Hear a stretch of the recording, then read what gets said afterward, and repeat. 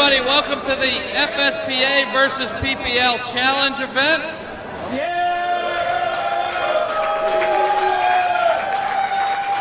Tonight we are live broadcasting around the world to prove who is the greatest league in the world.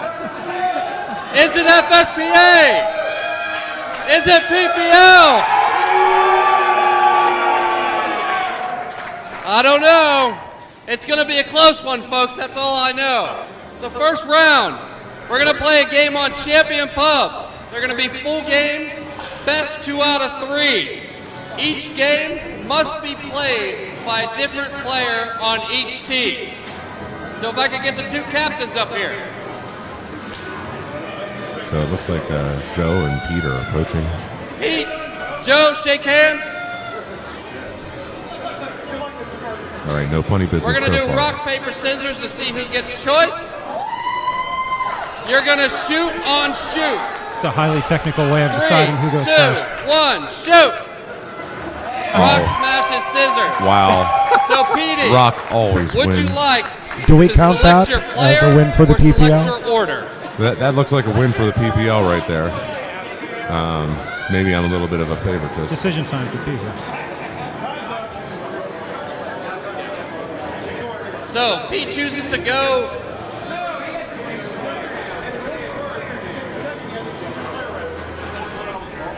Oh, I'm sorry. That is correct. If you choose order and you pick second, you have to pick your player first. So, once again, I'd ask you, do you want to pick order and pick your player first? They'll go first. So, Joe, select your player. So the decision's on Joe. Dave Hubbard is going to start for the FSPA. Pete Hendricks, who's going for your team? Matt Schwab. Matt Schwab All will right, be going so Dave Hubbard for versus the Matt PPL. Schwab. So interestingly enough, Pete has selected the B player from the Pittsburgh Pinball League to go up against with the A player. I'm a little bit surprised by this. I'm a little surprised as well, John. Like I said earlier, I expected both teams to come out with their number one right off the bat here. All right, so round one's about to begin. We're on Champ Hub, and interesting thing about the skill shot in this game is there's a round launch button on the front of the game. If you hold it in, when you release it, that's what you get for your skill shot. And I hear Al Tomka cheering for him to take the smart punch. I agree. I think that would have been a good idea, John. I think one thing that we haven't mentioned to our viewers yet is that some of these games have one extra ball available. Champion Pub happens to be that, or happens to be one of these games. The competitors don't know that, or maybe they figured that out in practice. 12 jumps, that's pretty good. He's ready to start his first fight. He just has to get it to one of the 3 places. There it is. And there it goes. Tonight's fight. So Matt's nicknamed the Mini Crush. Mini Crush versus Dan the Rock from Down Under. I think Mini Crush can take the Rock.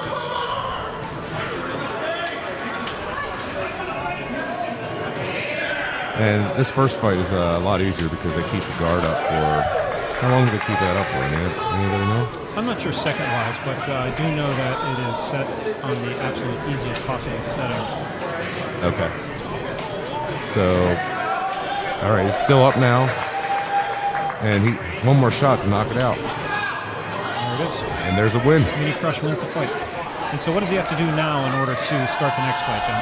I can't remember. Well, he has to train, doesn't he? He has to train. He has to train, use that's right. The punching bag or jump rope or hit the speed bag in the upper right.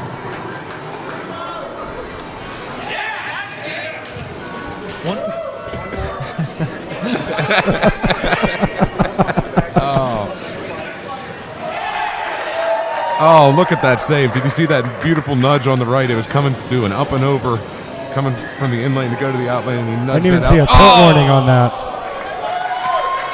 Looked like a good first ball for Matt Schwab there. That's some big cheering for him.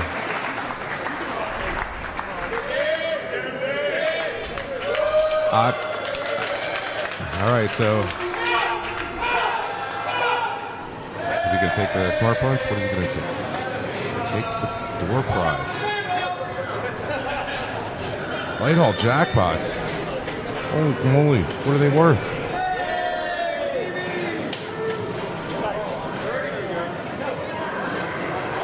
Okay, so he's going directly after the lock. Pretty interesting thing with Champion Pub and tournament play. One of the reasons it's not a great game for tournament play is because as you lock balls, you are in a multiplayer game, the players will have different opportunities for skill shots because instead of kicking the ball into the shooter lane, it will just drop it out of the lock. Oh, a quick tilt out, trying to save the ball there through the, I believe there's a return there on the right side that you can nudge the ball through to save it. So, obviously, Dave was approaching the game completely different than Matt. I wonder if Coach Pete is going to change the strategy. It looks like Pete's holding him up right now. He doesn't want him to play while the tilt pod's still swinging. 5.6 million on ball one. Not a bad start, but whenever you're talking about a game that has 10 million just for the video mode, it's nothing. It's nothing. It's still within reach. Okay. If you take this game to the very top, then you're talking about hundreds of millions of points in cash fights. But are we really? Wow. Are we really expecting to see that? Yes, John. I'm personally guareteeing it. I definitely expect them to look that. Okay, that's great. There we have a guarantee. Coming out with Knuckles O'Brien versus Mini Crush. I'm going with Mini Crush. I think your PPL. My bias is showing. Yeah, your bias is showing a little bit here. I'm going to go with the Irish.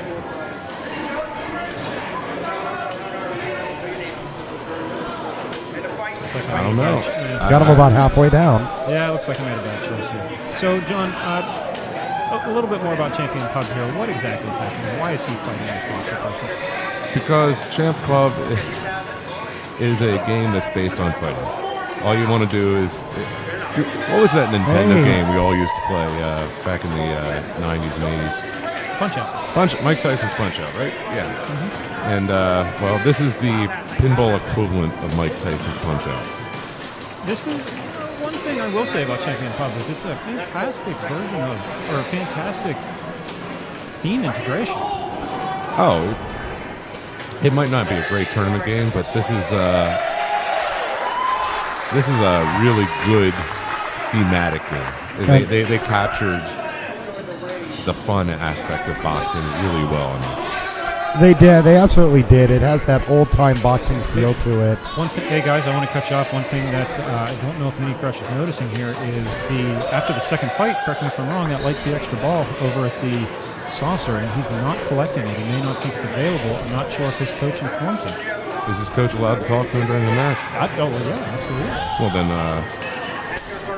Oh, no. So he took a little mini flip and Mini Crush, mini flip to the mini out lane, and that was... Wait. He started the multi-ball. Yeah. It is the reward for finishing the third fight, I believe, is Raid multi-ball. Did you get that right? Yes, it is. Right. Oh, what an amazing turn of events. I thought his ball was over.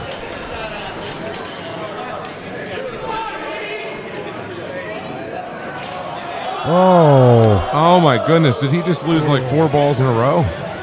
It was a tough double drain there at the end of the ball, but still it looked like strong play. They're happy, and they're not too far from the cash fights, John, especially if he collects that extra ball. Okay, so yeah. So he's taking the strategy, whereas Dave Hubbard looks like he's going for a multi-ball right off the bat.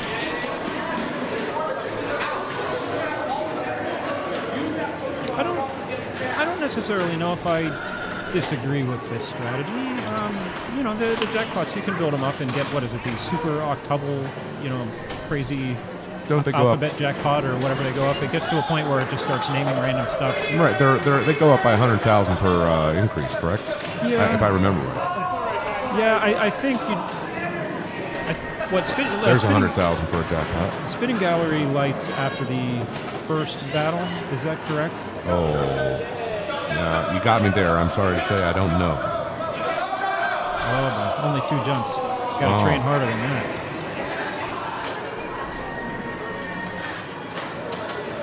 So he's ready to start his first fight as soon as he gets in one of the holes. There it is. There you go. It'll be time to do battle.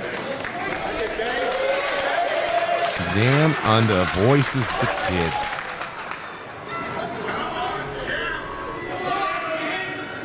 Who are two competitors here, John? So we got Matt Schwab from the Pittsburgh Pinball League playing against Dave Hubbard from the Free State Pinball Association. And this is Papa's first ever league challenge between the Free State Pinball Association and the Pittsburgh Pinball League. Right, and I don't know if you were on there. Oh, knocked out by Dan from Down Under. That guy's pretty mean, I guess. I don't know, that right hook looks like it got him. Yeah, one way to win fights on this game pretty quickly is to... Smart punch? Well, yeah, the smart punch helps.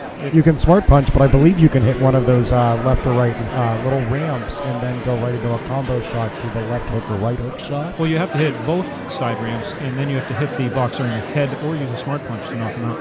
Oh, okay, so you do a combo and then you just use your smart punch and that's the end of the match. And does that work on any of the fighters? Do you know, Brian? I believe it does, John. Okay, sounds good. All right, so Pete is right up next to Matt, and they're...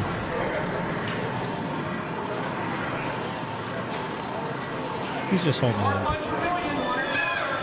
And John, if we're wrong on any of these, I'm sure the internet will point that out to us soon enough. We're never wrong, just so you know. We might be incorrect, but we're never wrong. No, absolutely not. Everything we're saying is 100% factual. I just spoke with Doug Polka. He's going to send up the winner of the match for a quick interview after we're done here. This is game one of the best of three. It's not too far from fisticuffs. There it is, and this is going to be the extra ball. This is whenever.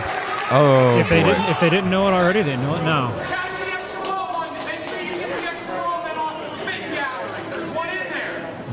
Al Tomka's trying to get him to get the extra ball in the spitting gallery. The game's only set for one extra ball. So we'll just let Al keep shouting. Hey, this is going to be, if he completes this, I believe it's 10 million points.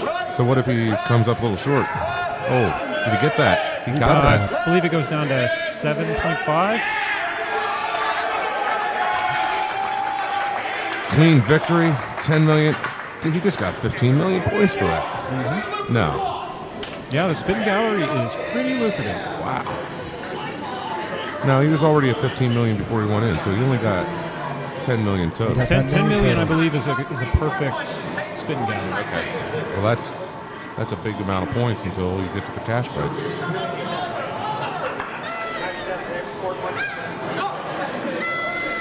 He's certainly taking his time with this skill shot. He was just making sure that he was picking the right thing. It looked like he was waiting for that smart punch to come around.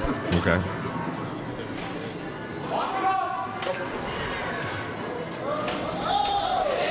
Yeah, I expect he is going to go for the lock here rather than trying to train away on the speed bag only, because the speed bag is... not the speed bag, the heavy bag. The bag right in the middle of the playfield. That's a dangerous shot. That is not a safe shot at all, John. Oh. Oh, he almost... I think a little nudge, he might have saved that. I don't know, Brian. I think that might have been saved. A little upward push right at the right time, and I think that ball comes right back out of there. Okay. Yeah. Still, he still has another ball to go, and he's going into it with 27 million points. That is definitely making a big hill to climb for Dave. Oh, it sure is. Dave's a great player, don't get me wrong. He never let up on a great player. But there's Coach Pete Hendricks in the cowboy hat offering his advice. He's feeling pretty confident right now, up 28 million to 2.7. Getting ready to move into the cash fights here, guys. We're not very far from it. I guaranteed it. It looks like we're coming down to it. I think one more, this one, and then one more battle, and we're there. And I don't believe he has used the knockout yet. I know, that's so... We're up to 10 million. And he has smart punches, correct me if I'm wrong. I can't see from here if the... I think he just used one. Okay. Well, yeah, he's... What is he doing here? So he's just going straight up the middle for a kill. He's not trying the KO at all. No. KO being left jab, right jab, the two side ramps, and then a smart punch. Well, he needs, 3 more shots? One more shot. He lost. He lost at the last second. Wow, that was a quick knockout. 2 times there. The game just says no. And he looks like he's going into multi-ball now. Yep. There's a quick end of fisticuffs. Nope. Oh, no, it looks like they're coming back. Nice little ball save. I hear some advice coming in for the crowd. The crowd is not shy in sharing their opinion. Looking to extend his lead now. 30 million points to 2.7. FSPA can't be happy with this. Oh, this has got to be devastating. This is not the way you want to start off by watching your number 1 player get beat by their number 2 player. Well, there's still a ball to go for Dave. There's a lot of pinball out yet. Oh, don't get me wrong. I'm just sort of thinking the what ifs here. There is a big hill to climb. And the crowd started to chant Mini Crush. That's Matt Schwab's nickname. Well, I'm sure that's not adding any pressure at all to him, Joe. Doesn't look like it's affecting him. Like she's doing it. He's sitting there. Well. Him and his coach are discussing what the next move is. And it looks like new purse value, 6 million. Purse value, correct me if I'm wrong, Joan, is what you win whenever you win the fight. yeah. But I think you get nothing when you lose the fight. So he's going to have to do a little better than he did last time because he got knocked out. Really wondering. I know that Pete understands Pete knows this game. Yeah, Pete knows this game well. He knows the KO. Is there a limit to the number of KOs? I believe it's 1, right? Is there a chance he's actually advising him to save it, even on ball 3? I don't know. Well, it's not ball 3. We're still, we're in extra ball territory right now, aren't we? He's already used his extra ball. Well, he's on the extra ball now. Yeah, I mean, this is it. This is the last ball he gets to play if there is a 1 extra ball limit on the game. So you throw everything you got in. Now, what do you think the chance is that the FSPA players are going to come in here and just try and jack the purse up to 35 million and just win it on one day? That is a possibility. We could see a lot of shots. Wow, that's some pretty sharp thinking there. I wouldn't have thought about doing that. Triple jackpot. Keep them going. There's a quadruple jackpot. Worth a whole quadruple jackpot for a massive 400,000 points. But it's such a great graphic. It's worth doing. It was just so unsatisfying. Like, I remember when playing this for the early times, like, wait, that's only worth that? I mean, that's not enough points. Door prize. Let's play some poker. Poker night. All right, $5 jackpots. So he's training up. He has 4 more bars to fill in order to do this next fight. Ooh, there's a good nudge off the top of that slingshot.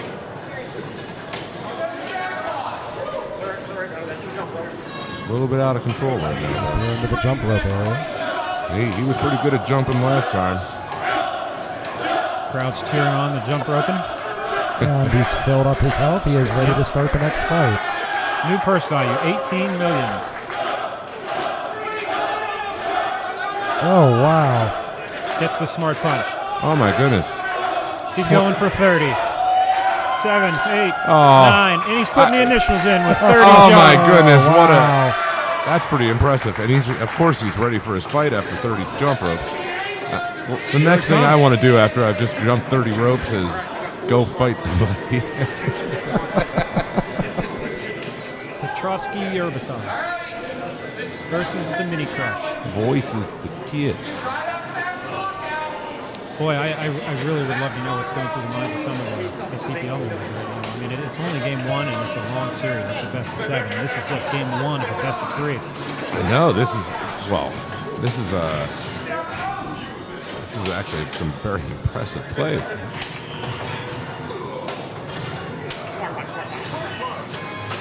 And he wins the fight.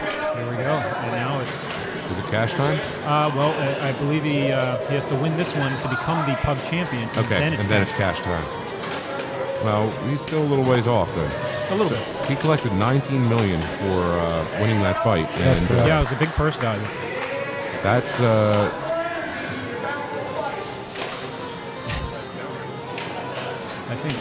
think Al Tomko was in the crowd recommending training regimen.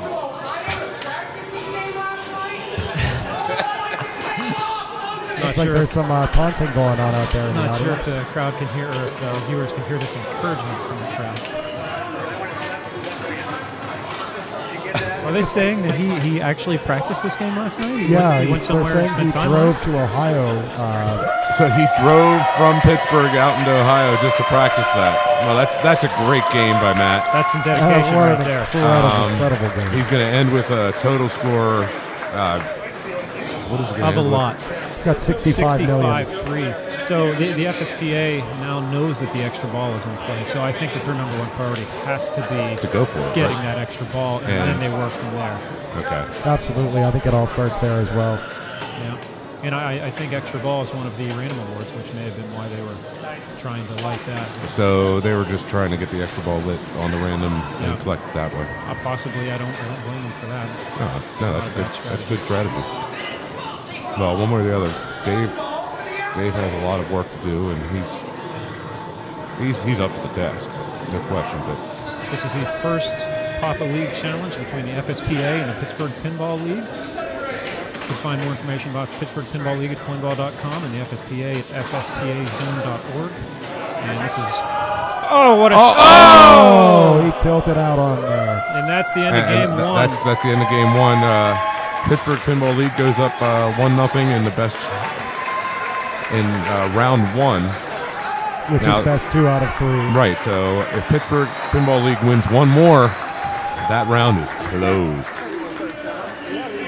So now, if I'm correct here, Matt won't be able to play. He is not permitted to play this the next second game, and so neither is Dave. Correct. Okay.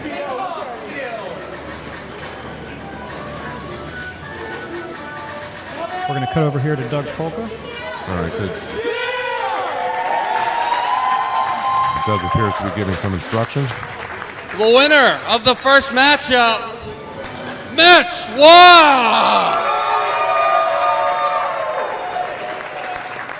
I think Doug is having a little too much fun with this. Again? I think Doug needs to amp it up a little bit. Your team is down 1-0 in the challenge so far, so you have choice for the next matchup on Champion Pub. They're going to take first, which means Pete, you get to go second and choose your player. They choose Ty Konopasek. Who would you like to choose on your side? Adam. Adam Knoll.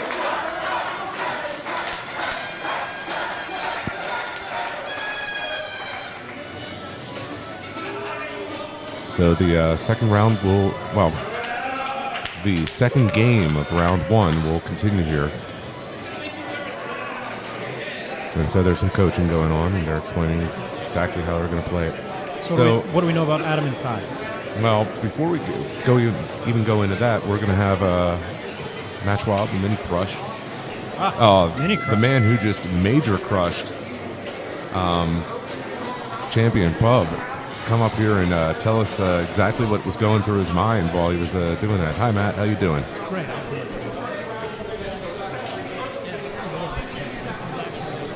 Second day of actually playing this game.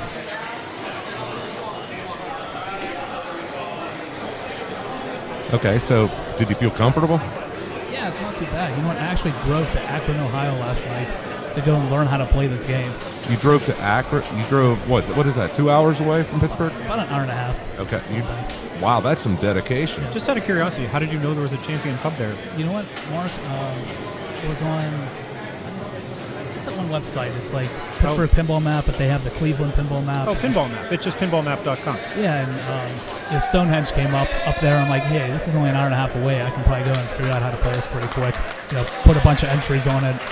At least I can get comfortable of where to make the shots. So I'm going through my head. Pete, give me some good pointers on that. So Ty's stepping up to the machine. I believe, was that Jake who was up a second ago? A little bit of coaching here from Pete. I'm not sure, actually. I didn't see who the FSPA player is. I don't know. So that was Adam Knoll, who was player one on Championship Pub. And it looks like Pete's done coaching the kid. Literally. I wonder if Pete was thinking something here when he said, it's because, when the fighter's voice is the kid, it's going to be voice is the kid. Anyways, Matt, go ahead and tell me more about the... Oh, it's all right. But, going through, I just want to make sure I can at least build that energy level up quickly by picking the jump ropes and the speed bag and Yeah, going through it. you hit Those few punches. Wow, nice shooting by Ty Konopasek here. But you hit 30 jump ropes in a row. That takes a lot of effort. Were you a wrestler, Matt? It's not. A lot of jump roping in the sport. I didn't know if you had some previous experience. But I was watching the Rocky montage a little bit. A little bit of a flipper error there. If he had kept his flippers down for a longer period of time, he would have been able to save that ball. Still pretty even heading into ball 2 for Adam Knoll in the FSPA. And Joe's watching closely. Well, Mini Crush, is there anything you'd like to say to our viewers out there before we move on to further into the league challenge? Thanks for tuning in, and hopefully this event will be positive and look forward to the audience. Thank you for sitting in with Sounds us. great, Matt. Thanks, Sean. Good luck, and well, I can't say too much good luck, but Impartial. go kick their butt. Impartial. All right. And here we're looking at Adam Knoll. So he's going into his first fight. This is Joe Kosak leaning in, doing a little bit of coaching.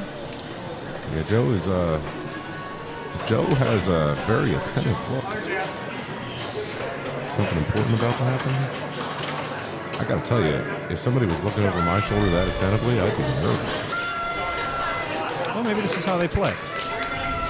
This is how they do that on the Far Eastern Seaboard.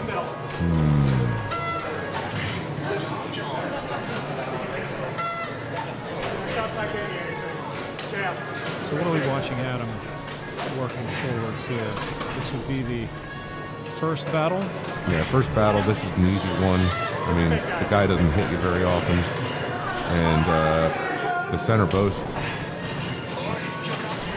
stays up for a long time. So getting into the hole helps. yeah, I mean, I don't think there's, as long as you don't make a flipper error or lose the ball, I don't see how you can lose this one. Yeah, it's best to keep the flippers down to prevent the ball from getting underneath them there, especially with that post.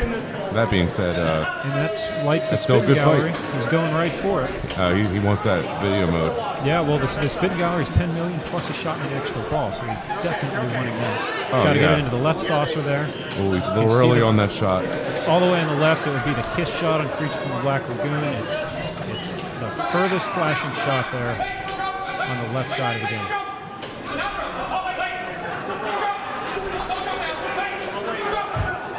We got a little crowd participation Wow, here from the PPL I don't side. know what's going on out there. Yeah. It sounds like there's some definite heckling going on over there.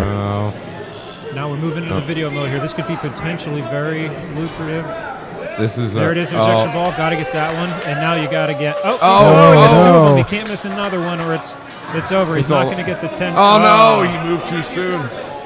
There it is. He got his extra ball. I mean, It's an extra ball. It's still 3.5 million. So he's still at 10-2. wow. So even for, I mean, dare I say, not that well played video mode, he got 3.5 million points. It's one of the scoring oddities of Champion Pub. There aren't many. It's an interesting game to get to watch under the cameras for sure. And the PPL now is playing from behind. Ty Konopasek is looking on, and Pete's running away. It looks like he might be abandoning the league match. I'm not sure what he's doing. Maybe he's going to watch Bowen's tutorial on Champion Pub. Oh,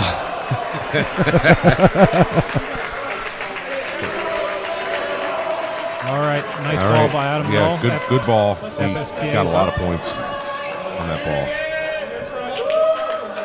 So Pete has a plan here. Well, it's still extra ball Oh, time. Pete's sitting back down. Oh, okay. Yeah, So still extra ball. Adam's up. Yeah, Oh my goodness, there's some. Joe's over there coaching him a little bit, just off camera. You know, the next time we do one of these events, Mark, I'd really love to mic up the coaches just so we can hear what they're saying to their players. Yeah. Maybe that's just a lesson for us for the next time we do one of these. Yeah. Thanks, John. I'm staring at 5 wireless mics right now. They're sitting in front of me. We didn't have time to hook up. I appreciate you bringing that up. Yeah, no problem. That's what I'm here for. Yeah, we got a lot of things planned here for Papa TV coming up. We're still working on things. We're still trying to improve, and John will be there to tell you all the things that we haven't managed to do yet. You just pay attention. Hey, don't worry. Moving on to That's why you keep me around. Armando Santiago versus Adam Knoll. This is the Papa League Challenge between the FSPA and PPL. Right now on Game 2 of Round 1, we have Adam Knoll playing Ty Konopasek. The PPL is up 1-0 in Round 1. It's a best-of-3 match on Champion Pub. And in the booth, we have Mark Steinman on the control panel. I'm John Replogo, and we have Brian Tessier also doing commentary with me.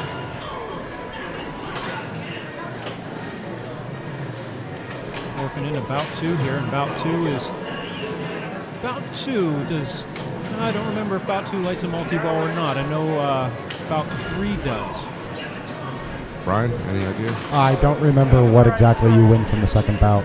Hopefully we'll see here in a moment. So, it does not light a multi-ball. I'm just going to go ahead and guarantee that. Was that one of the setup questions that I was supposed to know the answer to? No, I actually didn't know. I was just guessing, but it turned out to be right. Okay. So, got multi-ball. We have the lock lid on the right side, and he's really not too far away from bout number 3. No, it looks like it's only going to take a couple shots. Oh, that made it up there. Sneaks into the rope, and he should be able to come out of this with the next bout lit. 3, 4. Oh, they got enough. Yeah, but he's still going. Well, the smart punch, I think, and is... Joe is cheering him on. By Oh, my God. 18 is a smart punch, I believe.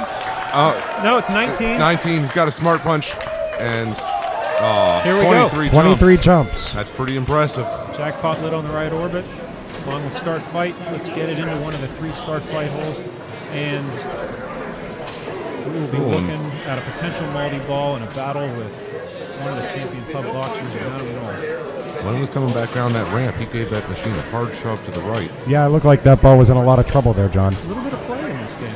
It's not set too tight. These games should be pretty available for the players if they want to take advantage of it.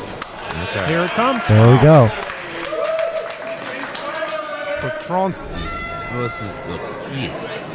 Petrovsky Urbakov. 22 wins, 15 losses for... Or no, 15 KOs for Petrovsky. Are those stats real, John? Do you happen to know? I know. Of course they're real. I was curious as as if the software actually stored that information. I actually, for some reason, I think it does, because at the bar near my house, yes, I don't want to tell Mini Crush this, but there's a champion pub about 45 minutes from where he lives. Wasn't his center post up? No, I think it went under. Oh, he lost it under the flipper. Okay. Crowd's getting loud here. Anyway, to finish that thought,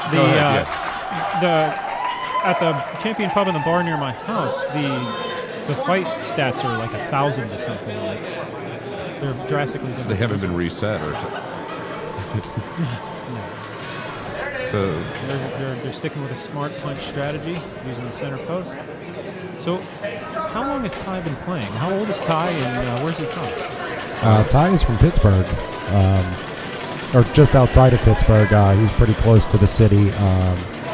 He's been playing in the league for a few seasons now. He's 15 years old, and actually a fierce competitor from what I'm seeing here so far.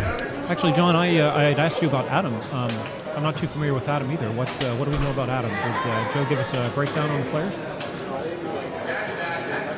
yeah, Adam's a player that Joe told us has only been playing for 9 months, and he got started by playing the roller games. So actually, I can already see some pretty skilled play out of him. So yeah, it's pretty impressive.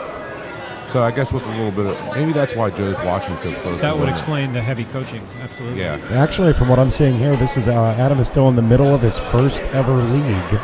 So he's only 9 weeks into his pinball hobby. Meanwhile, Ty Konopasek puts a heavy nudge on the game and saves it.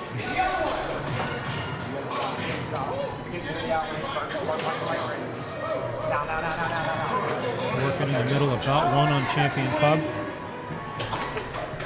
One more good shot. That should be the end of this. Put it away. Takes that shot on the fly. Kicking out of the left scoop. And there he goes. He won that fight. Nice.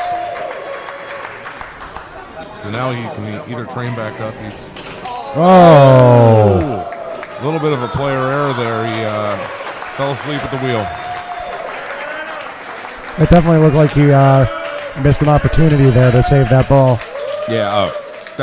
He just didn't flip at the right time. Maybe I wonder if he thought that the center post was still going to be up on that. That might be why he lost that.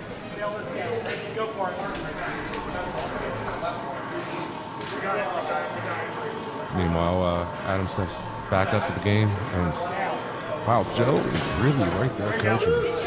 He's definitely getting a close hands-on view of what's going on. I wonder if he's thinking of jumping in at any point. If that's why he's so close, if he sees something go awry. Yeah, we haven't yet seen either of the coaches pinch hit for one of their players. Each coach gets three opportunities to jump into the match for 1 minute. And Doug Polka, the pop official, will be counting down with a stopwatch to the second. No, they don't want to use these things too early.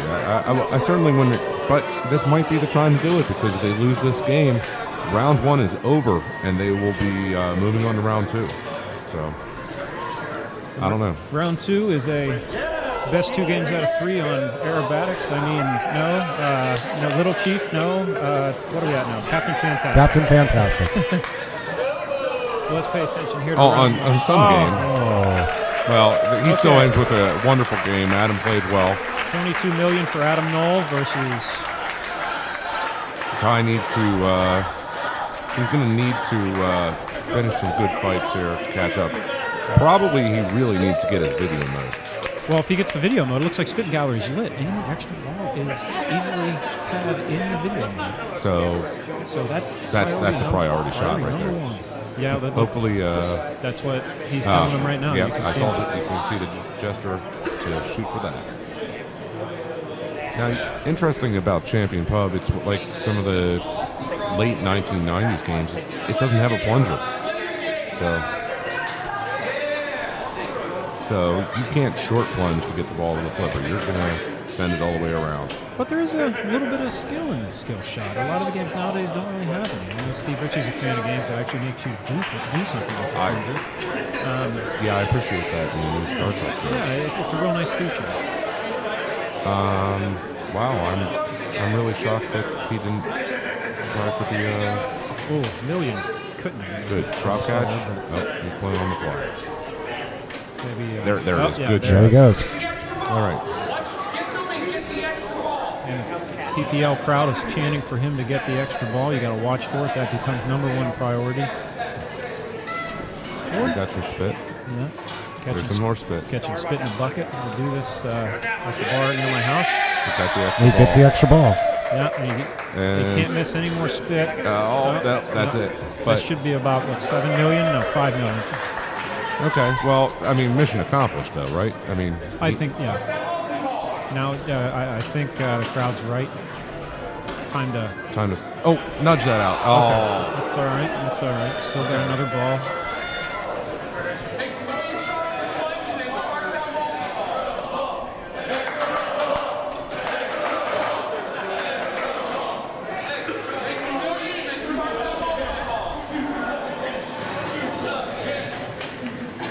I believe the crowd was chanting, shoot again.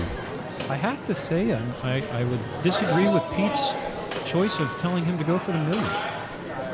what would you do in that situation? Well, I feel like even the random awards can sometimes relight Spitting Gallery or Poker Night or. Relighting Spitting Gallery would be huge. I feel like there's, I mean, if nothing else, then, well, he's obviously not going for the smart punch. It doesn't seem like bouts are his strategy anymore. Well, I would have to say, I don't know. We'll wait and see how Pete's strategy pays off. He knows his player, and he clearly has something in mind. So I think it really depends what happens after the multi-ball here at this point. I mean, because he had 2 locks already completed on getting to the multi-ball. So, oh, nice play there by Ty. That's coming to. Oh, boy. Came right down on the right side, and there was no saving that ball. And it looks like we're going to a third game here, John. What more can you ask for round one? That we take it out to the limit. That's right. We're going to play as much pinball as possible here today. And it looks like our official referee, Doug Polka. The winner of game 2 in the first round, Adam Knoll. Coaches. You did everything right. You got into the ropes. So the first round is now tied 1-1 between the two teams. Pete, since your team lost the last matchup, you get first choice.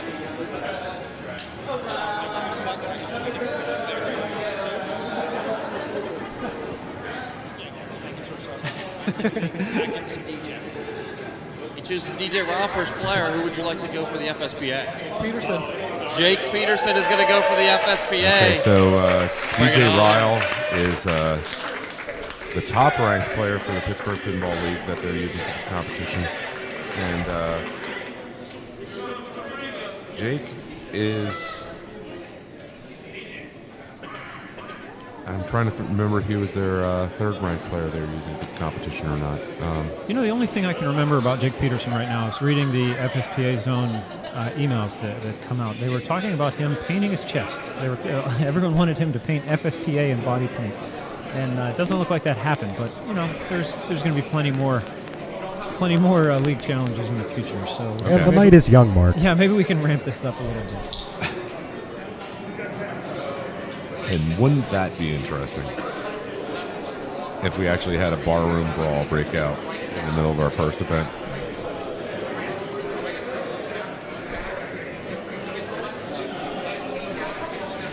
So Joe appears to be coaching Jake through the game right now, and I think BJ knows pretty much what to do on Championship Pub, Champion Pub. So I don't expect that. And here we hear the crowd going wild as they get ready for the third game. So the coaching's done. Joe doesn't seem to be watching quite as closely as he was before, so I think he has a lot of faith in what Jake's doing here.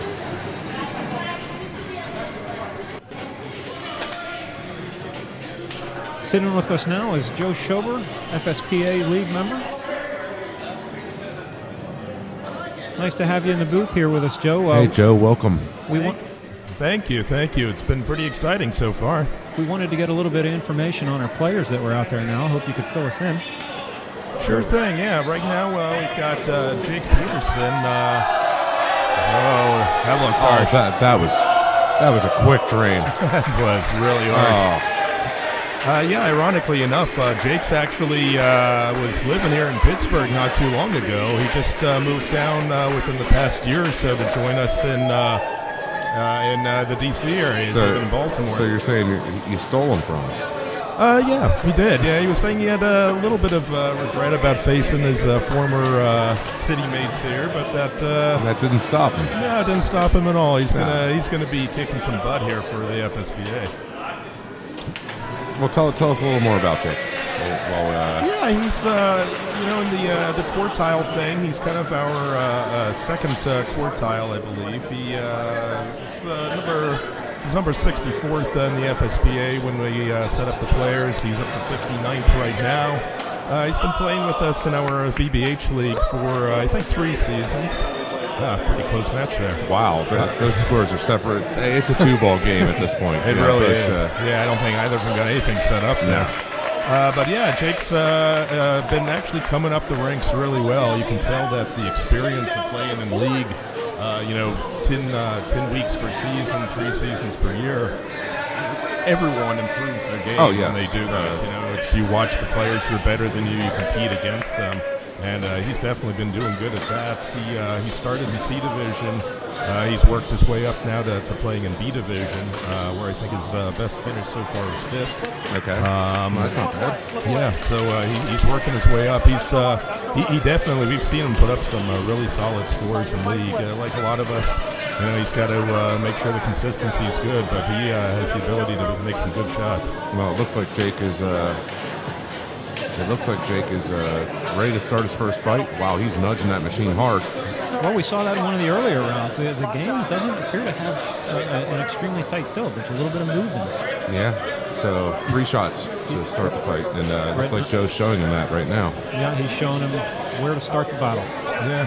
Joe Kosak actually has some experience coaching different sports teams outside of pinball, so I think he was a great choice here to be the FSPA's coach. He's good at what else did Joe coach? I think I'd have to check with him. I think he was doing some soccer teams or some volleyball teams, something like that, like more. Any boxing?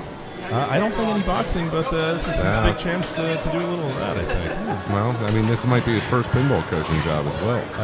I'm pretty sure it is, but he's been doing a good job at League this past Wednesday. He rallied the troops together. They had a little team meeting going on. They were talking about strategy and what they're going to do. Yeah, nice quick victory there. Oh, that was very quick. Joe's also very good at working out the strategy of games. So he's a great person to help out all the players on what shots to be making, plan things out. He's also really good at calming people down. I just saw that Joe was instructing him to shoot for the video mode on the left-hand side, and it's a big part of the early strategy of this game. Yeah, sure. It's good points, and you can't drain. And maybe an extra ball as well. Absolutely. It seems to be coming out almost every time, actually. Yeah, I think it has come out every single time. So he shot that balcony shot, and it didn't. Is that his multi-ball or is that ball 2? That's multi-ball. Okay, here we go. Multi-brawl. Yeah, get that going. Got balls flying all over the place here. Oh boy, this could be a quick. Oh. None of them came back. Multi-ball ball saver is like nothing. That was pretty rough. Who set this up? I don't know. We should find him and beat him. It's probably a nice goal. Might be. Beat him anyway. All right, so what's Joe telling him right now? Looks like the spitting gallery has got to be a priority again. I got to think so. Does he know how to post pass? He does know how to post pass. I'm thinking if he feels comfortable on this particular machine, post pass. But if he doesn't feel comfortable, the right ramp could be down as well. Yeah, sure. And it looks like the way even off the bouncer, off the boxer, the way it's coming back, just like that. Pretty pretty pleasant. And then you're working towards fisticuffs, so that's not such a bad thing. Okay, he's ready for his fight. That works. I've noticed that, or at least I haven't noticed any of the players going for the cow bonus. I can't even remember the cow bonus. I don't know what the cow bonus is. Or, I'm sorry, not the cow bonus, the fly bonus. Whenever there's a buzzing noise, if you hit the start button, but it might be too loud in here to where that they just can't hear it. Just with the crowd noise, I mean, maybe that's part of the strategy is to keep the crowd noise so loud that you can't hear the buzzing of the flies. How much are the flies worth? Well, isn't it a smart punch? Oh no! Yes, it is a smart punch. That's correct. So, wow.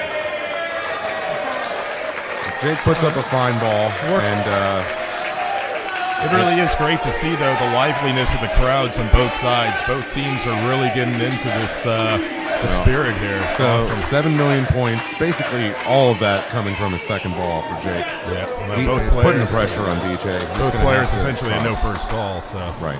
Yeah. I wonder if these players are actually feeling the pressure. They know that this game is the deciding factor for round 1. Oh, I'm sure they're well aware of it.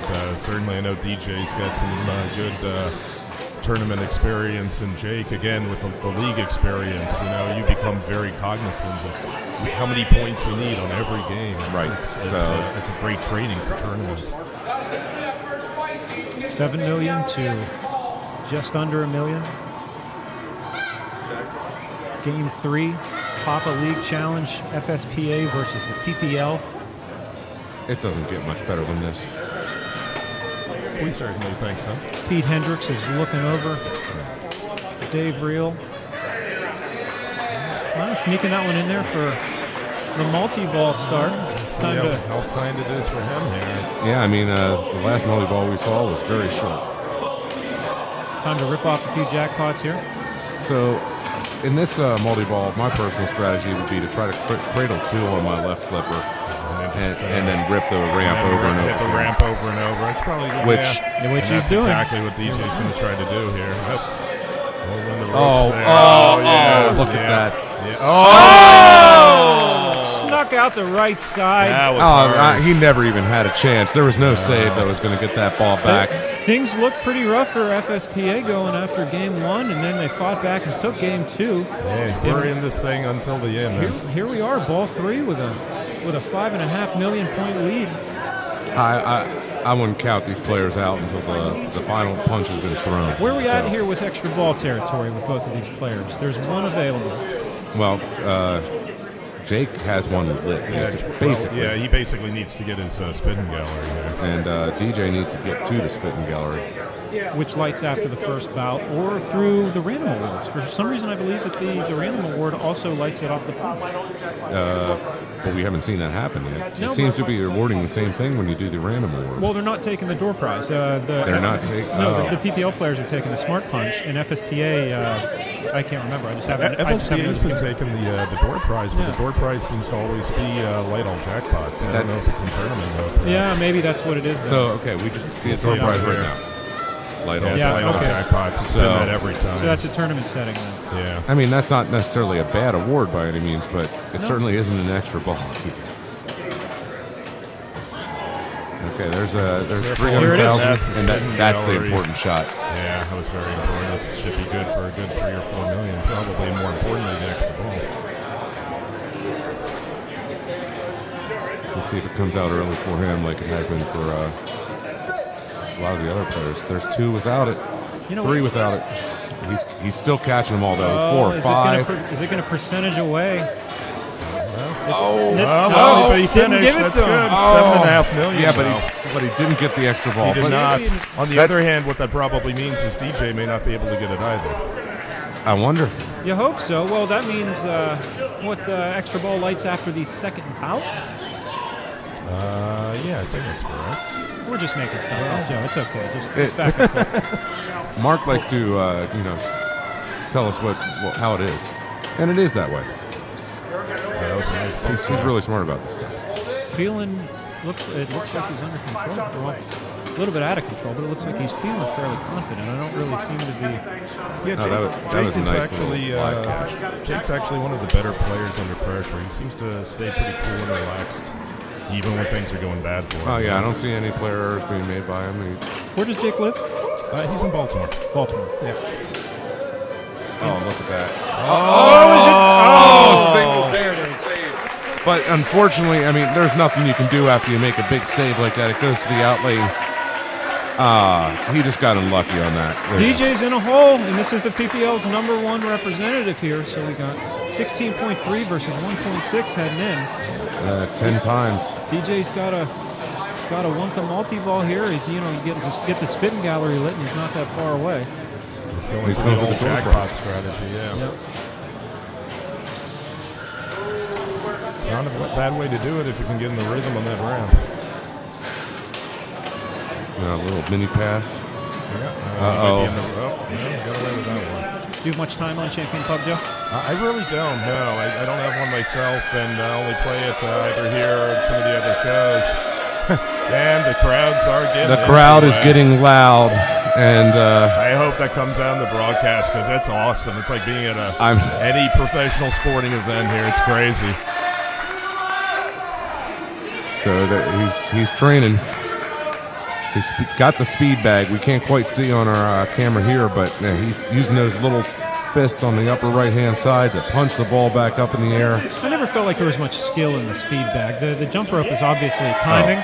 And I think it's around 7 or 8 jump ropes. It'll seem to delay it a little bit and try and throw you off. But the speed back always just felt to me like mash away at the buttons and you're going to get the same thing. Speed bag doesn't feel like skill. I know in the jump rope, first they just start increasing the speed on you, and then they start changes it around a little bit. Yeah. Right. So that really messes with your head. It's a brilliant toy, though. Oh. Yeah, Joe, we were talking about theme integration earlier, and Champion Pub does it well. It absolutely does. It's a very clever game. It's kind of a shame some of the scoring rules are a little bit weird on it. Right. Otherwise, I think you'd see it a lot more in tournaments. Oh! What do we have here? Do we have a stuck ball? It's caught on the slingshot, it looks like. Might have to call over the official, and who knows what Doug's going to roll. Doug might roll that he's just disqualified I think for calling the official. I'd be good with that. Yeah, talking about theme integration, there's a lot of discussion about how there will be a storyline within games. What is the narrative of a particular pinball machine? And Attack from Mars is a great example that people use a lot. You're defending the Earth, and then you're actually going to Mars and attacking them. And Champion Pub is a game that has a very clear narrative, and it's a very clear story, and it's one thing that helps the player get into it. And it's cute. I mean, it's cute. It's a fun story. You get to go win the world championship of pub fighting. Well, and I think one of the other nice things about it, and certainly Williams, their game, certainly Williams was doing a lot of this in this era, was if you're a less experienced player, it makes a lot of sense just to hit the big thing up the middle. And, you can progress through the game by doing that. But, more advanced players know how to double the purse, rack up the purse, take advantage of other features in the game to get bigger scores. This is going to be big. Another nice save by DJ. And he's going into Franz von Payne. Franz von Payne from Germany. Franz traveled all the way to Carnegie for this fight against DJ. Oh. Yeah, there's he avoided death there by not a lot. Another big nudge. I think DJ's figured out that he can...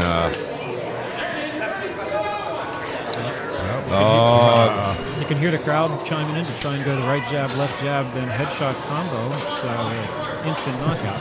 I haven't seen a player do that. Yeah, I think, a lot of people are probably just not that familiar with the game, and so they don't know about, the combo. Extra ball is lit. Extra ball is lit. With the spitting gallery. If he completes the spitting gallery, then this is going to be it for PPL in round one. This could be the end right now. He could finish it right here just by catching spit. There's Isn't nothing. That what pinball's all about? There's nothing better than winning. You've never seen a more pure example of competitive pinball than what is happening right now. Bucket. The crowd is cheering to catch the spit. There's two. Some of them aren't saying spit. Oh, no. Oh, missed two of them. You can't miss another. There it is. This is going to be probably 4 million, 3.2 only million. 3.2. He's not there. He's not there yet. But the extra ball is still in play. He has that collected. So what does he do now? Is he going to change strategy or just go back after another fight? Well, I'd say get within $1 million and then drain out and take the million skill shot. Yeah, just chipping away at it. Okay, so it looks like he's going to try to start another fight. He's going to do this. He's going to start this immediately. Yeah, he'll already be eligible. Do you get extra points if you continue to jump after? After you've already lit the start fight. I think it's minimal points. Yeah, okay, but so it's not a big deal. I don't think so. Okay. This is very close. That extra ball was definitely a huge factor here. It's a big factor. Right now he's down by about 3 million points, and it looks like DJ's having a word with his coach, Pete Hendricks. Now the crowd's calling for him to take 5X. Interesting. I wonder if that'll actually be enough. I'm not sure. That's an interesting choice. And I don't mind the decision, but I don't know what the base value of the bonus is. Yeah, I'm not sure. Well, his bonus on his last ball, I think, was around $1 million. Tell me, guys, I want to cut you off. This is a perfect example of how competitive pinball forces players into situations where casual play does not. There's a lot of people who I read who talk about how competitive pinball takes the fun out of the game.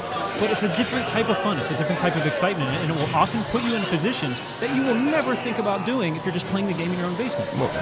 Name me a time whenever you're playing Champion Pub in a bar somewhere where the correct decision is to take 5X. It just doesn't happen. Well, I mean, this is sort of like the chess aspect of pinball. I mean, this is where the thinking person's game comes into play. Exactly, and that's got to be it. I'm not going to knock casual play because no one likes grabbing a drink and playing with my friends more than me.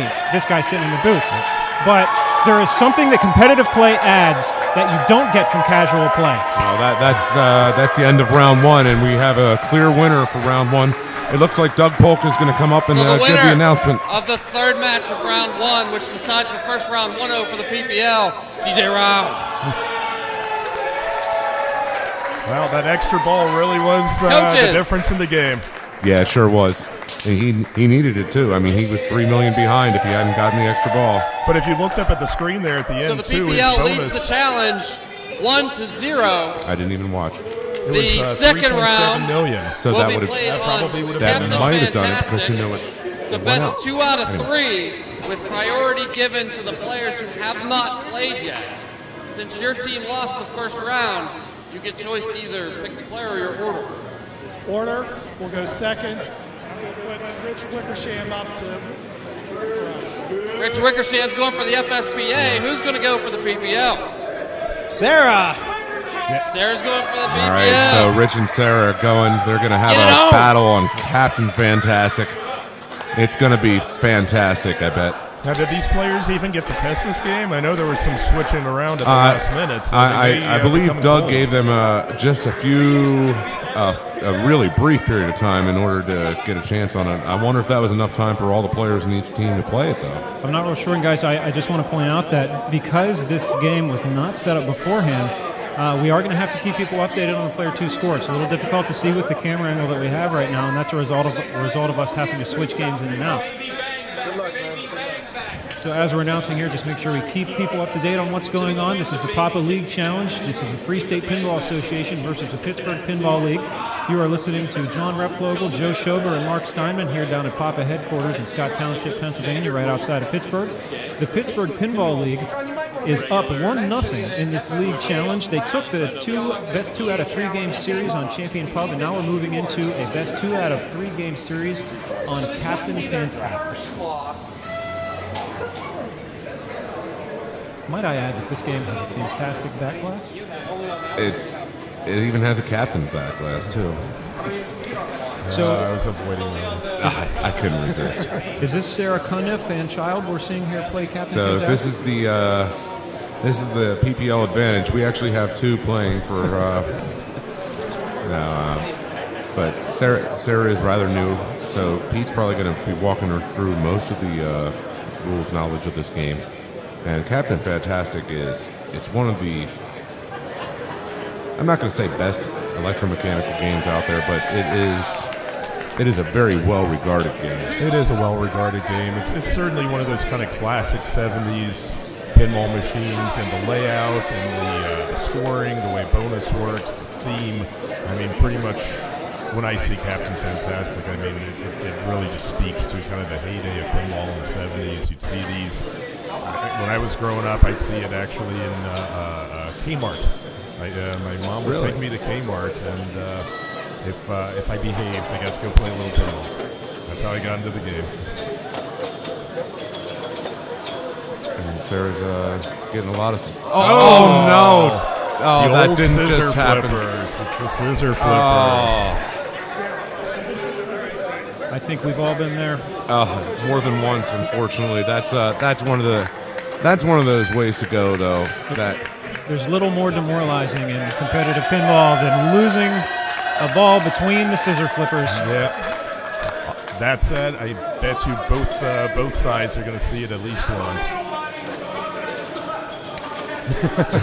Someone's shouting drop catch to the left, which of course is the last thing. Did he just shoot that out the outlane? Oh my goodness, he was trying for the. John, can you get a read on that player 2 score there for the crowd? 1160 maybe? Okay.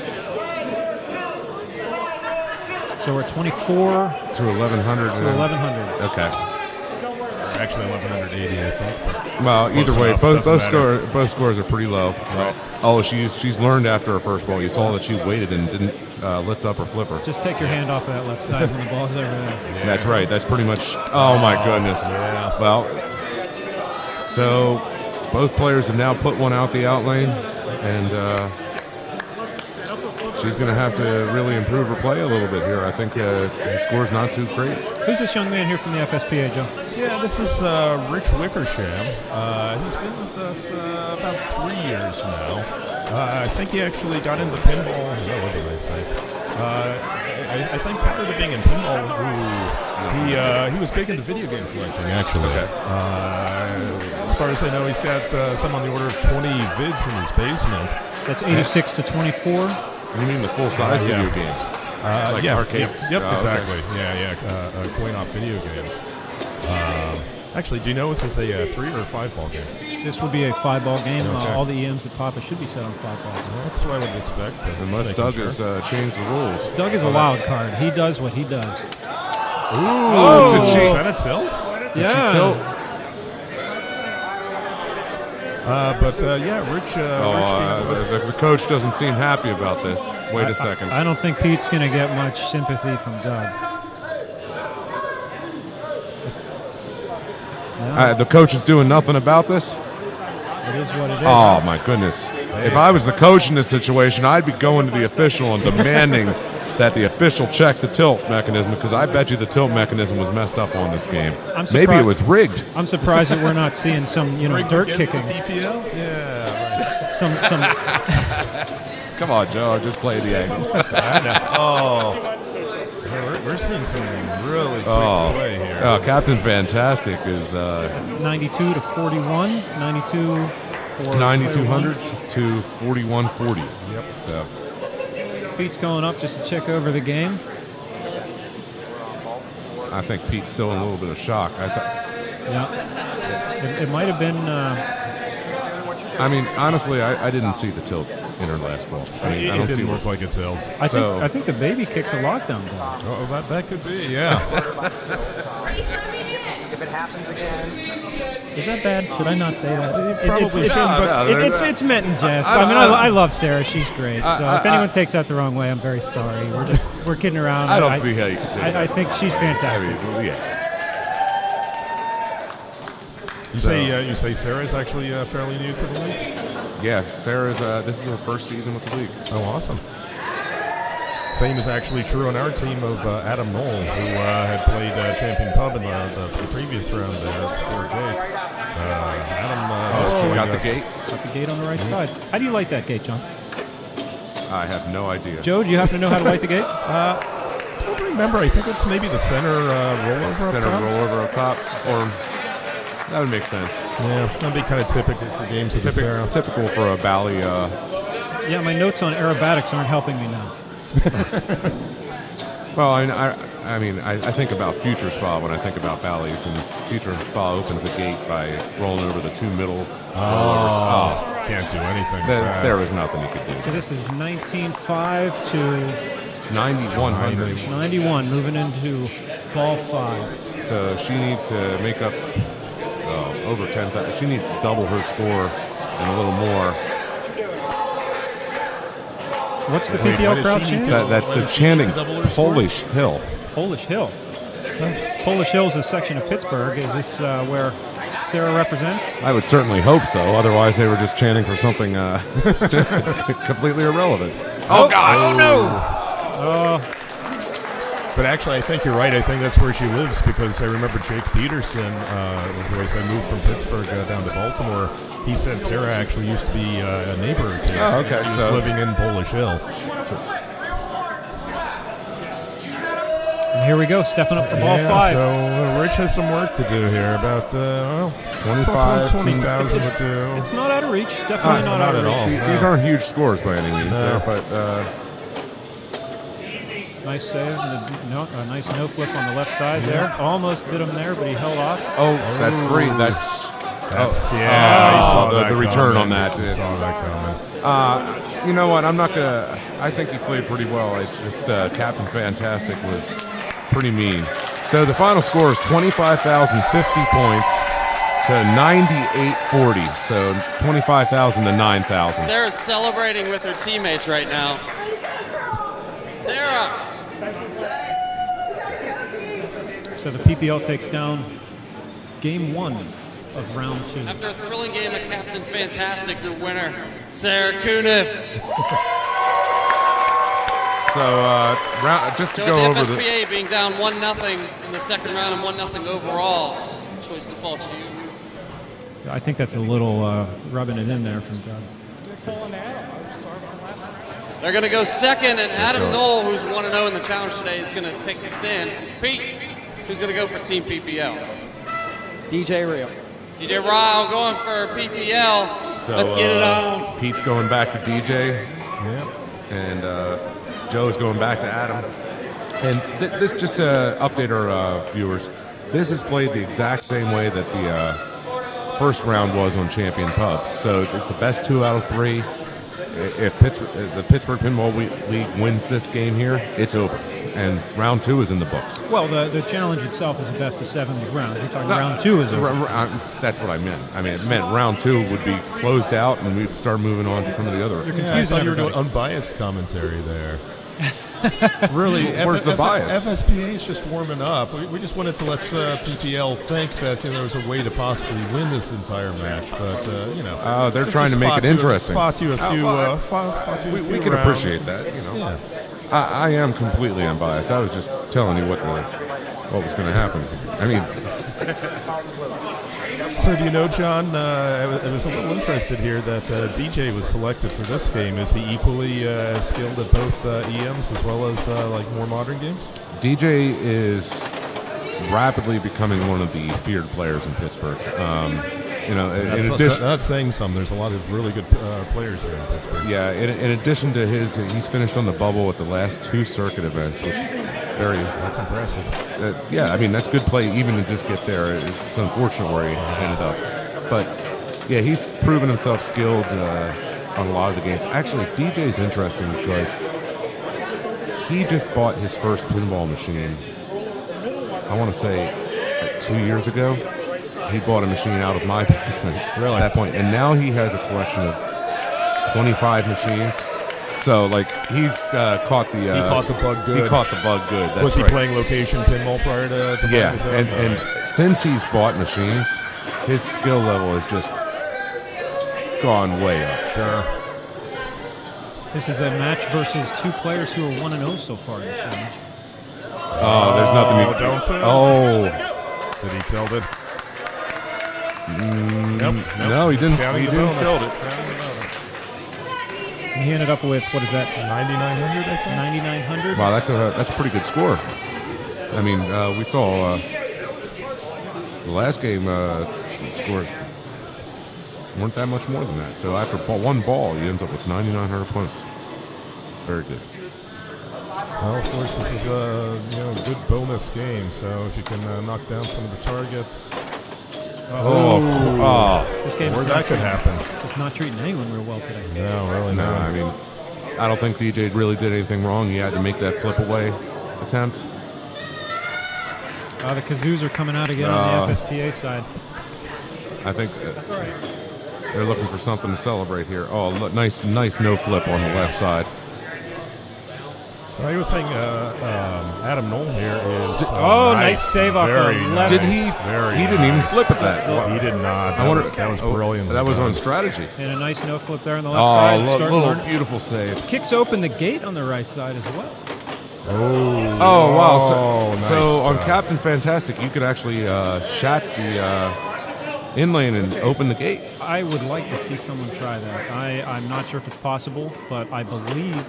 I mean, that the ball pushed it open. On some games, it is possible just to shoot that in lane. That was a good ball. Another good to ball. open the gate. So he ends up with 17,760 points. DJ's walking up. He's going to really have to get something going on ball 3 in order to have a shot at winning this game.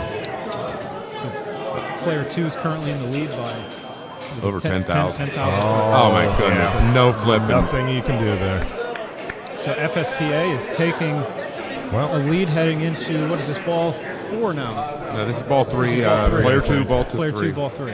And 10,000 points up. You can't really ask for a better position. Well, I mean, I guess you could ask for 20,000. 20,000, 30,000, I'm sure. But we don't want to get greedy over here, so. That's fine.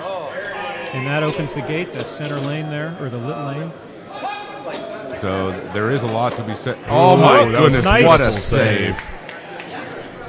And again, Adam here is brand new to competitive pinball. He's played with us for 9 weeks now. He hasn't even finished his first season. Well, that save was an instinctive, brilliant one. Yeah. I mean, Was Adam a gamer before this? Did he play? I know a lot of players come to pinball who are, Donkey Kong players or. Did he? Hey, he tilted. This happened on both sides now. Yeah, that didn't. I don't really seem like a tilt there. That wasn't a tilt either. I mean, I'm starting to believe that this tilt may be malfunctioning. If I was, I think the machine is perfect. I don't know. I mean, if I was one of the coaches, I'd be calling for a machine check here. I just have a feeling that Doug is pretty ruthless when it comes to this stuff. I don't think the players are going to get what they want. Although you have to remember, this machine was brought in at the last second before the event started. So this could be rigged. It could be rigged. It could be a little off balance in its new location. This machine was just used as the last game in the PPL finals. And, really? Yeah, they didn't have a problem with it, and I know that's one of the reasons that they brought it over here, because they were confident in it. But that doesn't necessarily mean that it was level. It was level there, and it's level here, so you would think that the tilt falls into the right place, but at the same time, those are two kind of funny tilts. So. Meanwhile, DJ's having a pretty big ball here. He's building up, so he's got some big bonus build up. He's making really quick flips, little flick flips. Oh, he gets it out of the out lane. He didn't even touch the machine to do that, though. Yep. Nice little bank shot, also left row. Yeah, look, he's touching it very gently. Yeah. He's making sure he doesn't tilt that bonus. And that's smart play, but I think it. Wait a second. Yeah, something's wrong. No, he had a lot more bonus than that. No, I don't know if it tilted or what. No, he didn't tilt because he only got 2,000 points of bonus. All right, ref. Let's see what's happening. I'm pretty sure there was an issue there. I'm going to because he definitely had more bonus than that. I'm going to take the wireless mic and go down and see if I can get. Go ahead, Mark, and we'll see what we can find out here. So, one of the things that's interesting about all the electromechanicals, you got to watch the score reels because they might not always roll over. They do crazy things. They sometimes don't. And we got a report down here from Mark.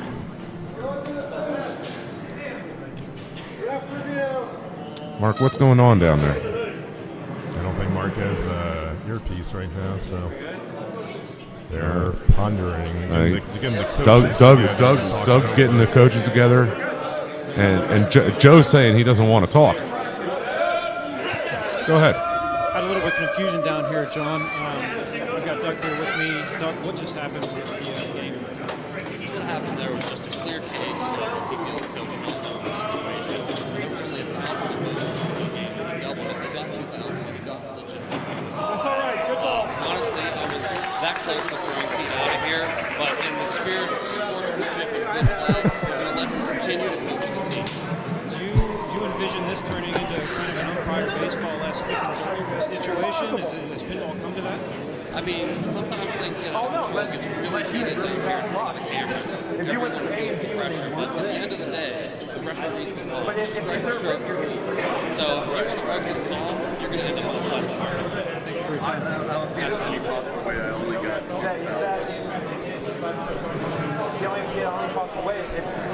Well, we've definitely got some ruling with an attitude down. Oh my goodness! I think my opinion is don't mess with the guy in the striped shirt. I mean, that guy could hurt somebody. Oh my! You should have heard what he said about you whenever the mic wasn't up, John. He could say whatever he wants. I mean, he's scary. All right, back to the game here. What's happening here between DJ and... It's ball 5. Right? Oh, that's the end. He let it go. Yeah. So FSPA gets to plunge away the 5th ball. There's no better feeling in a tournament play. Walk off. You get to plunge off to that last ball. That feels great. So there he goes. Yeah. So the winner of the second matchup in round 2, and undefeated 2-0 so far today, Adam Knoll. Good job to Adam. He played really well in that game, and he deserves that win. He did. I can get the coaches over here one more time. He really kept his head. He knew. We're tied when I think it was currently in ball round 3. 1-1 in the best of 3. This third game will decide if the save. PPL takes a commanding 2-0 lead or if the FSPA can tie it.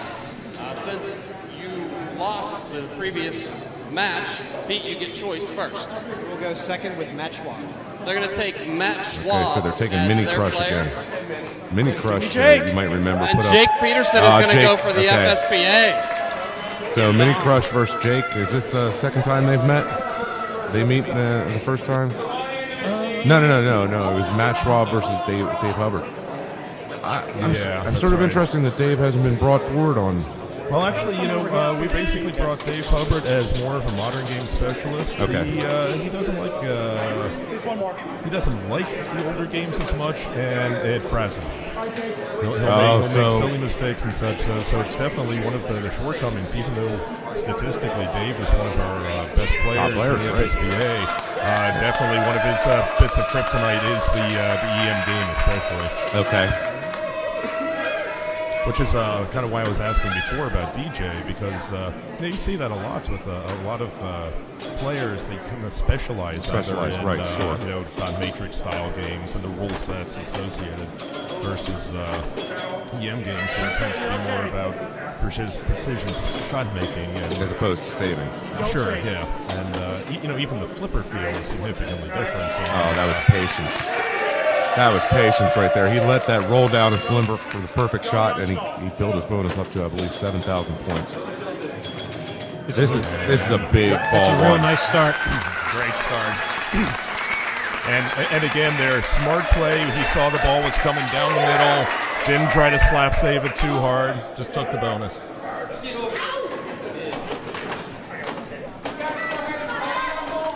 Mini Crush stepping up, already down in a pretty big hole. Yeah, 22-4 is almost enough to win the last couple matches we saw here. Yeah, you always think that, and then, the players bring something big out. That was a great save right there. I thought that one was going down the middle, but he caught it on the flip out. Yeah, right off the pop bumper, but what did he end up there? 79. Okay, so 7,000, so we have 22,000 to 7,000. Yeah, just shy of 8,000, so actually not a bad start at all. That's right. That's good. Who are we watching here on the FSPA side again? This is Jake Peterson. Yeah. He's, as I said before, he just actually moved here, or moved, I should say, to Baltimore from the Pittsburgh area not that long ago. A bit of a double agent, I guess. Yeah. He was talking about how he'd feel a little bit of guilt at beating up all his old friends, but looking at the way he's playing here, he's not feeling too guilty. No, he looks pretty calm here. He's doing well. So how many people do you guys have in the FSPA league right now? Is the league growing?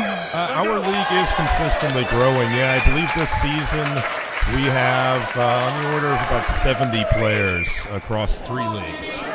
We've got leagues in the Baltimore area, in College Park, which is just outside of D.C., and then in Northern Virginia. We work a little differently, I think, than the PPL does. Players in the FSPA are required to play through the entirety of a 10-week season. So in order to be eligible for the playoffs and play through, you actually have to complete the whole season. Can you give me a check on that score here real quick? Yeah.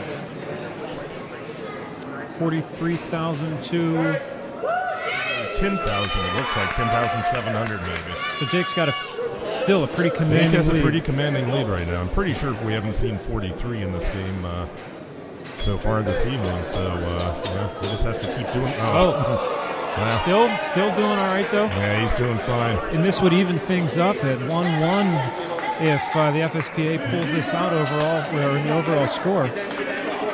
I'm really pleased to see so far.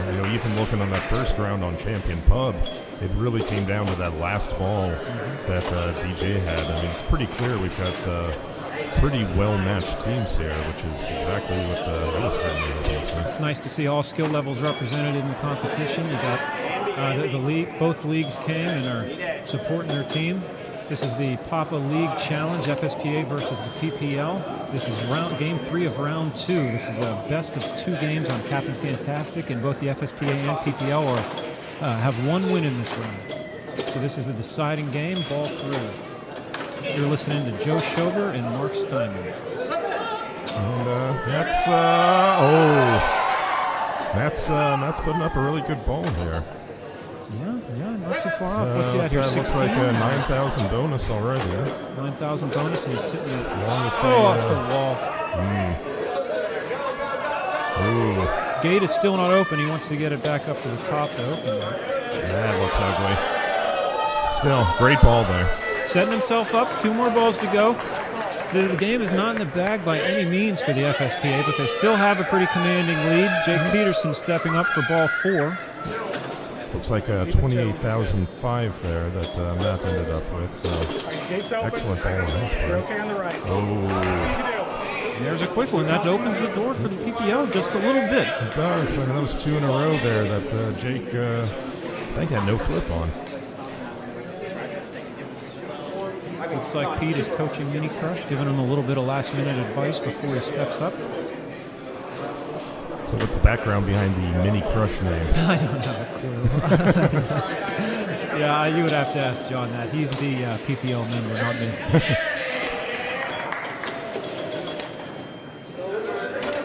Oh, off the bottom of the left flipper. Very impressive. See if he can make the most of that, keeping the ball in play here. Captain Fantastic has just proven to be a drainy game in competition here. Who says EMs don't go fast? Couple really quick flips there, and he opens the gate on the left side. So the right out lane is now shut off. He'll feed the ball back to the right flipper. Keeps pushing the ball up to the top of the playfield, and he's fighting back, Joe. He's not giving up easy. He is. I think all of these games today are going to go down to the wire pretty much. What's the score here? Give our viewers an update. It's 46 on the FSPA side to 34-9, 35,000 now. And he's so already pretty much with bonus. He's there. He's there. This is going to... Well, he's in the lead now. He has 59, 61,000. Coming down to ball 5. Game 3 of round 2. PPL is up 1-0 in the overall score. Jake Peterson getting ready to plunge. He plunges the ball. Captain Fantastic misses the gate on the right side, but let's see what Jake can put together here. You just want to keep the ball in play at this point. All right, chill. Now, this is the kind of situation, though, where being aware of your exact circumstance is really important. If, like in exactly that situation, Jake really needed to try to save the ball even if he was going to tilt, because he should be knowing at that point that his bonus was not enough to take the game. So that's another aspect of league and tournament pinball that you really have to be cognizant of. You know, you play things to win. And gives the PPL a 2-0 lead over the FSPA. Matt Schwab. Mini Crush. Crushing it. That was a really impressive game by both players. Wow, I think both of them put up the highest scores of the round there. And that was a 66600 on Captain Fantastic. I'm sure that means I get something. the coaches, please. You can't fault anybody for getting 53,000 on this. So game. this Not third at all. round will consist of 3 games. 1 game on Taxi, 1 game on Metallica, and 1 game on Tales of the Arabian Nights. It's going to be best 2 out of 3. These are going to be single-player full matches for Taxi and Metallica. Tales of the Arabian Nights is going to be a 5-ball split flipper. No player may repeat on any of the 3 matches. With you being down 2-0 in the challenge so far, you're going to get to choose, or actually Pete, we'll start with you with the advantage. You're going to have to pick your player first for which game. You can choose either a player for Taxi or a player for Metallica. So I mean, if we go 4-0, I would choose DJ and Metallica. So DJ Ryle is going to go on Metallica. Okay. you're on Metallica. For the viewers following along at home, this is kind of a draft round where the coaches are, it's a best 2 of 3 series, but it's on 3 different you may games. choose to place a player either on Metallica, playing second, or you may choose to place a player on Taxi. Choose both right now. You just choose one. Okay, so We'll have Adam Knoll go second on Metallica. that's smart play by Joe. Metallica. See, so Joe's going to wait, and he's going to make the Pittsburgh Pinball League choose all their players, and then he's going to try to respond. Your player first for Taxi. Never mind. I was wrong. Taxi, Rich Wickersham. Rich Wickersham, Taxi. So this is where this format starts getting really interesting. The first 2 rounds were relatively straightforward. You're going to have to use all your players. Absolutely. And will he be playing first or second? And while you're still going to have to use all your players here, you're going to be placing them on their strengths. Exactly. So there's our matchups. Keep in mind the PPL leads currently 2-0. The first game is going to be Taxi. It's going to be Rich Wickersham versus Matt Schwab. Okay, so we're going to switch to Taxi, and Taxi has been used in a lot of tournaments. It's actually made it into the Papa final rounds in recent years. And I remember Keith Elwin got a jackpot on the game to pretty much annihilate the competition. Mr. Elwin is pretty good at doing that. Well, I like watching Keith play because every once in a while I'll be sitting there and I'm thinking, what in the world is he doing? That's not how you do that. That's wrong. You know, and thinking he's making the wrong strategic choice. Recently at Expo, he was playing Zach Sharp in the finals. Both incredible players. And, yes. and he's all of a sudden picks Shadow King.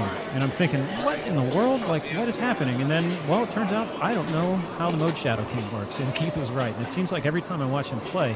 Oh, look at that save. Nice that save. was beautiful. That nudge just made it crawl right back over the right outlane post. Let's see how much he makes it work. Just to finish that story up real quickly here, every time I watch him play, I learn something. And, you know, there's not many players who can do that, but he's one of the rare ones. Oh, I feel the same way. Yeah. Well, that goes back to what I was saying before about league play. You know, we're certainly privileged in the FSPA. Just like you are in the PPL, we have such a wide range of player skills. We have people who contend here in Papa A all the way down to folks like Adam, who's brand new to the competitive pinball scene. But that's how you learn. That's how you get people hooked on the game. You get them hooked on tournament play and competitive play. And you teach them, you mentor them, and you bring them up. And it's the same thing with watching Keith or watching Bowen's videos, anything like that. That's how you learn and improve. I love playing against some of the best players in the world because I know I'm not going to beat them all the time, but I know I'm going to learn something when I do play against them, and that feels great. Exactly. To say that, hey, there's still something I can improve on, and it's, you know, this is how you do it, specifically. Hey, John, there was a question earlier about the history of the name Mini Crush. Yeah. I'm sure there was. So no one seems to know. Okay. Oh, look at that. He makes a lock shot. So now he's going to have his release lit on the left ramp. Got 100,000 points for a skill shot. Carry passengers is lit. But he's only collected 1 passenger, so I don't think that's going to be a priority. Wow, that ball came screaming down. Took care of Gorby, still has Dracula left. Oh, he makes the shot. That's a good shot. Dracula and Marilyn are still, or Lola are still left. Oh. Or no, he got Dracula. Oh, yeah. I thought he was in big trouble when those balls collided.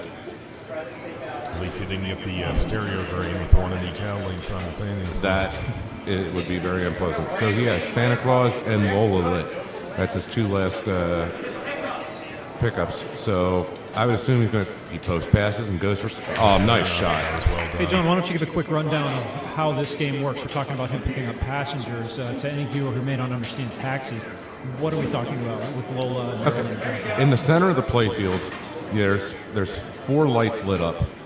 Underneath the green lights, there are 4 white lights, and when you collect all 5 of them, it lights a jackpot value. And the jackpot value can go up to 4 million points, and it's a very significant amount of points in this game. Now, can it actually get, what is the jackpot status in this game? Is it a custom ROM, or is it running standard production ROMs? This game should, the jackpot should be fixed. Okay. So that would be 1.5 million points, is that correct? Or something around that. I believe so. So after you collect a passenger, it relights your lock. So once you get out of a multi-ball, you need to collect a passenger in order to relight that lock so you can get back towards another multi-ball. The crowd's calling for him to go after the passengers. They're saying go for the jackpot. Well, I don't necessarily.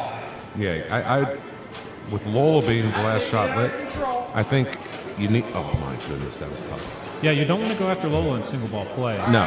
You want to take your time. You want to get your multi-ball and then get Lola and collect it. Lola is the bank of drop targets right in the center of the playfield. And it's just very dangerous. Whenever you hit that ball, whenever you hit those drop targets, it's angled right towards the right. A nice shot on the fly again. Yeah. Now this is Taxi's an interesting game in that the jackpot is not really associated with multi-ball per se. It's associated with completing the passengers and then shooting around that orbit thing. It just happens so often in multi-ball because people don't want to shoot Lola in single ball play. Exactly. The jackpot's lit, and then he loses it out front. So the jackpot would have been collected at top. Well, we got somebody getting in. Mike Sill is getting in the camera view. I think he's getting a little excited about the PPL being up 2-0. So $1 million on ball 1. It's not outrageous. We're still definitely have a. This game is in anybody's hands. Him not being able to have a shot at collecting that jackpot, that's sort of rough. Now, did he actually carry passengers there? It doesn't matter because he lit his jackpot. Is that always true? It will still revert. He'll revert back to just having 3 left. I have 3 or 4 left. I think he'll have, I think he'll have 2 left. I think it'll be Lola and I don't know. We'll see. First, I'm not sure that I saw him actually collect the carry passengers. I just saw that it was lit. Right. Yeah, second, I think after you get a shot at the jackpot. Oh no! If you get a shot at the jackpot, it goes back to 1 or 2 passengers, depending on the settings. Right. It's a setting thing. But since he didn't carry the passengers, if he didn't carry the passengers, he would be back at nothing. Nice save there. Oh, that ball's already in the lock. Oh no! And he leaves the ball in the lock.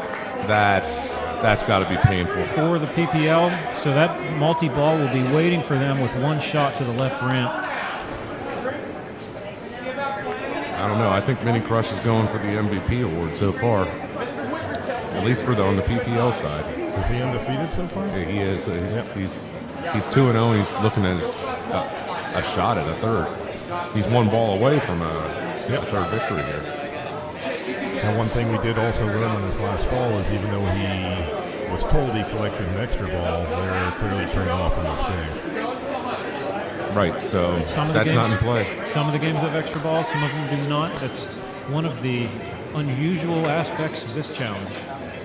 And only the tournament organizers actually know which games those are, unless people figured it out during the practice period. Oh, good. Oh, my goodness.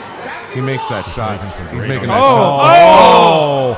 And I was talking before about those stereo the double drains. drain. You were just saying that. And Taxi is famous for that. And, well, it's not famous for a good reason. Interestingly enough, though, even if he didn't get very many points in that ball, he stole the ball. He stole the lock. Absolutely. And, Doug's coming Coach up to the for the FSPA is going to use one of his pinch hits opportunities. So what that means is he has 1 minute of gameplay as soon as I start the timer. After the 1 minute has expired, the other player must take over for him immediately. So this is our first pinch hit opportunity. Here we go. I've been wondering when this would be used. So Joe's stepping up. It's ball 3, down 2-0. Yep. Yeah. Probably wants to at least get multi-ball going. Okay. It's a critical moment in the match. Let's see what he gets. Barely misses the passenger on the plunge. Here the pop bumpers are very disadvantageous. Oh yeah, I mean Joe wants to get a shot at this. Oh, look at that! That was a nice save. And he's shooting for the lock, I believe. Trying for the lock, I think. I think that. I'm not even sure what happened there. It looked like it caught a bum bounce off of the railing, and he never really had a shot at taking it up. Take the victory plunge. So Matt is now 3-0. My goodness, that's pretty impressive. So the winner of the first match of round 3, PPL's Matt Schwab. Wow. So where does Matt? Now the next game will be on Metallica. Between Matt David actually, Ryle this is his 3rd and season Adam in league, Knoll. and last season he was in B. DJ on is the very first last to bat week. on Metallica. he managed to sneak into the bottom of A. Oh, okay. So Matt was actually drafted as our B player, and so interestingly enough, Matt finished in A for our league, and DJ, who was drafted as our A player, finished in B. It's funny how that works sometimes. That being said, I know DJ's a real big fan of this Metallica game, and I expect he's going to go right after the electric chair. Yeah, I was kind of suspecting that the way Pete, seemingly without any hesitation, said, I'm taking Metallica and DJ. It's like, all right, I have a feeling you know some here, the rest of us don't. Ooh. Oh, 2 dangers. Is he going to get to keep playing? Yep. He's going to take a second to settle that down. So in this round, Adam is 2-0 and DJ is 1-1. I'm sorry, not in this round, but overall in the competition. Okay. So this is, I guess, one of the stars of the FSPA for the day, at least. This is the Papa League Championships, FSPA versus PPL. You're listening to Joe Schober, John Replogle, and Mark Steinman down here at Papa headquarters. And this is in round 3, game 2 on Metallica. Oh, maybe he knew something we didn't. Maybe that's why he wasn't going for the electric chair up until then. Now, I do think it interesting here that Joe Kosak chose not to put Dave Hubbard in on this game. As I said, Dave is our modern game specialist, and I know I saw at Papa 16, just out on the floor, Dave Hubbard put up over $100 million on Metallica on the floor, so I know he's capable. What do you think Joe's thinking? Saving for Arabian Nights? I don't know if maybe Dave got heated up by his subpar performance there in the first game on Champion Pub, or what. I see Dave just sitting off to the side there watching the competition. So I'm honestly not sure what he's thinking. Maybe it's an injury. That would be interesting, I guess. No, I mean, Dave put a pretty good shake on Champ Pub. I remember seeing that. And Is he getting that ball back? Yeah, yes, 2 dangers there with the ball save. Playing with feathers from here on out. Yeah, hopefully that was a nice nudge. Hopefully he's cognizant of that. The FSPA is in a tough spot right here. The PPL is up 2-0 and game 1 out of the best of 3 in round 3. Well, the last thing that FSPA wants is go down into a 3-0 hole, because that would be... Yeah, this is a best of 7 series. There's 7 rounds. That would be tough to come back from. That would be very tough. We certainly don't want to see that. We want to see some of these interesting later rounds that are scheduled for this event. Yeah, we haven't seen our first... I don't mind him trying for it. I don't mind him trying for it anyways.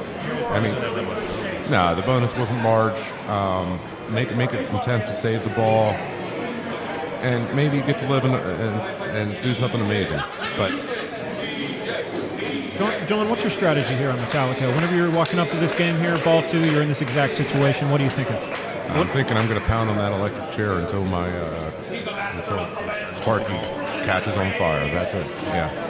I mean, I noticed DJ wasn't employing that strategy, and I'm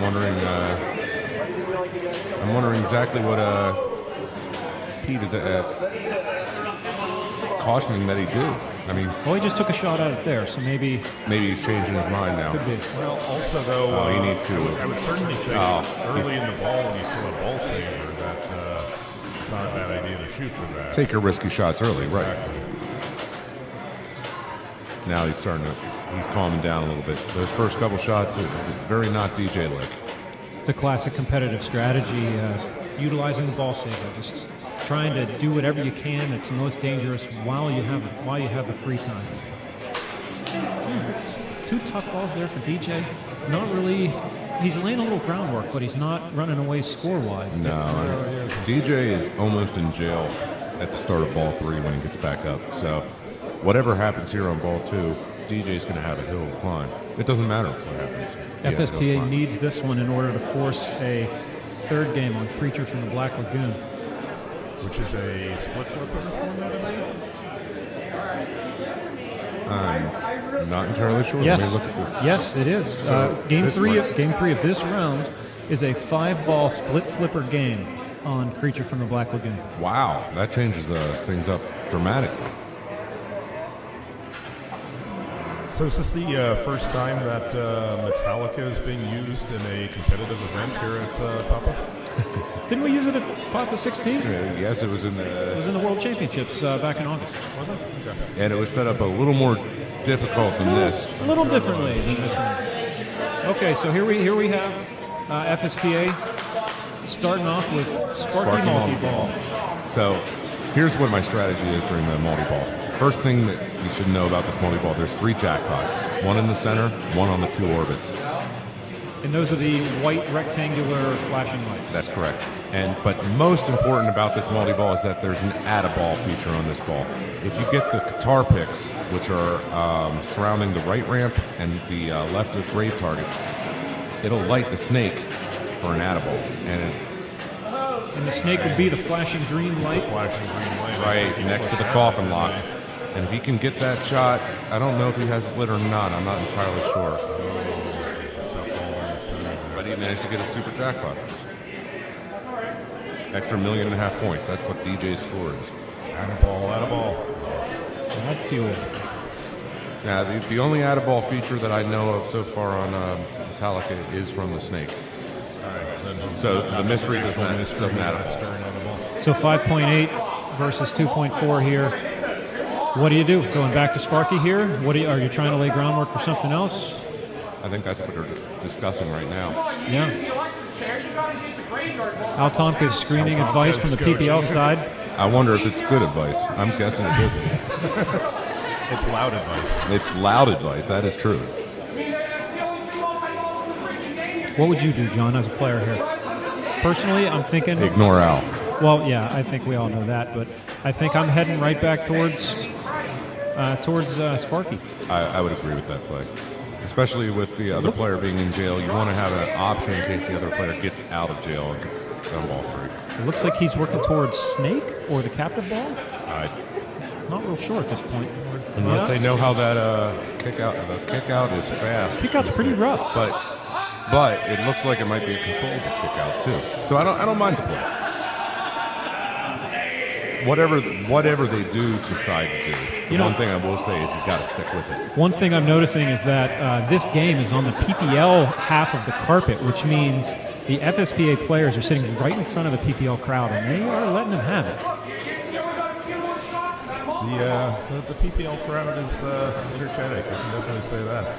I think they're just a little euphoric from being up a couple games. Yeah, I think so. Actually, I think that very first game on Champion Pub, which was I forget what it had, 65 million or something, to 2 million. Yeah. Now the FSPA crowd, they're quiet right now. Well, I mean, let's keep in mind here, we're only one quick drain on the PPL side away from evening this round up. Right. So, there's still a lot of pinball to be played. Oh, sure. Yeah. And I like the way Adam's playing. He's playing very controlled. He's making smart shots there. He's cradling up. He's letting Joe give him advice on what to shoot next. And I now that they've decided to go for snake, they have to continue. And Joe's showing him exactly what shots to make to get a good feedback to the flipper so he can make another shot. Oh, now he's got a coffin hurry-up going.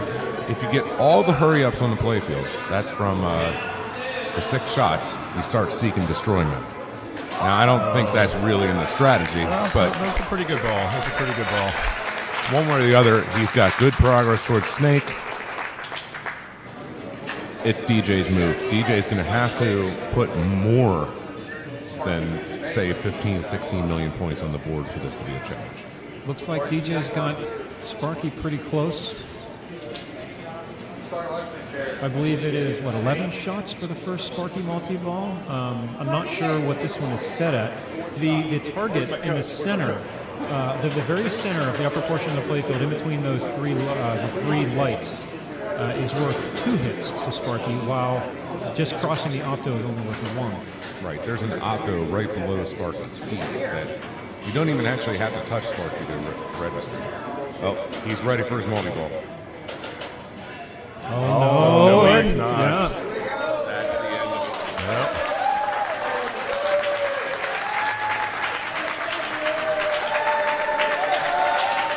Well, that's now we hear the FSPA side coming alive again. They were pretty quiet there, but big win.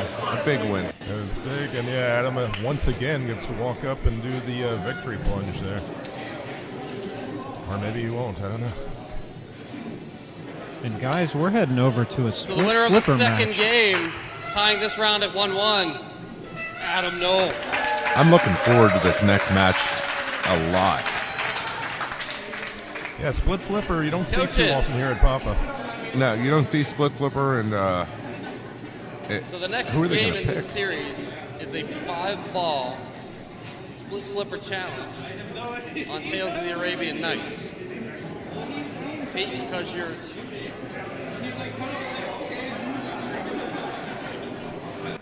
The game was swapped at the last minute. If you're seeing the rules online, it was supposed to be pre-treat. The last minute we swapped it to Tales of the Arabian Night.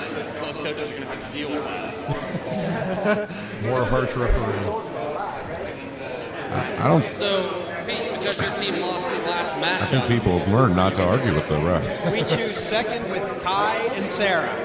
they're going to choose Ty Konopasek and Sarah Kuniff to go for their team. Who's going for the FSPA? We're going third. Yeah, we're going first. We got Dave Hubbard and Jake Peterson. Dave Hubbard and Jake Peterson going for the FSPA. I gotta say, I like FSPA's chances on this one. Yeah, I do too. You know, I think she play split that flipper by actually herself? answers my question earlier about why. The answer to that is no. Even though she's with child, she may not play split flipper by herself. Wow, but in a Tales of the really Arabian shocking Nights. move, the coach for the PPL actually tried to convince the ref to. Well, I think that was after the FSPA coach, Joe Kosak, tried to go third in this match. That's true. So both coaches are trying to get any competitive advantage that they can. Tales of the Arabian Nights? But, you know, I think that answered the question I had before, like I was saying, about why Dave Hubbard wasn't put in on Metallica. Now he's in a good position to basically anchor the team here on Totem. So, I mean, Dave's been a tournament player for a long time. He has to know the ins and outs of Totem. Exactly. He's been a tournament player for a long time. He's been in the FSPA for about 13 years and actually ran our volleyball house location for several years. He's an excellent player, and he's especially an excellent player in modern games. So what are they going to try here? My guess is that they're probably going to start off pounding the lamp. I'm hoping during the practice session they took some shots at the lamp there to get a feel for how it's spinning. You know, is it spinning easily and generating a lot of hits, or you know, do you hit it and it barely moves?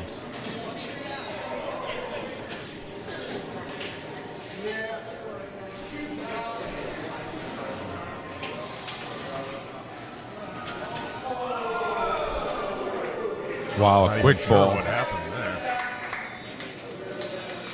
Well, they definitely got a couple lamp spins, and then it hit an outlane. So why? Wait a second here. Why is the Janie glowing in the beginning of the game here? That's to start the mode. Right. It's always when it's started for the ball. As far as I know. Yeah. It's at the beginning of every ball, you select the mode with the left flipper, and then you shoot the genie to start the mode. And the modes running from left to right on this game are Sinbad and the Rocks, Alibaba, Flying Horse, Scheherazade, Camel Race, Flying Carpet, and Cyclops. And these modes they vary pretty wildly in difficulty, actually. So, what do they do, Mark? I mean, what's the strategy here? Well, basically with this game, you have to. Each mode will present you with a series of shots that are designated by the orange or the yellow kind of coin inserts, and depending on how many of those each mode has a different amount of those that you have to hit, and and then you collect jewels and the scimitar sword in order to save the princess. Yeah, I think a lot of players in tournament situations, if they play modes at all, they'll tend to get out of them as quickly as possible. Which includes taking the award jewel or award multiple jewels or two jewels from the Make-A-Wish. So Make-A-Wish being a scoop on the right side, right near the bazaar that they just showed. Right, but you only get a Make-A-Wish if you complete 15 spins of the lightning lamp. Correct. So basically, if you find yourself stuck in one of the more difficult modes, you spin the lamp, light the wish, and then just basically take the back way out of the mode. Well, they got to finish their lamp now. They're only one shot away from finishing their lightning lamp. This is not a time you want to see a ball drain because you don't get any credit back. There it is.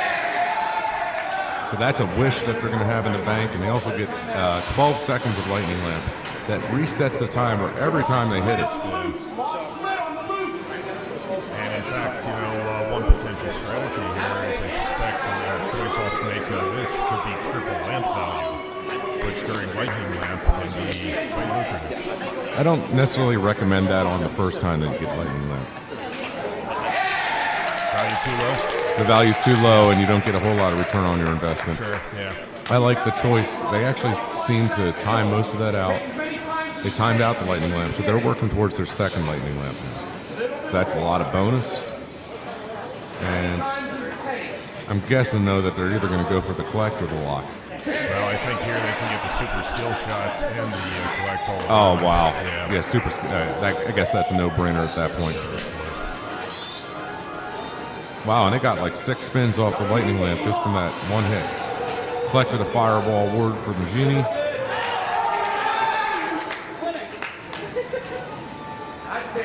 Make-A-Wish is flashing at the right scoop. You want to start a mode before you head in there. Nice ball. Pretty strong ball, and they're going to have some decent bonus carryover. Did they get any multiplier? 3 times multiplier. That's almost 1,000,000 points in bonus. But these FSPA players know it's, one ball down, that's no big deal, happens all the time. So. Especially in a 5-ball game. Oh, this is 5-ball? 5-ball game. Correct, the split flipper matchup is 5 balls. Oh. Okay, So, they're going for lamp spins, it looks like. Yeah, that's what I was suspecting they might be doing, although I think they're actually going for the ramp right now. Yeah, well, the ramp will finish off the mode, so you're going to want to collect that jewel, and then it looks like they're 1 shot away on the genie from lighting the locks. Right. Well, they got a lot. There's the locks. There's the lock. And they get a bazaar. 250,000. So locks are lit on the right orbit, left orbit. And can you shoot into the harem, kind of up the center on the right side to lock a ball there as well? On the first lock. Okay. But once there's a ball in the lock, I believe that turns off for all players. So the first people to lock have an advantage of having that shot available. Mm-hmm. Not that I would recommend it. What they're trying to do now is shoot the ramp, which is designated with that orange flashing triangle to collect the jewel and finish the mode. Yeah, I do kind of like how they're playing together as far as doing bounce passes and stuff. Seems like they've been practicing. I think they've been practicing, yeah. Whether they're able to make the shots here is a different question. Well, they certainly are good at bashing on the Cyclopes. So 8 Tiger Loops here to light the extra ball? I wonder if anyone's going to consider this strategy. Factory settings is 6, right? Or is it 8 on this? Is it 6? It's up there. It's 6 Tiger Loops. Tiger Loops from something you never really end up going because you have to hit it as a combo in order to get credit for it. So there's a lock. So multi-goals list that can definitely be worth some good points there on the genie if they can hit that. Now, the question is, are they going to try to take a nice chill out of the kick out? Missed the genie. Don't even get the. No, that's not going to do it. Did not collect the jewel either. That's all right. Yeah. They still should probably just go for their multi-ball. And the main reason is because they were close to a lightning lamp. Joe Kosak, the team captain of FSPA, gets a fist pump and gets a drink of water while his team moves into multi-ball and South Arabian Nights. This is game 3 of round 3. It's a split flipper 5-ball matchup in the PPL League Challenge, or in the Papa League Challenge between the PPL and the FSPA. This is Joe Schober, John Rafogel, and Mark Steinman coming to you live from Papa headquarters. Oh my goodness! These guys got are a jackpot. They're crushing it. They're doing well. They got lightning lamp going. 1.4 million on the jackpot. Got the lightning lamp working good. Now let's see if they're going to relight their jackpot by shooting one of the orbits. But it looks like they're just working for the lightning lamp. Yeah, they were shooting just right up back up the middle. So bonus should be pretty big. Don't want to tilt this out. Yeah, and and they hit That's all right. I don't mind that. That was a good ball. They should have a pretty high bonus X here. Yeah, they were hitting a lot of Cyclopses. 7 times. 7, 1.2 million. All right. 5.2 to 2.8. Now I think we have a game going. PPL now has their locks lit though. So they're in a pretty good position. And interestingly enough, this is another game where the locks are stealing. So, they got a ruby. So you got the ruby is the flashing ruby in the middle of the princess's chest in the lower center part of the playfield. And with that, whenever that's flashing red, what it indicates is the Make-A-Wish will give you 2 jewels instead of just 1. If you shoot the Make-A-Wish, but it goes away if you drain. So unfortunately, they weren't able to capitalize on that. Basically, whenever the ruby is lit, you're probably going to take your shot at the Make-A-Wish just to collect 2 jewels. You know, John, there's something that I'm realizing now just watching this game. I always think of Tales of the Arabian Night as a fairly simple game, but whenever you have to explain it in these terms, it actually is fairly complicated. And I think this is a real good example of a pinball machine that did a great job of being accessible to someone whenever they walk up, because it pretty much it spoon feeds you what you have to do: start a mode, and then shoot the yellow shot, and then just collect the jewel in the same place every time. But at the same time, there is strategy in this game. This is actually a nice deep game. And so they need 5 more jewels to rescue the princess, and that would be essentially the wizard's mode. I'd be surprised if that comes into play here. Right. That's they seem to be pushing. Yeah, good save.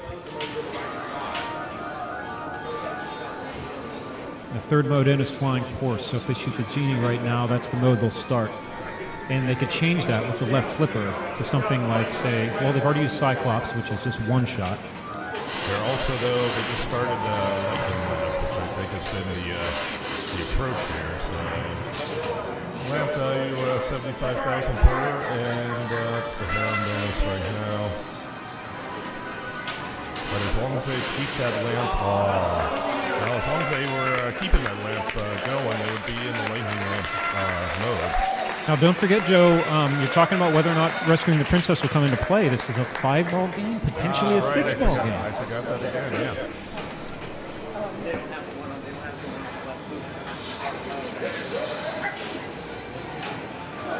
So unaccustomed to 5-ball games on Oh, no.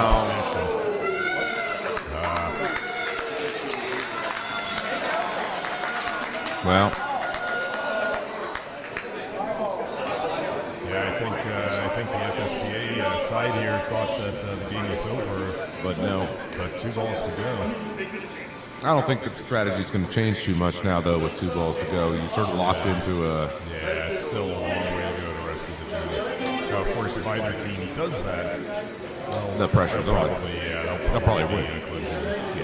But at this point, I would probably expect FSPA to continue with the lamp strategy. And, if you start a mode along the way, no problem. You get more incidental points. Game change here.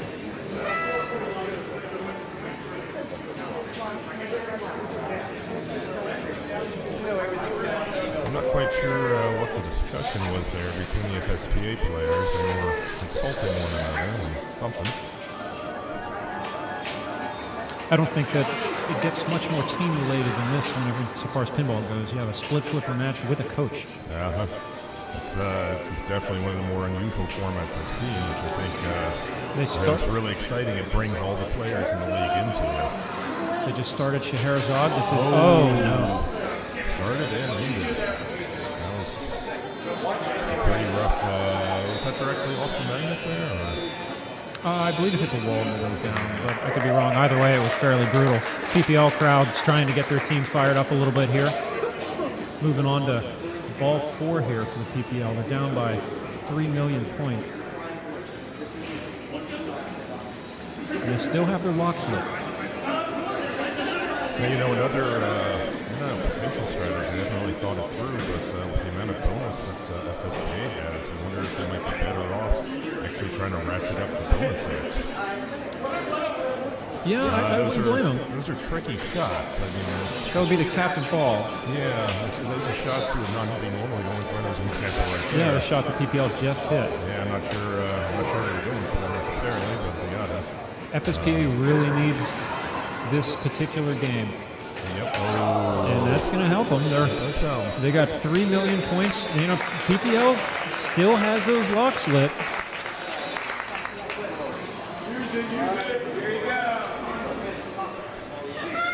They at least benefit here from the easiest of the skill shots. So they can work get this. Yeah, they can work the skill shot as many times as they want. Take the super and work it from there. They're in the middle of the Scheherazade mode when the user knows it's finished. Looks like much luck with that ramp though. Going right for the lamp. Just no hesitation, continuing the strategy. Trying to build the lightning lamp. If they can hit that, a save by shooting star there, which is essentially the ball save on the right side. If they can get one clean hit on the lamp, there it is. It keeps on going. That builds up into lightning lamp after 15 spins, which is what they're in now.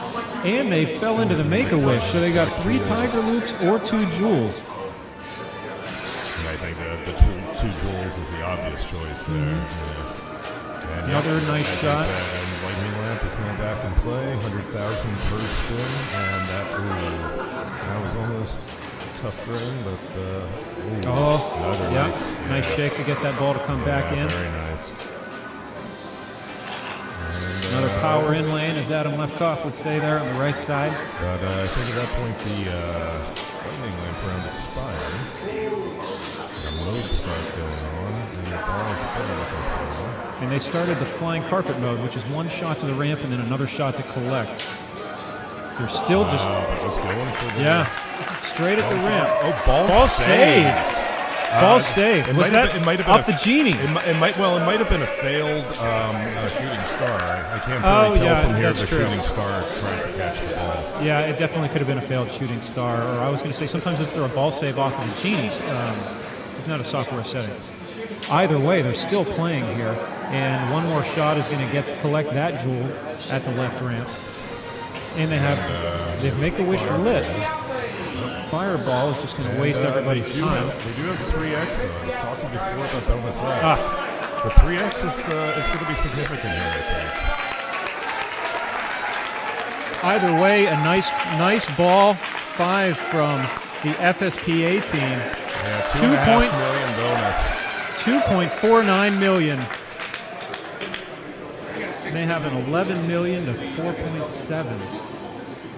So they threw down pretty good here. I mean, they clearly want to stay alive in this. We need to get that first round win for the FSPA, otherwise it's going to look pretty ugly. Yeah, if they pick this up here, then it's game on. It's only 2-1. It's a whole different feel to the event. Pete Hendricks is out there, the coach for the PPL team, trying to give Sarah and Tyler a little bit of advice. What to do here? You need 6 million points, 6 and change. So what do you think they're going to do here? Probably makes sense. No reason not to take the locks and go for the multi-ball. Go for the multi-ball, and then once that's over with, you see where you are and regroup at that point.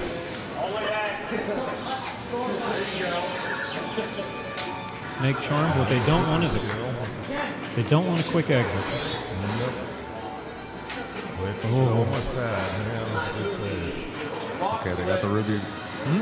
Shooting star keeps the ball in play. Shooting star is essentially a gate that comes up around the ball on the outlanes whenever they're lit, so it'll hold the ball in place.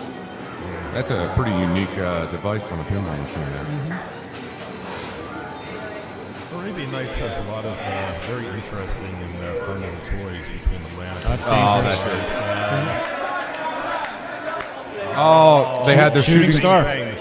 Yeah, the shooting star mechanism doesn't always catch the ball, and so the software will compensate. If it was supposed to catch the ball, then it doesn't. Then the game will understand what happened, put it back into play for them, and that's exactly what happened there, and what we believe happened earlier on the FSPA team as well. 2 locks. They could get their multi-ball. Yeah, this could change things, shake things up. Genie would start multi-ball. That's interesting. They did not get the start. Oh no! So what was looking like a quick comeback and a possible 3-0 deep hole for FSPA has turned into a 2-1 game on. And FSPA has picked up their first. Of the third match of round 3.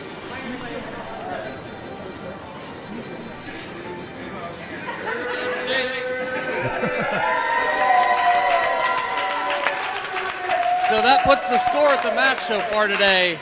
PPL 2 rounds, FSPA 1.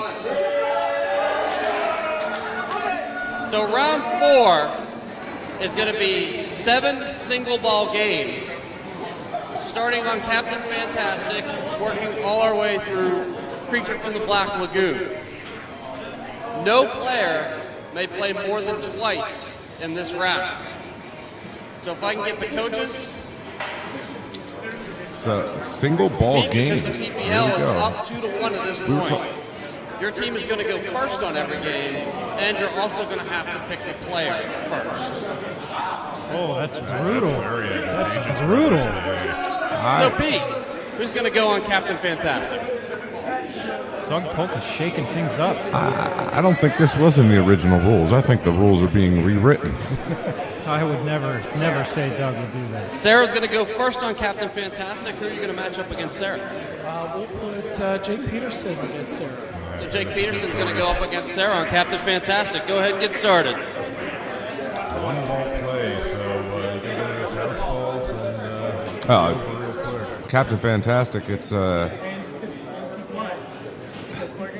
dare I say this is a pull of the slot machine. This is a luck. Right. This could go either way. Whoever gets to flip probably wins. So it's a flipper flip, not a coin flip. Wow, I didn't even realize I made that pun. I'm a punny guy. So I have no idea what Pete is coaching him to do. Shoot the ball and one ball flip at it. On Captain Don't drink. Fantastic. Well, what you want to do is stack this with that, and that's, just do max your whatever bonus out. Keep the ball in play for 4 seconds.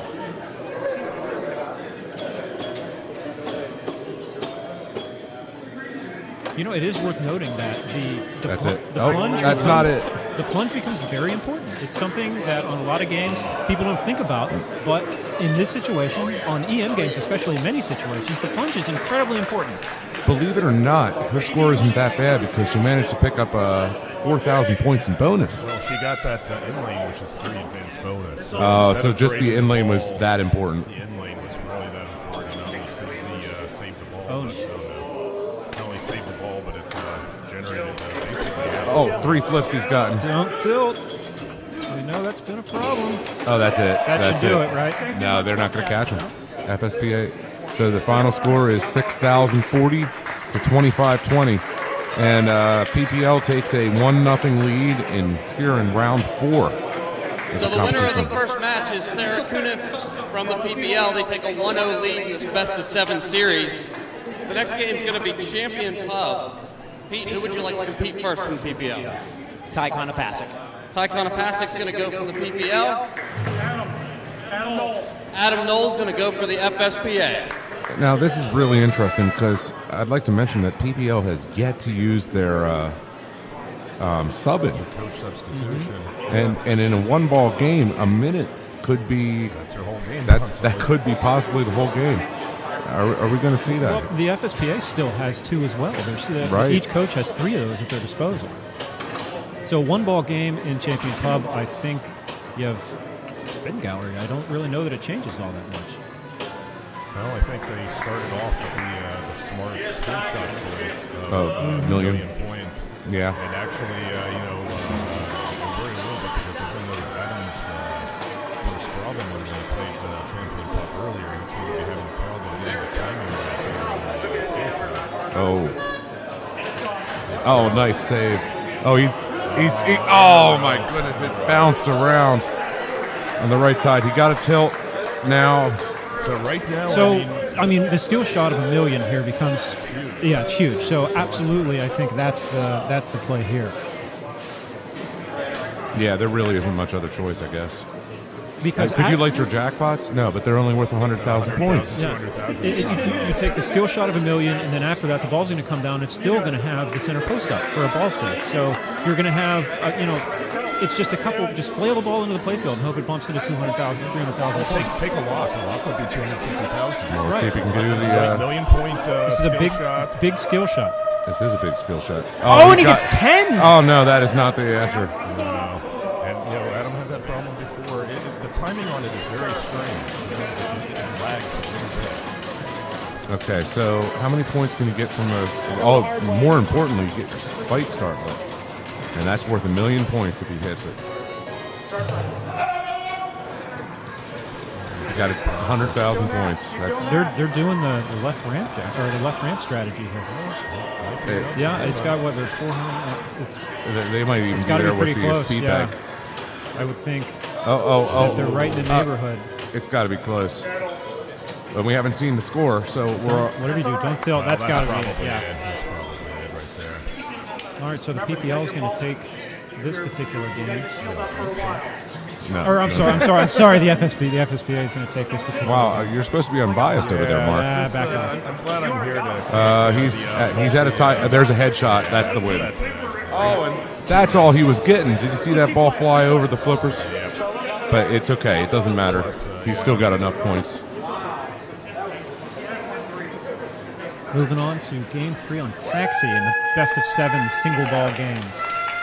Adam Knoll wins the second matchup in the single ball best of 7 series, tying the best of 7 at 1 apiece. The next game will be Taxi. Pete Hendricks is going to pick Matt Schwab to go first for his team. Matt Schwab has been the MVP so far. Rich Wickersham.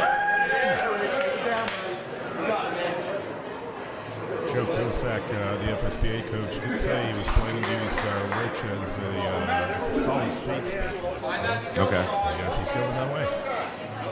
And it does make sense because I think, I don't remember Rich's exact collection, but I think he does have some older games, like some 80s era ballets, and he might have a Centaur in there or something like that. So.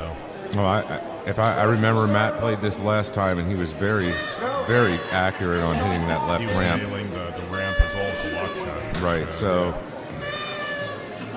I would hate to be any person to play against Matt on this, even in one ball. That 100,000 skill shot that's is big. Quite important. And in fact, locking the ball here can be very important because he's going to have a skill shot. Right. Otherwise, though, locking the ball can be extremely dangerous. It can be dangerous if you'll be handing some of your opponent. Absolutely. I'm interested. You could have passed that over. Oh, chill that over. No. Okay. Now that he has control, take his time. I wonder what the settings in Joyride are, because you could possibly get. It seemed like it was actually random earlier. So you could get like 150,000 points. Yeah, all right. I think one person got 150,000, someone else got like more passes or something. So. That's okay. Get that ball out of there. This is Game 3 of Round 4 of the Papa League Challenge between the Free State Pinball Association and the Pittsburgh Pinball League. The PPL is currently up 2-1 overall in score, and it is tied heading into this Game 3 here. This round consists of 7 single ball games. You're listening to Joe Schober, John McClogle, and Mark Steinman. A big shot. He gets the multi-ball.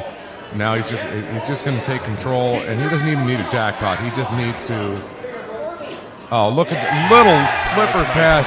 Oh, that was beautiful. 300,000 points.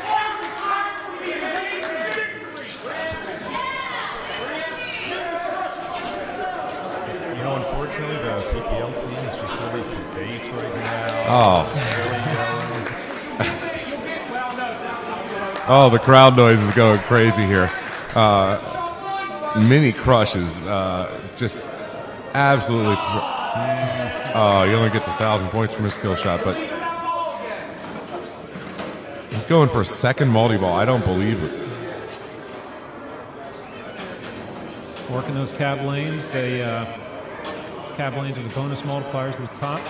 It also builds the jackpot. Yep. But as we talked about before, he leaves the door open a little bit because there is a multi-ball start going to be ready for Rich on the left ramp. I think 800,000 is pretty solid. Pretty solid. It's very respectable. Yeah, multi-ball is there. Multi-ball is waiting for him. You don't want that. Well, so pretty much the only strategy that Rich has is he's going to have to go after that multi-ball. Oh, on the fly, he takes a shot at it. Yeah, you got to get it up there and block. Quicker chair. Yeah, that was a tough reject on the left ramp. That was about as far as the ball could have gone. Without going all the way around. Fighting off a little bit of heckling from the PPL crowd still. Do you think that's having any effect on their game? It's hard to say. We'll have to ask some of the players whenever we get a chance. I mean, really struggling to shoot that left ramp here. He definitely is wanting to that start this joyride gonna multi-ball.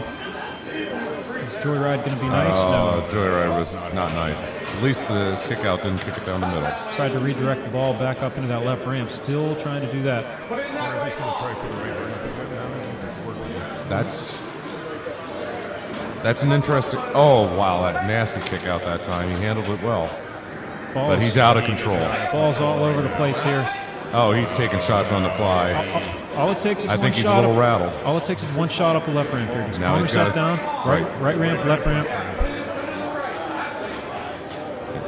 I think he actually was going for the ramp that time. Okay. Here we go. Oh, Clean shot, gets it around. Okay, now it's game on. He's got his drac, but he needs to get it back in that lock shot first. Now, 2 shots. Oh no. Shoot the right block. He actually going for the. What? He might actually be going for Well, he's only one passenger away. If he can get the Lola shot here, he'll get a jackpot. Why exactly? A win is a win is a win. Take it. He's going to do it with style here. Just needs to get Lola, and then he's got a clean shot. Oh, look at that. Calling him in. FSPA is going to use one of their substitution here. Very interesting. This is going to be They're a going to get a busy. 1-minute substitution when I say go. Well, this didn't pay off for Joe last time he did. Hopefully it'll work 3, this time. 2, 1, go. What's he going to do? He's going for the express lane. Okay. A nice nudge. Oh, okay. See, the thing is, he can't take too much time to settle stuff down because he's under the clock. Jackpot is the way. That's it. Oh my gosh, did he catch that? He got that. Oh. That is it. What a way to bring it home. What a walk-off victory that is. That is winning with style. That was brilliant use of the coaching sub. That was brilliant use of the I got to say, that was... So with that victory, the FSPA takes a 2-1 lead in the best-of-7 series. The next game is a 1-ball game on Tales of the Arabian Nights. Pete, who's going to go for the PPL?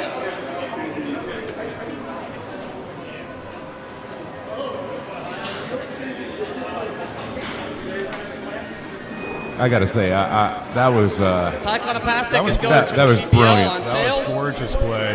Dave Hubbard is going to go for the FSPA. Wow, winning with style. Oh, yeah. I mean... I did not think they were actually going to try to go for the jackpot. I thought he was going to go for the express lane. Yeah. I mean, take the 300,000 points and then 2 ramps for another 100,000, you're done. But it was the perfect setup, really. I mean, he didn't even do it the way I thought. I thought he was going to shoot for Lola with the right flipper. And then, assuming he made the shot, just be set up to shoot the jackpot from the left. That would be the textbook way to do it.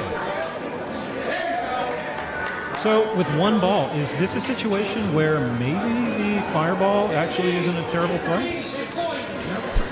Well, guess what? That's exactly what he just ended up doing. I mean, I think you might have been a little prophetic there, Mark. Now, I would go for the Bazaar. 250, right? All right, Cyclops is easy to finish. 1 shot at the captain wall. Still think Bazaar becomes priority. Oh, gosh. Okay. Oh, look at that little tipper. Ty looks like he's... Oh! Boy, Wow. some of these young players that are out there nowadays are just doing things. Oh, he just got a lightning lamp. Now he's just going to hit the lightning lamp for the rest of your ball. That's it. How old is Ty? 15. Nice.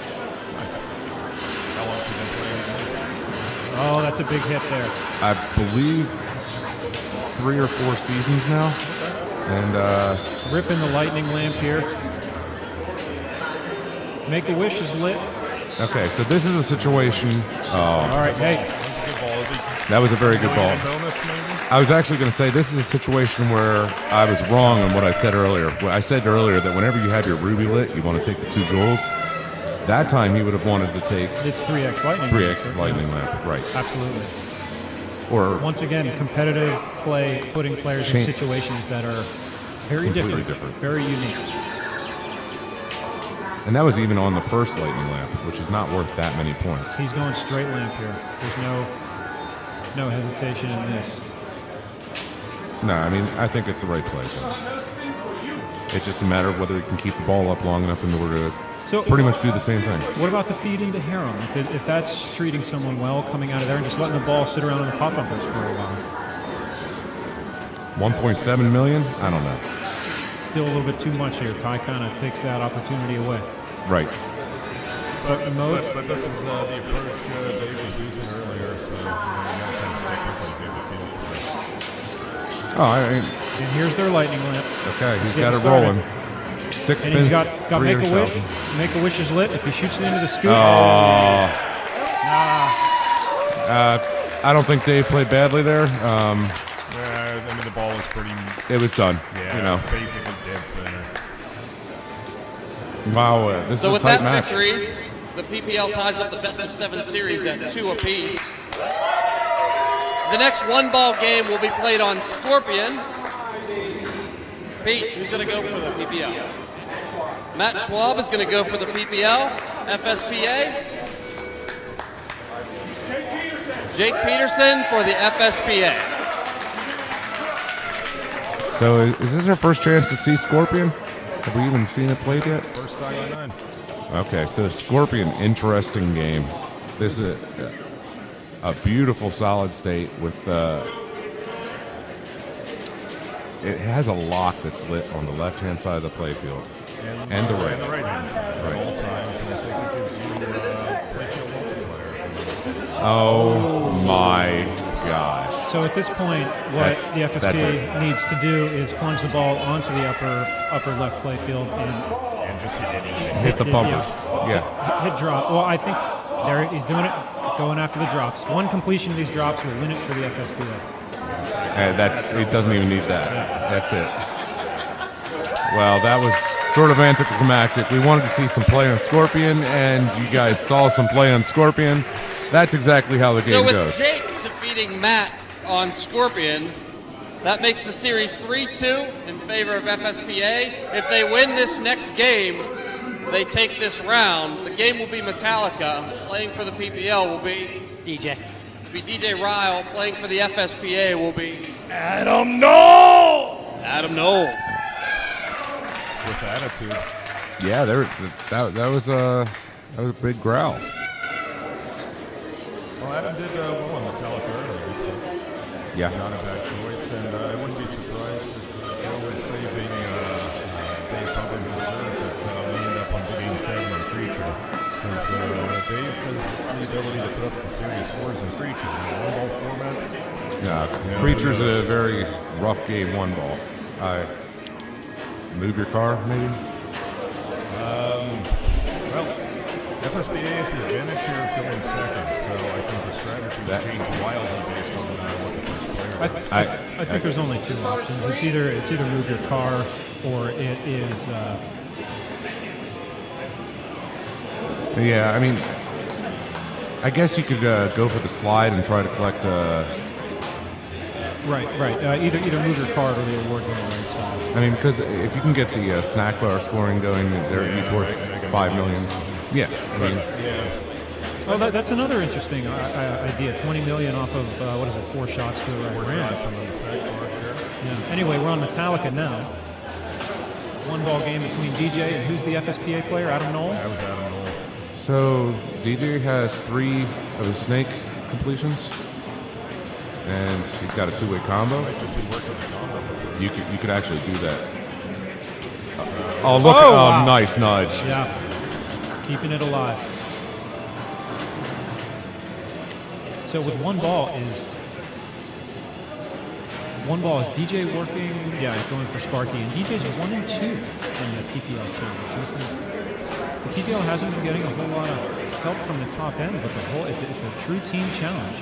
You know what's interesting? Same thing for FSPA. Oh, he's going combos now. I think combos is actually the way to go. I never get him in rhythm. Wow, now he has to think. Yeah, but he's also now, I believe, 2 shots away from Sparky. Say what Nope. the FSPA crowd here is. Oh no, the FSPA crowd here has to be feeling a lot better with the way things are moving right now. The PPL crowd, they've quieted down a lot from they were at a high volume earlier, and you don't hear that heckling and that chanting that they were doing earlier. I don't see anybody walking by with banners. Well, I mean, but even so, it's interesting because I think pretty much every round has gone down to the last game. So it's even when we were down 2-0, I gotta say, means a blowout. oh no, this is a really good match so far. We've seen some excellent play. I mean, the highlight for what I've seen so far It was a Scorpion for sure. Well, I was actually about to say Joe's jackpot on tax. Yeah, the pinch hit. That was a Brilliant move to use the coach's sub at that point and then just great execution. And we haven't seen any substitutions from the PPL side of things at all. yeah, I'm wondering exactly what Coach Pete is thinking. Once again, Metallica's on the PPL side of the carpet, and they're yelling at him. Maybe it was still flashing. It was still flashing. It's a generous ball save. That was a very generous ball save. I gotta say, oh my goodness, he got out of that. Oh, danger! Oh, there's nothing he could do on the return of that. That was going down the middle. He tried his best. You know what? Wow, that brings us to a 3-3 tie, doesn't it? Well, let's see what our referee has to say. So with that victory, the series is now tied up to 3. It's going to go on to a 7th and deciding game to determine if PPL takes a 3-1 lead or if FSPA can pull back even 2-2. Pete, who's going to go for the PPL? Sticking with our horse, DJ. DJ is going to go for the PPL. Who's going to go for FSPA? Dave Hubbard. Dave Hubbard's going to go for FSPA. Well, that was probably predictable. Well, I certainly was expecting Dave Hubbard there as our Matrix Modern Game Specialist to come in at the end as an anchor, and I'm guessing DJ is taking the same role for PPL. They brought DJ in for Metallica and Creature. All right, so anyways, we're having a little bit of camera trouble with Creature from the Black Lagoon, so Mark's going to go take a look at it, and we're actually asking our competitors to give us a second. I'm guessing they don't mind the chance to relax in the zone. This has been a high-pressure match so far.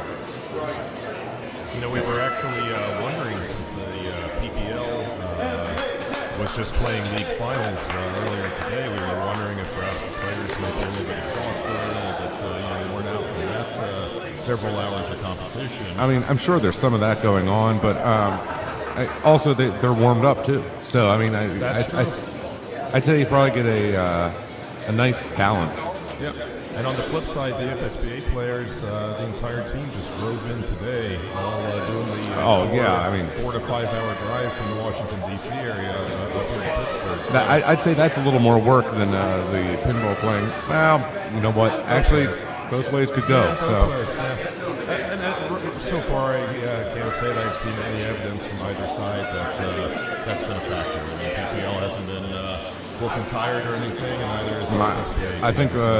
I mean, with the risk of sounding like the good guy, I think everybody's been playing really well. You know? It's been a really exciting match. I don't think you could ask for anything more for this league competition than what we've seen so far. Well, I'm just waiting for somebody to grab a chair and beat somebody else over the head with it. Who's getting beat up? I don't know. That's why I'm waiting for it. I have a couple thoughts, but I'm not going to say anything. This is where we build some suspense for So, our sponsors. So while we're waiting, I guess let me talk a second about what's going on next weekend. Next weekend we're traveling down to Orlando, and we're doing the Papa Circuit event at the Southern Pinball Festival. We're doing a broadcast of that for, I believe, three nights of coverage on that. Don't quote me on that. But also, the wonderful thing about the Southern Pinball Festival is it happens right after the IAPA convention, which is the Association of Amusement Parks. So that's basically the trade show where all the amusement park operators in the world go to see the new rides. Is this in the Orlando area? Yeah. So, I'm looking forward to going because it's going to be warm. That helps. B, there's pinball. And C, I get to check out some stuff that I probably would never have access to. That sounds like a pretty good week. So what's the format going to be for the circuit event there at the Florida? What is it? The Florida Pinball Show? It's a Southern Pinball Festival. Yeah, Southern Pinball Festival. The format is going to be a herb format, which is the best game format, which means players will be able to come in and put up the best score they can on every machine that's in the format, and only their top score on each machine will count. So the herb format's been used a lot recently for circuit events because it gives people a chance to do a lot of qualifying. Anyways, getting back to the match at hand, DJ is now up on Creature from the Black Lagoon. He lost his ball real quick. He got the ball save. Generous ball save. Creatures are often not set up that way. He did take the full plunge for the kiss skill shot. I'm not exactly sure what he was thinking. If he was trying to go possibly for the two-letter combo on the M off the plunge, that would have been a quick going for a multi-ball. So he could be going for multi-ball. He also has a couple right ramp shots there, so he could be trying that snack attack thing. But, all right, well, 14 mil, 14, call it 15 million that Dave Hubbard needs to throw down here in one ball. What's the approach? I think, especially after having seen that generous ball saver, I'm thinking I would go for the full around, take the kiss letter, and then try to smack it into the M quickly. That should put you already at about 12 million points. Right. And from there, I'm not sure what I do. Could start Mega Millions. Oh, he only got he did not get the skill he only shot got the K. Yeah. He missed it. Guys with 14 million, I don't know shooting that. The K really comes into play here. Well, you get points for it. You get points for kiss. I get that. Is it what is it? 5 million? Well, what else are you going to get for points? Now he actually goes for the mega menu targets. I think this is it. This is the play here. Two shots and there could be one. Oh, this. I don't think he got it. Wow.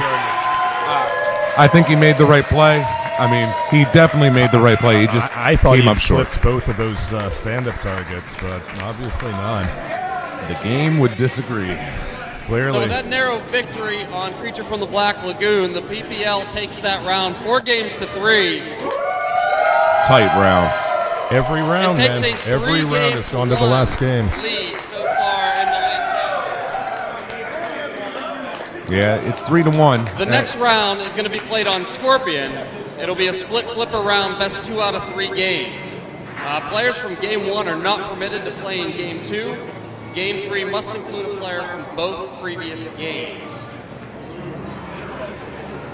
That your So league in is other down words, 3-1, you're going to have choice. All the players are going to get a chance to play a game in the first 2 of the games. Right. Jake Peterson and Adam Knoll together. It's going to be Jake Peterson and Adam Knoll versus But Matt Schwab and Sarah Connor. I was going to say, Matt and Sarah. if there's a team that works well together, they're going to get broken up in Game 3. That is true. That is true. Well, anybody who's practiced together, that practice is gone come Game 3. Well, I mean, both teams knew that the split flipper competitions were going to be in play here, so I'm hoping both sides really had different split flipper teams amongst their 4 players. So they were thinking it through. Yeah, to be ready for exactly the situation here. Now, Scorpion is actually an example of a game where I think split flipper can be quite beneficial, because especially when you get into the multi-ball situation there, with that upper playfield thing, I would even get to the point of having the players coach each other on when to flip. That gets complicated. It gets complicated, but I've seen some split flipper teams that can do some amazing work. I've seen it too, especially when they get comfortable about moves like when a player is going to do a bounce pass, when a player isn't going to flip at something. Exactly. Or when a player is going to do a little flick flip over it, something like that. One interesting thing I've actually observed in other split flipper teams is that brothers or relatives seem to do well. The Sharp brothers are certainly famous. In the FSPA, we have two brothers, Colin and David Horner, who are absolute masters at split flippers. It's like they know what each other's thinking. Do you think that has to do? I don't think that really has to do with any genetic reason, as opposed to just familiarity. Just familiarity. I think it's genetics, John. Well, why don't you back that statement up, Mark? I can't. Okay, thanks. But I absolutely think that's what it is. There's no doubt in my mind. So Scorpion, I'm thinking with one ball. No, it's not one ball. I'm sorry. Oh, that's right. I'm just going to be quiet. Welcome back to the announcing, Mark. We haven't seen you for a little while. Had a little format's camera. so complicated that no one can quite remember what it is. Had a little camera issue we had to take care of, so it's going to be back. Okay, well, now, that was ball one, right? It was. So, have we discussed strategy on this game? actually, we were just about to discuss strategy, and you were about to lead off. So, in my opinion, thanks, John. In my opinion, strategy on Scorpion all comes down to the spinner when you lit it or when you light it. And I think if played correctly, you want to feed it up into the upper left side of the playfield and get the 1, 2, 3 inserts.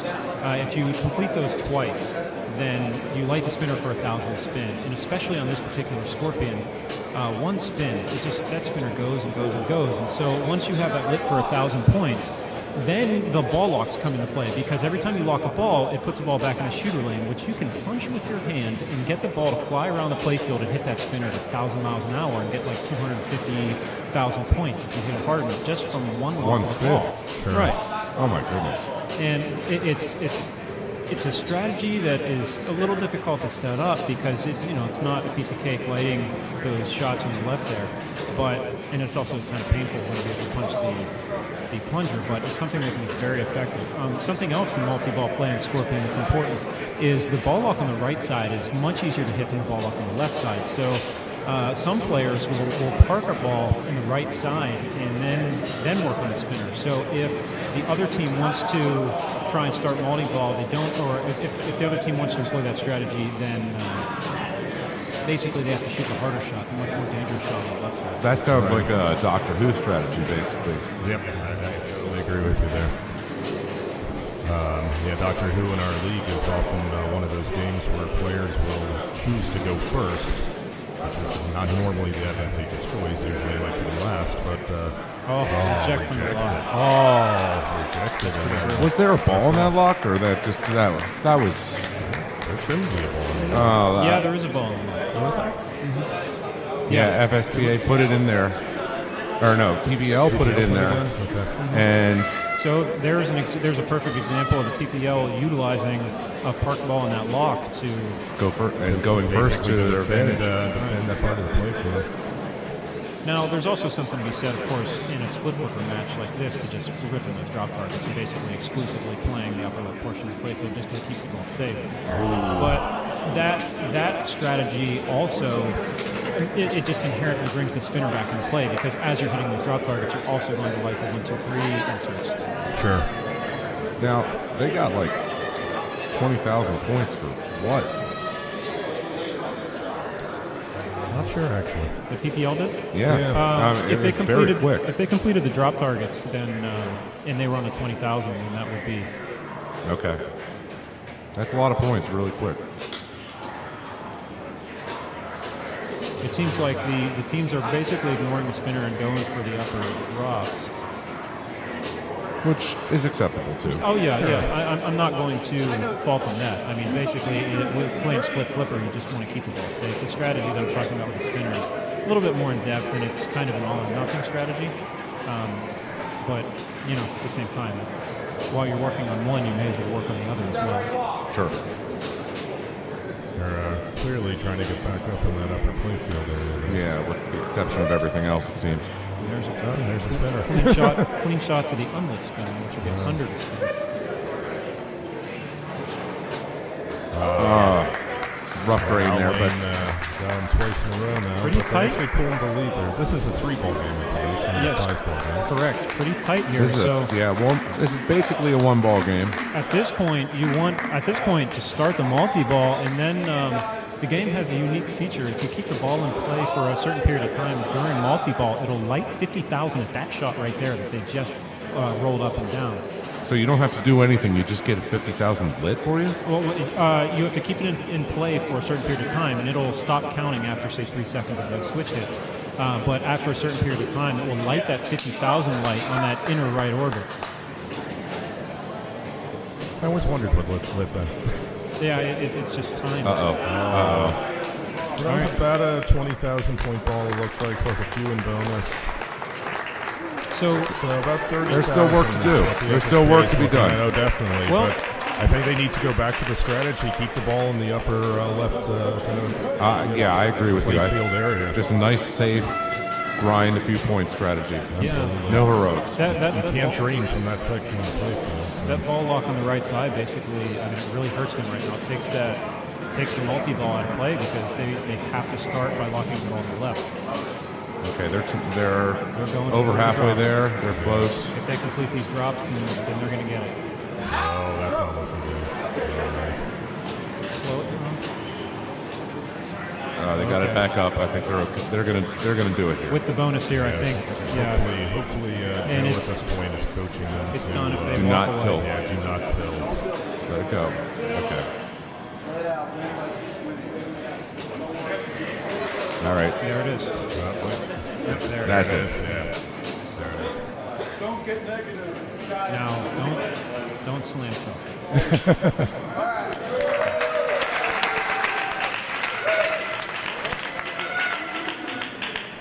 So good job. Well played. It was just very patient play there. There's nothing magical about it, but just playing smart, making safe shots that will chug out the So the points. FSPA took round 1. Jake and Adam defeated Matt and Sarah. Because your team lost that round, you're going to get choice first. We'll go second with DJ and Ty. They're going to take DJ and Ty and go second, FSPA. I think We've got Dave Hubbard and Rich Wickersham left, so we'll play them. All right, here we go. Good choice.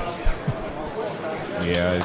There actually is no choice in game 2. I mean, part of the strategy is you have to play all 4 players in the first 2 games. And I think placing your 2 strongest players for a particular machine in different groups for the first 2 games. I don't know. I mean, I guess there's a lot of ways of looking at that because you could say I can win in 2 games by not doing it. Yeah, sure. What is game 3? If you split up your 2 best players, then come game 3, the deciding game, you can put them both together. Put them both together, right? Yeah. I mean, and it's still on Scorpion. in your right? All super 3 games group, are on right? Scorpion. Right, still a Scorpion. So basically, you choose your 2 best players in this format and split them up. Yep. So this is game 2 of round 5 at the Papa League Challenge between the FSPA and the PPL. You're listening to Joe Schober, John Rapogel, and Mark Steinman. Round 5 is a best 2 games out of 3 split flipper matchup. And the current score, correct me if I'm wrong, guys, is 3-1 overall in favor of the PPL. Yeah, the Pittsburgh Pinball League. I got to say, the score doesn't reflect the quality of play that we've seen so far. I mean, it's been a very close match.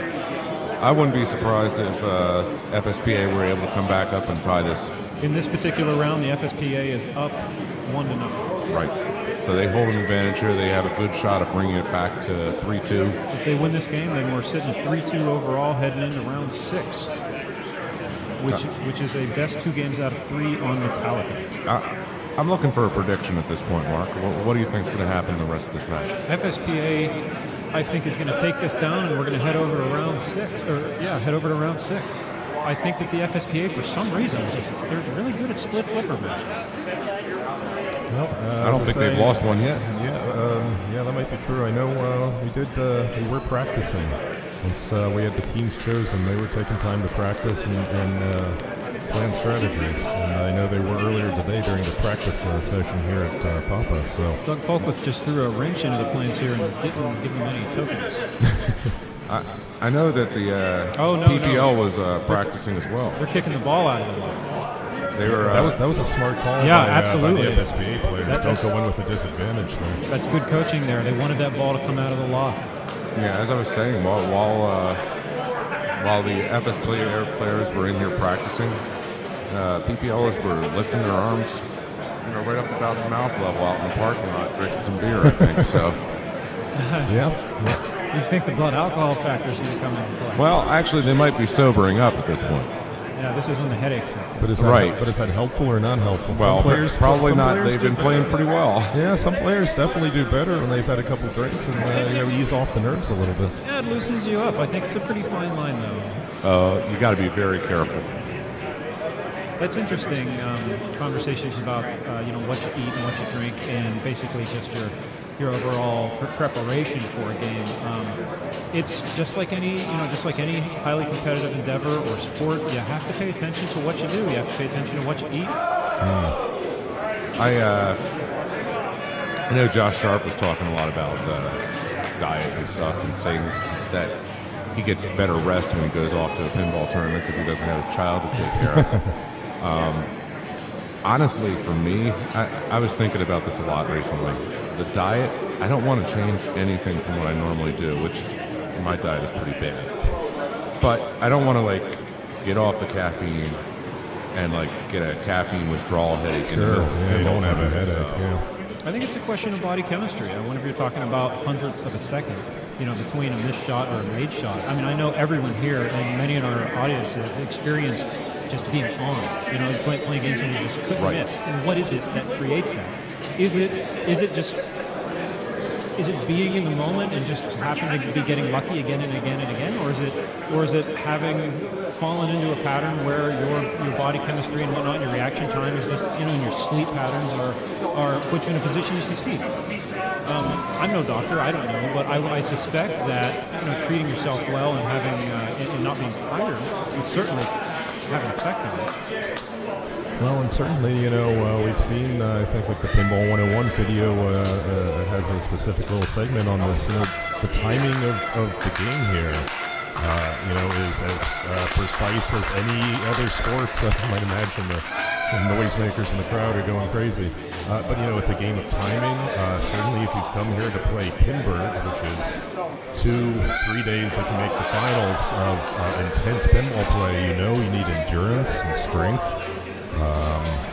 You got to eat right. You got to eat right. You got to get a good night's sleep.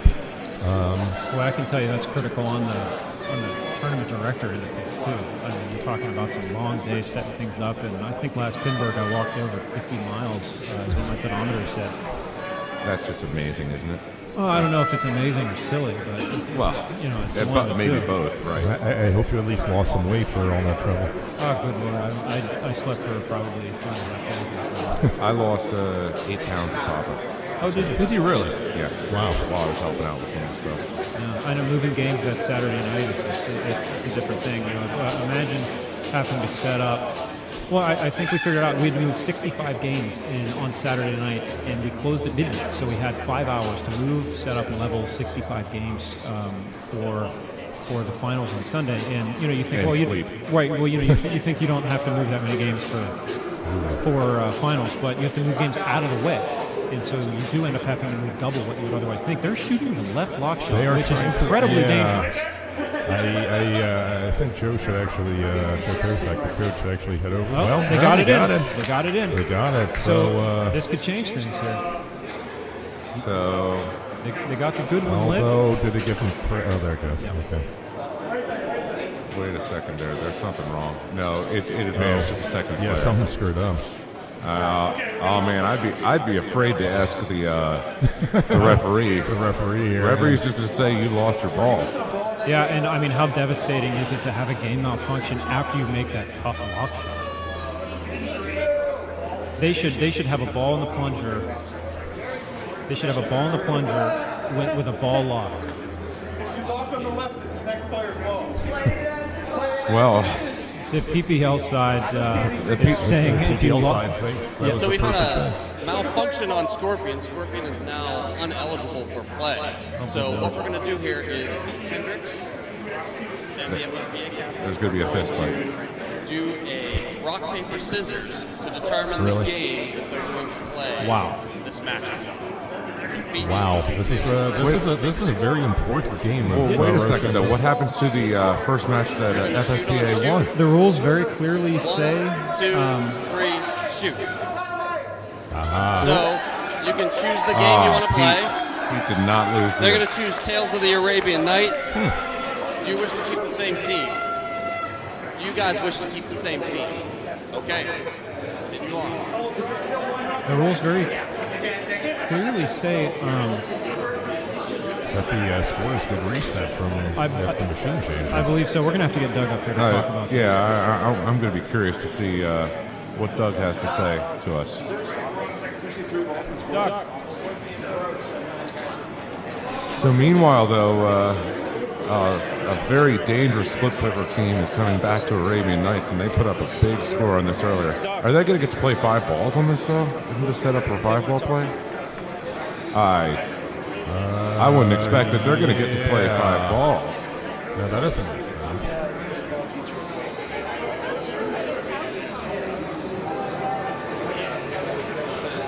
So I think we'll probably just... okay, I just got word from Doug that it's going to be 3 balls. 3 balls. So after when it says ball 4 up, you just record the scores at that point. But I'm also a little confused about the question. What is the round standing between FSPA and PPL at this point? I would expect it's back to 0-0.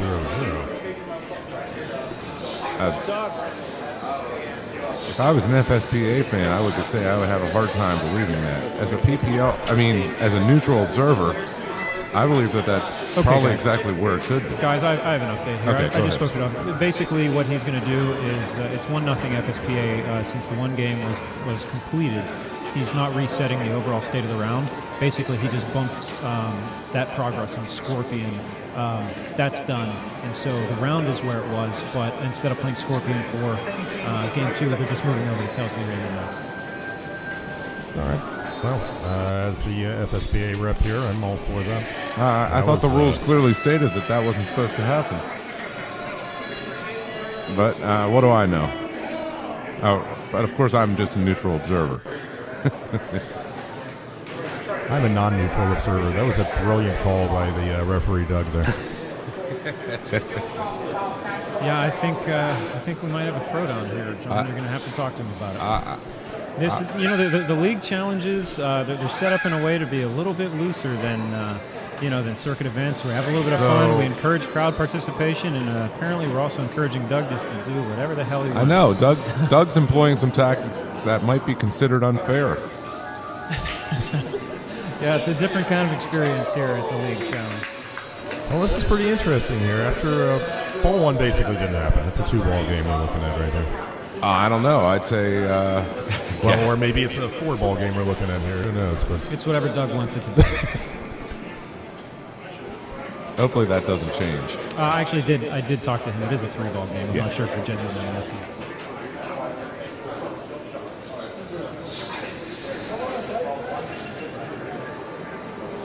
Crowd's hanging in here. Still have a full house.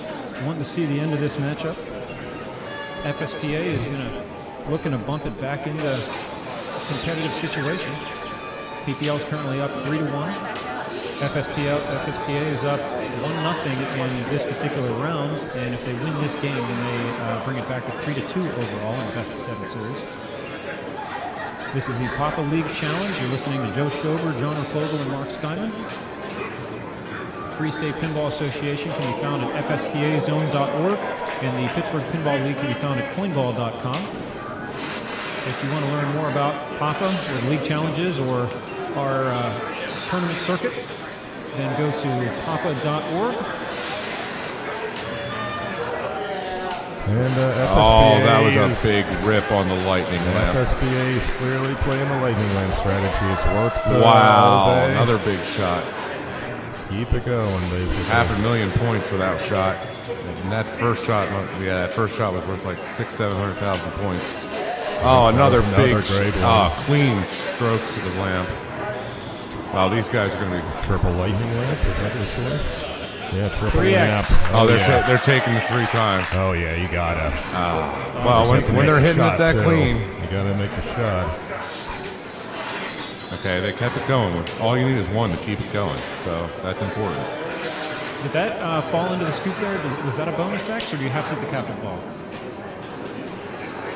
I believe if you don't hit the captive ball, you only get credit towards your fireball. Okay. And I guess the lightning lamp round ended there. So they let it. They seem to like they let it in. Yeah, it looks like they just took a shot at the bonus X here. Either that or the lock. The lock, yeah. Good play.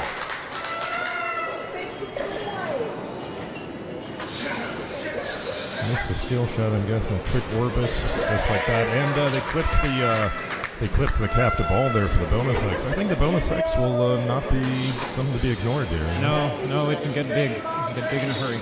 Especially once you get 30 or 45 spins with the lightning lamp. Yeah. Tough terrain down the right side.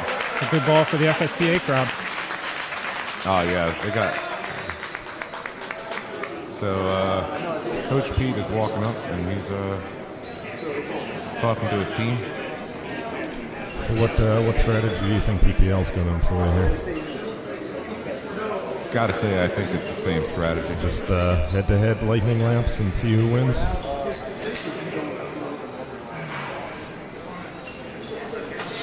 I really can't think of a better way to go. I mean, sure, right. I mean, you have 3 balls instead of 5 now. I would like to see someone employ the harem strategy because I feel like in a split flipper matchup, if you can control that feed, then you put your strongest player on the right and play a patient game where you're just feeding the ball into harem. And I feel like it doesn't. I feel like it minimizes the effect of the split flipper matchup. And if you put your most consistent player over there, I feel like it's a lot more controlled way to play. The only thing about the harem strategy is you really got to do it a lot in order for it to pay off. And it's sort of an all or nothing strategy. It's very much an all or nothing strategy. If you cash it out, then it'd be a runaway win. Right. If you cash it out, the other team just shakes their hand and walks away. But it's not a match play strategy. I disagree. Even if you have a very strong player on the right-hand side, they still have to keep that multi-ball going with the player on the left-hand side. And you've got to build that rocks value back up. Now, speaking of multi-ball, what I'm expecting FSPA here to do is shoot straight for that left orbit, collect the ball off, and pound the genie to try to get into multi-ball. At that point, they can go back to hitting the lamp, they can collect the jackpot on the genie, whatever, but it seems like a 2-shot situation right now. Looks like a little bit of coaching here from Joe. I wonder what he's advising him to do. I'm not sure what he's talking about.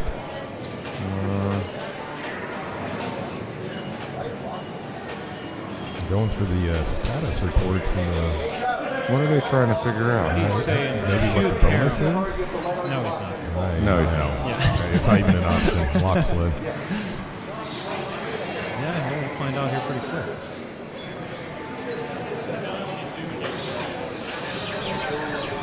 So we're looking left orbit, lock that ball. Lock, okay. That's going to be locked 2. But why did that take that? Wait, I'm not sure there. No, it's a nice little flick and good shot to the left orbit again. Didn't they actually lock ball 1 on... whatever. Well, you can... Actually, that's a good point. I thought they had ball 1 locked on the previous ball, so I'm not sure why... A quick jackpot. That's a million points base. And now they can relight the jackpot by shooting either orbit. And this is a big game for the FSPA. That was a quick jam to multi-ball. They got a jackpot out of it. Is there a ball stuck? I believe there's a ball stuck. Yeah. Stuck ball. Anyone know where it is? I don't think it ever released. And they're gonna have to. They got to cradle up. They can't. They cannot keep doing this. Doug's aware of the situation, so he's gonna. Right about there. Which is kind of unfortunate because Lightning Lamp is running in the timeout. But what they managed to get an extra jackpot. You know, it works both ways. It does, yeah. I assume the power interlock is disabled on the coin door here. Doug assured me that it was, but to be perfectly honest with you, I don't think it is. So, what does that mean? It is. Yeah, it looks like it just got it. Just went off. Yep. All right. Excuse me just a second. Well, we're looking here to... Oh, that's the Stern system does that like once every 4 days. Oh, that air horn sound was actually from a Stern game?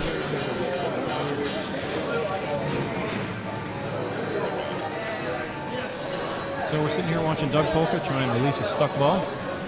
This is a critical game for the FSPA team. Just to give our viewers another rundown of what's going on, this is the Papa Pinball League Challenge between the FSPA and the Pittsburgh Pinball League. The Pittsburgh Pinball League is up 3-1, but the FSPA is up 1-0 in this best 2 games out of 3 split flipper matchup right here. Doug Polka is currently trying to release a stuck ball that didn't release from the lock during the FSPA's multi-ball. And so he's going to place this on, they get their choice of which flipper they want it on. They're going to put it on the left, it looks like, and they're going to get to continue playing. Now, the stuck ball rule, some people might be saying, well, why did they get to play for a little bit with a stuck ball? The rule basically gives you a couple seconds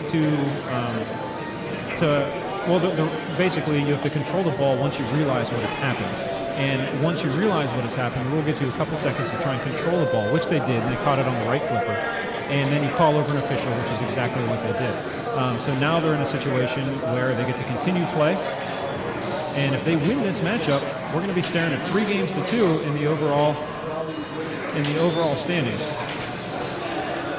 Somewhat of the stuck ball, I don't know, Joe, I would say is somewhat of a beneficial turn for the FSPA. Yeah, well, as you said, they were able to get an extra jackpot out of it relatively easily. The disadvantage that I noted was they did have Lightning Lamp going on. That was a grace period jackpot, it looked like. Very 1.75, very lucrative. Since FSPA is clearly playing the Lightning Lamp strategy, that was a little bit unfortunate for them that it timed out while they were waiting for Doug to come over. But, that's pinball. These things happen. I think, they got a little help from the jackpot. They took a little disadvantage from the lamp. It's all good. It's pinball. Yeah, we're using some unusual games here. These aren't games that people typically see in a tournament, and it's done intentionally because, like I mentioned before, the League Challenge is intended to be, a competitive matchup for sure, but it's intended to be a little bit different. Yeah. Well, one of the things I have to say I love best about the format is bringing in the lower players. I mean, so often, especially under the cameras here at Papa, we see the best of the best, which of course is great to watch. But some of the lower players may never get that opportunity to come in and play under the cameras here, and with everyone watching them in this manner, and it's such an exciting experience. If I'd have to say it'll probably just increase the competitive bug in all of them. I think that's something that we try and do a lot, actually. Is you want to set something up and give the newer players an opportunity to learn from the better players. So this type of format, it encourages that. Same with Pinburg. It's that it's the type of format where you get to play with people who otherwise would be locked into A whenever you're a typical C player. And whenever you watch the best, like I said real early in the broadcast, I've been around pinball for a long time and qualified in circuit events and all kinds of stuff. But whenever I watch the best players, like Zach Sharp, Keith Owen, Bowen Cairns, Balsito, whenever I watch these guys, there's always something new to learn. You always learn something. Absolutely. Meanwhile, back here at the action, actually lost track. Is this ball 2 or ball 3 we're currently watching? I believe we're on ball 2. So I would expect probably the PPL approach here. They're going to try to lock up some balls and do their own multi-ball and see what they can do to respond to the FSPA's pretty big score. The bonus alone was 2.6 million on that. It turned into a pretty big multi-ball. Yeah. Got a couple of jackpots out of it. Ooh, that was the shooting star save. Yeah. The crowd is reacting and they don't like it at all, but it's the shooting star mechanism, that's whenever that doesn't work, the game will compensate. Right. Yeah. And that's fair. It's supposed to be saving your ball there, so it's going to do that one way or the other. It actually is ball 3. I just saw it flash up on the display. Yeah. The FSPA ball was so long I forgot. Extra ball is available in this game. No team has collected it. And how would you get that on this game? I believe it's, we were talking about this earlier. The tiger loops. 6 tiger loops, and then you collect it on the right orbit. There's also another way to get the extra ball. You complete 4 modes. Oh, okay. Interesting. So right now, PPL's down by just about 10.5 million points. So they're almost certainly going to whack the genie right now and start multi-ball right there. Jackpots are going to be $1 million and change each, so even with the multi-ball, they have a fair ways to go here to catch up. Now, of course, they can also employ the lamp strategy, and let's see what man, we hear some smack talking from the other side now. The PPL people were chanting multi-ball, and the FSPA people were chanting multi-drain.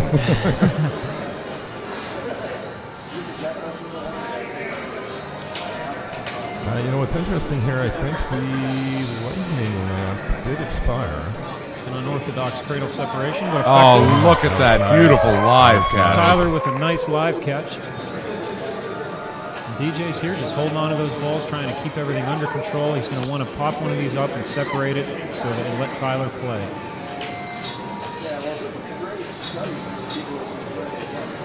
Tyler there it is, and probably the genie, but no, the lamp is actually in the way. There it is. There's that jackpot for 1.5 roughly. DJ's going to separate these, and then at this point, either player can hold on to the ball. I would expect they're going to go back after the lightning lamp at this point. Yeah, I think so too. Nope, DJ jailbreaks it. All right, jackpot is lit again, and there's a lightning lamp. Is back in play. Nice. Nice control here. These two players are playing really well together. Sometimes it's you're watching this and you forget that it's actually one player controlling each flipper. Yeah, sometimes if you're not looking at the left side of our feed, it's hard to tell that sometimes because the play is actually some seamless play. And just nipped the jackpot there. Ooh, but that was a quick frame, and dangerous, and they have control back. Now they actually have a significant amount of bonus going for them now. They do. They're about 4 Pete's million checking it points out. down right now. Coach is coming up to take a look.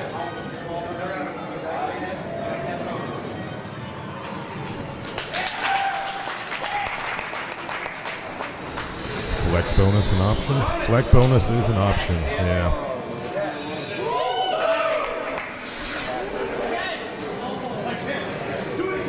This will be very close. See this make a wish here, lit at the right scoop. Ooh.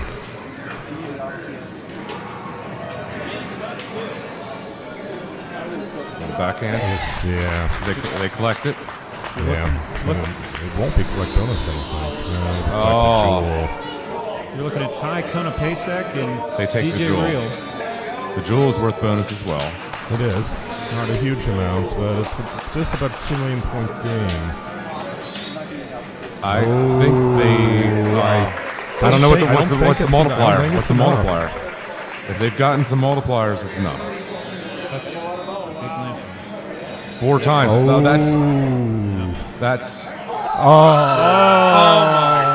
The PPL takes Wow! it. What a comeback! 300,000. It was a 3-ball game, set on 5-ball because of the earlier round, but it's only a 3-ball round, and so the DJ PPL. and Ty pull that game out by 300,000 points. Oh, My word. That ties this round at 1-1. Once again, we're going to That was go some great to a play. deciding game for this round.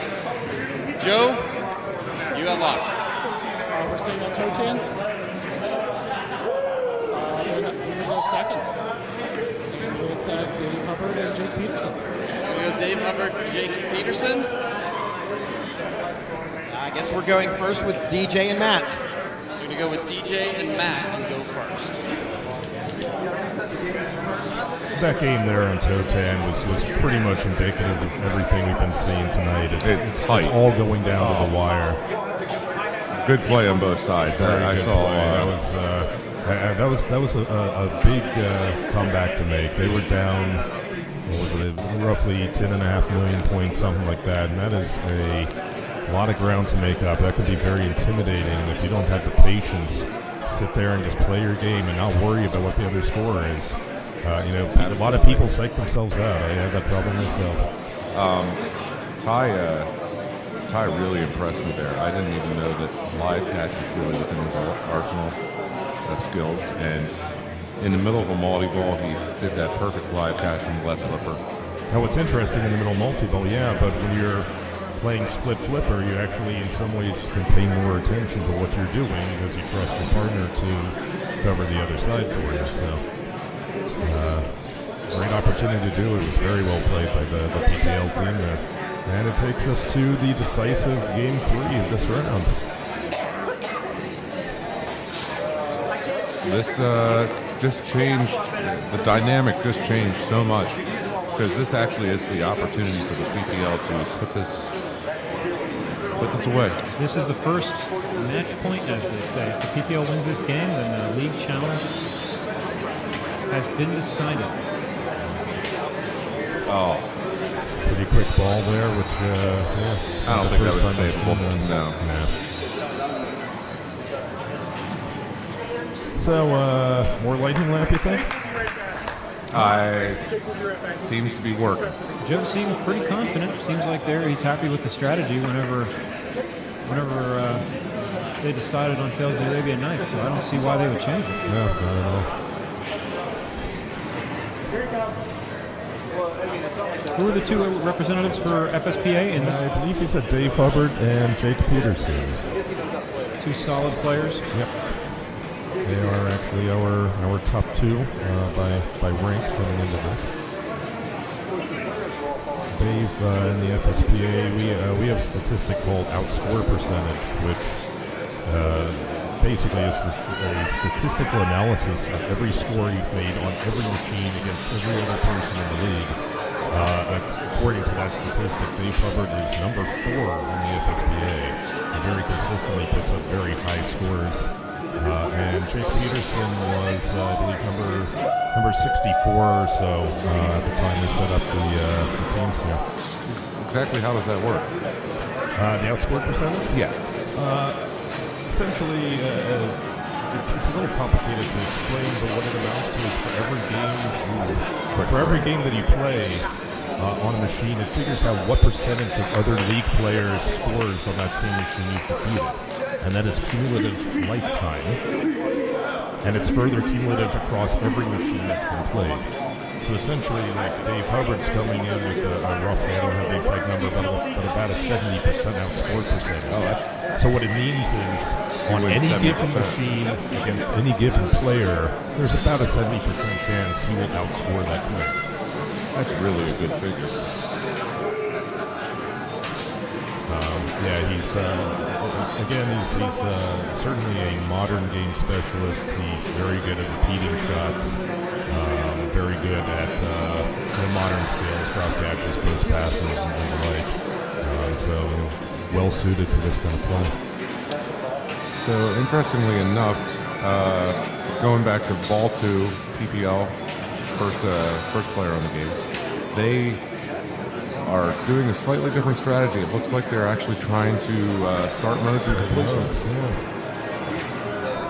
Hey guys, while we have the opportunity, I wanted to, since both of you are representatives of your respective leagues, to give each of you a quick second here to give a sales pitch for your leagues and talk about, if anyone's interested in joining up, where they should go to get information.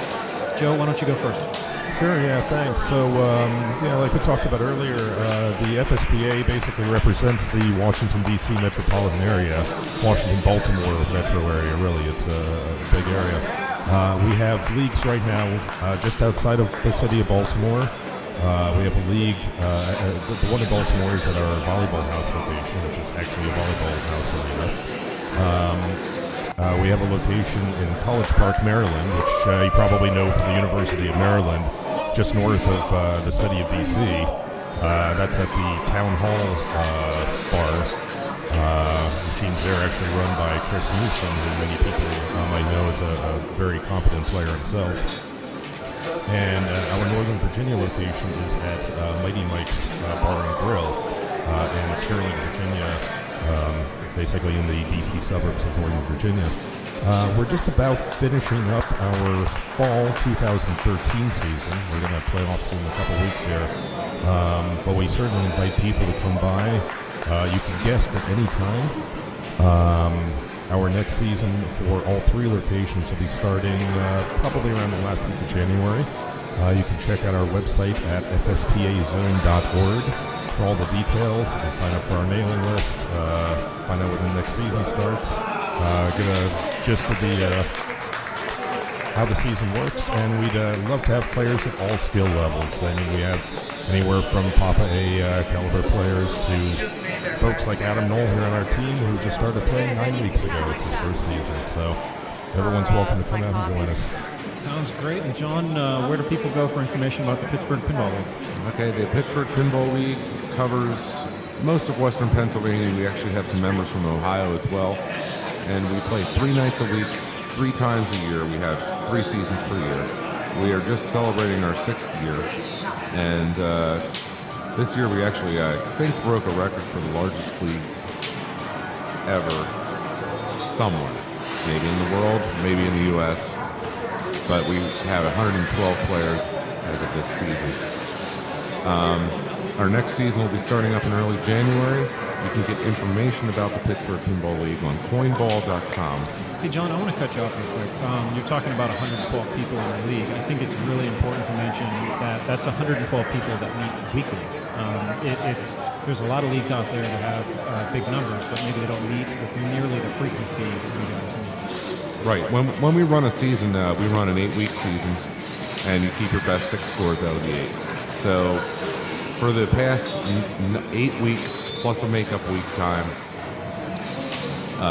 this current season, the Pittsburgh Pinball League has been running, and it just culminated with the final day. Matt Clark was the champion in the A division today, taking his second PPL victory. He joins Chris Stevens with 2 victories. There's also 2 players in the PPL with 4 victories as well. And we're coming in on ball 3 here of what could be a deciding match.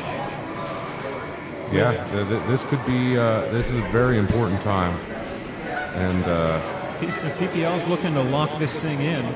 FSPA's, they're on the edge of the seat here. Need to stay alive. It did look like FSPA had locks lit. So, I think being in second place or player 2 here has the advantage. They can see exactly what PPL throws down and adopt the strategy appropriately. But I would certainly think that multi-ball would be very tempting for them going into ball 3. The Pittsburgh Pinball League is up 3-1. This is round 6. This is round 6. No, 5. No, this is round 5, and PPL's up 3-1. In the league challenge, if they win this one, then they're going to go up 4-1. It's a best-of-7 series, so they will take it down in the first ever Papa League challenge. You're listening to Joe Schober, John Roklogle, and Mark Steinman. If you like what we're doing, visit us at www.papa.org. Let's see if the shooting star gives it back for him. Does not. Oh, my goodness. No. Ball saver either. So the door is still open for the FSPA in what could potentially be the deciding match. This is a do-or-die ball for these guys here. They got I was expecting a little more from PPL because I think they needed to get some bonus multipliers in that ball, and bonus multipliers would lock it up. I mean, obviously not lock it up, but it would give it us would size. be significant, absolutely. So what are you thinking here if you're the FSPA guys walking up here? What's Coach Joe Kosak telling them to do? 3 Make-A-Wishes. Yeah. They have, if you look down at the playfield, there's 3 yellow lamps that are lit. That means they have 3 wishes in the bank. And why would they choose those, John? Hopefully to get a collect bonus, I would assume. I can't. Not fireballs? Here we go. Yeah, I would think block right there. Yeah. Well, the fireball locks pretty much everything else out of the playfield except for qualifications towards your lightning lamp. I thought you could collect lock at this point. Yeah, you can. Here the locks are still lit. So they have ball 1 locked, and if they're starting a multi-ball here, then that breathes a little bit of life back into the challenge here. Oh, yeah. And there's lock 2. Now, with Fireball going, I think the Genie right now will only give them Fireball. They're going to have to shoot it twice. I think that's right. Can you shoot it? No, it's that's starting it. multi-ball. So. Okay. They're excited. But this is a big opportunity. I mean, the jackpot alone right there, that's $1 million. Need about $3.5 million. And they have at least $1 million of bonus sitting around, I think, right now. So don't go out of control. No. Slow it down. Play smart. These are both 2 highly skilled players. They know what's going on. Working in tandem. Another jackpot. Yeah, now they need to make sure not to do anything silly. Keep up the game. Okay. Are not there yet. No, they're not. And Make-A-Wish is staring them in the face. They've got the lightning lamp. Looks like it's running. Collect the jewel. No, they're almost 2 lightning lamps. They're 1 spin away. 2x. They're counting up the bonus right now. So my thought process would be to actually post pass and attempt to hit the bonus advance, or to backhand and Make-A-Wish and hope for a click bonus. Well, the bonus advance, they can hit the bonus advance on the left side as well. It's not lit. And that should do it, though. That's game that's right there. it. That does it. Yeah, or 1 shot at the lightning lamp, and they take care of it. So the FSPA breathes some life back into the challenge here, and that wins round 6 for them. Correct me if I'm wrong, gentlemen, but we're at 3-2, moving into round 6. I think you're exactly right. And once again, game down to the last game. Another close game.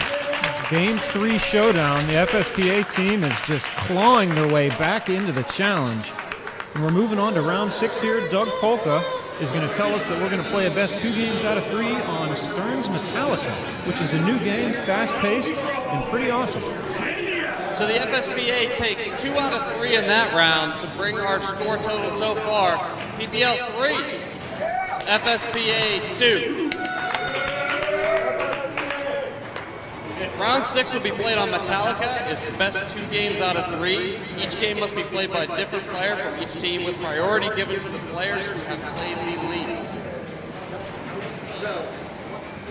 Coaches want to view the totals on their players. Right now, Matt Schwab has played 7 games. Ty has played 5. Sarah for the PPL has played 4. DJ for the PPL has played 7. So we're going to see Sarah. On the FSPA, Rich has played 4 games. Dave has played 6. Jake has played 7 to this point, and Adam has played 7 as well. So, game 1 on Metallica. Since you lost the last challenge, the last round. No, Pete shouldn't really have a choice here. Sarah going second for your team. Rich going first. It's going to be Rich going first on Metallica. So Sarah was brought in as their lowest ranked player. I would be interested to see if Pete employs the tag out strategy at some point. It might be a good call. He hasn't used one yet. Rich got 3. Yeah, Rich is also our lowest ranked player coming into this, so should be an evenly matched competition here.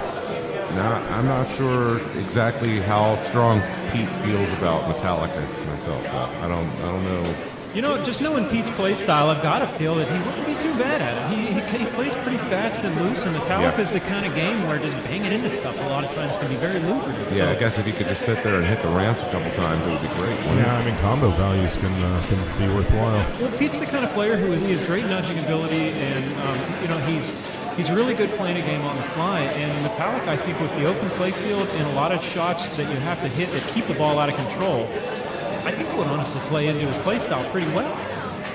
I see Joe standing pretty close. Yeah, well, you know, I'll tell you honestly, the FSPA does not have much experience with Metallica. Probably primarily what we've played here at Papa back in August. Okay. I don't think there are no locations I can think of in our area that have that on location. Wow. That was nice. Wow, he's hit that. He has a multi-ball ready. I don't know if he knows it or not. He needs to collect that now, correct, or it will reset. Yeah, if he does not collect that immediately. We're talking about the tombstone shot, the flashing lights on the left side of the playfield. He needs to shoot that now, or I believe. I think he was trying to do. Yeah, no, he was definitely trying. Joe leaned in to tell him to make sure he hits it. Now, even though we don't have it on location, I know Joe Kosak, our coach. Oh, there it is. Nice shot on a combo. Joe Kosak was studying the videos online on papa.org to become acquainted with the games. Hopefully some of the other players were as well. So yeah, if you want to learn about pinball, make sure you go to our website, papa.org. We've got a lot of game tutorials and videos. There's a couple hundred of them up there now. We do what we can to try and teach people how to play games and trying to show off the newest offerings from Stern, Jersey Jack, and some of the other pinball manufacturers that are coming online here. FSPA just battling it out. They're down 3-2 in the overall best-of-7 series here, and Joe Kosak is looking over the shoulder on Metallica. They're got to be happy with this. Got to be happy with this development for sure. here. Great start here. Game 1 of round 6. Ball 1, 6.2 million. Who's the player we're watching here? This is Rich Wickersham. Rich Wickersham. Yeah. All nice. right, good start. It's a good ball. Nice good ball, Rich. Now. And, you know, I like the way he played it there. After the multi-ball was over, he caught the ball on the right flipper, took a breath, tried to reset himself, ended up getting a drain quickly thereafter. But I think that's the right approach, you know. You just had a big multi-ball, you got a bunch of points. You kind of got to get back in the zone, do your thing again after all the balls are flying around. Now, I wonder if Pete is going to utilize a pinch hit, if he's going to wait for her to bang into a few things on ball 1 and then come in when the multi-balls are ready. Sure. That would be a smart strategy. False or no? No. And if you look at the back of these players, that was Sarah kind of from the PPL. If you look at the back here, you're going to see the T-shirts mention this Papa League Challenge, and these two teams are actually playing for a charity. The winning team will have the proceeds from these T-shirts donated to their charity of choice. The FSPA is playing for the typhoon victims in the Philippines, and the PPL is playing for Toys for Tots. Both teams have bought these T-shirts. Both good choices. Yeah, both good choices, and both these teams are fighting for their charity to get that money. Looks like we're starting Sparky multi-ball here. John, what do you do during Sparky multi-ball? Pound on Sparky. And also hit the orbits. That's the other shots for the jackpots. And as I mentioned earlier, you have an add-a-ball with any of the multi-balls in Metallica where you can hit the 4 guitar picks to light the snake. And then the snake will light for an add-a-ball and double scoring for 20 seconds. So that's a really big shot. Reward there. So that big coffin's flashing. That's a hurry up. So that would be the add-a-ball, but probably too late, I would guess. Now, in order to get the add-a-ball, you actually have to put it in the snake's mouth. Right. You know, we were talking about Champion Pub with theme integration and pinball machines, and you know, they didn't do a bad job with Metallica either. Yeah, I was wondering about that during the multi-ball. He seemed to be kind of aggressive with the game there. He was moving that game a lot, and he just sort of built up the tilt bob enough that it Pete's looking like he's going to make a call here.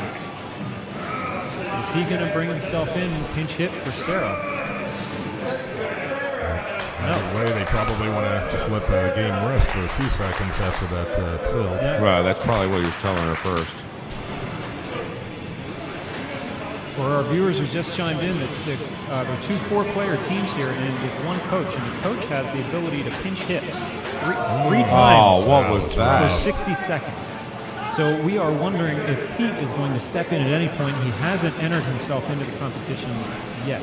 He still has 3 opportunities to do so, and Joe from the FSPA has 1 opportunity left. No, Joe has used his pinch hit to a great effect on the one time where he got the jackpot on Taxi. That was the deciding thing. It almost felt like a turn to tide in the competition. The FSPA was kind of just hanging behind through the whole thing, but that seemed to swing things around. Oh yeah, that was a big moment. Switch. Oh yeah, very much so. Is there anything more beautiful than a walk-off jackpot? I think it was Pittsburgh 2012. I remember watching Adam Becker on Twilight Zone, and the old A-Bank just jammed home a jackpot, and just before the score had even tallied up, just walked off. He knew it was enough. It was one of the coolest things I've seen a player do in any pinball competition. And if I remember right, one of the coolest things that happened right after that is he ran back because somebody said he was short. Okay, well, they still got, about 11 million point lead here. Even though Adam had actually done the math correctly and had won the competition. Somebody said you're short, and he ran back. I remember that. It takes guts to do that, but it certainly gives you style points. Oh, sure. Pete is not. He's letting Sarah do her thing. Oh, there's the ball save, huh? All right. John, do you happen to know if Sarah has much experience on the Metallica? I have no idea whatsoever. We were talking about the FSPA guys. I know the PPLers. A lot of the games around the Pittsburgh region come from Papa. They're out on route. They don't have our name on them, but we do help maintain them. All right. I'm not sure if our Metallica has seen the light of day on the south side or not. Doug would have to answer that. So Pete's giving her some advice. I know that Doug has a Metallica on location in the south side of Pittsburgh. Is that actually Doug's game? Because I know he also routes his own games. Yeah, that's Doug's own game. All right, so Sarah brings Sparky Multi-Ball into this, and she's still down by a couple million points here. Well, she's doing really well here. What's a super going to be? She's getting at least one back. She got both back. She got both back. That was a very... Don't over-control, Sarah. And she has one more shield to light the out ball? Yeah, but I don't know if she knows that. No, she's shooting a snake. Wait a second. Is she... What's she doing? Trying to cradle separate here. Playing under control, got the one ball. Cradle on the left. Don't. Tough to the brain.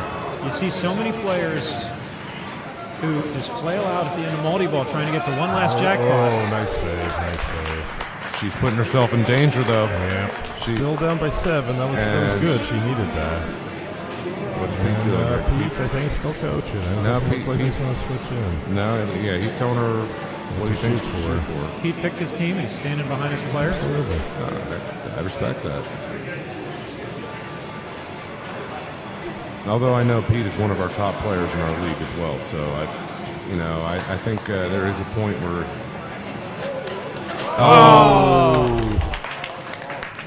He could interject himself. And that's game 1 of round 6 in the bank. This is a best 2 out of 3 series. Or this is a best 2 out of 3 rounds. So the FSPA takes that game. And in this round, they lead 1-0 in the best of 3. Pete, your team lost that first game, so She's going second. Ty's going second. Dave Hubbard going first. And Dave Hubbard's going first. Ty Konopasek versus Dave Hubbard on game 2 of Metallica. Sounds like a good one to watch. If the FSPA takes us home, we are even going into round 7. Which will be the final round if we make it to there. Wow, And that feels like that's how it should go down, the way these players are all going against. I can't disagree with you there. To the last ball of the last game in this thing. Obviously rooting for FSPA to take this home, but I think both teams have played admirably. Love to see the great play from the good players as well as from the folks. I don't want to call them the worst players. This is lesser ranked, maybe a little less experienced, but they show some abilities that are well beyond their textbook stats. Bad bounce off of Sparky, goes down the middle. Quick call for Dave. He would have had to shove the machine really, really hard in order to... PPL crowds cheering for Ty. And Ty responds, and they shut up.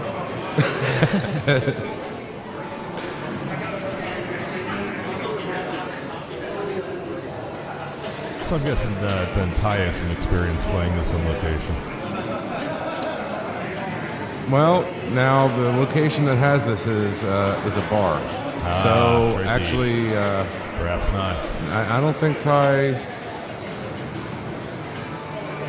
Actually, no. There's a Metallica at Aces downtown, which is a place that has about 6 pinball machines right in the middle of downtown, and we have league there occasionally on Sundays. Nice nudge there. That was a good nudge. Did he even get a danger for that? I don't believe so. He needs to wait. He needs to let that chill out. One bob is still moving. Oh, that was a danger. Oh, a little tip. Only one, I think. Oh, look at that play. Just give it a minute. A little post pass. Back to Sparky. So, John, why he seems to be shooting Sparky from the left side. Why do you think that is? I actually do the exact same thing he does. I think the captive ball cuts down on the angle of Sparky, and if I have a cradle to the right and I want to shoot Sparky, I'm going to post pass over as well. So it's just a wider shot from that side? It's a wider shot. It's I actually feel like the return's a little safer. So you're seeing a very skilled younger player here using flipper skills to his advantage. He doesn't like the shot from the right side. What do we got here? Pete Hendricks. What do we got here? He's pulled off the jacket, but the hat's still on. I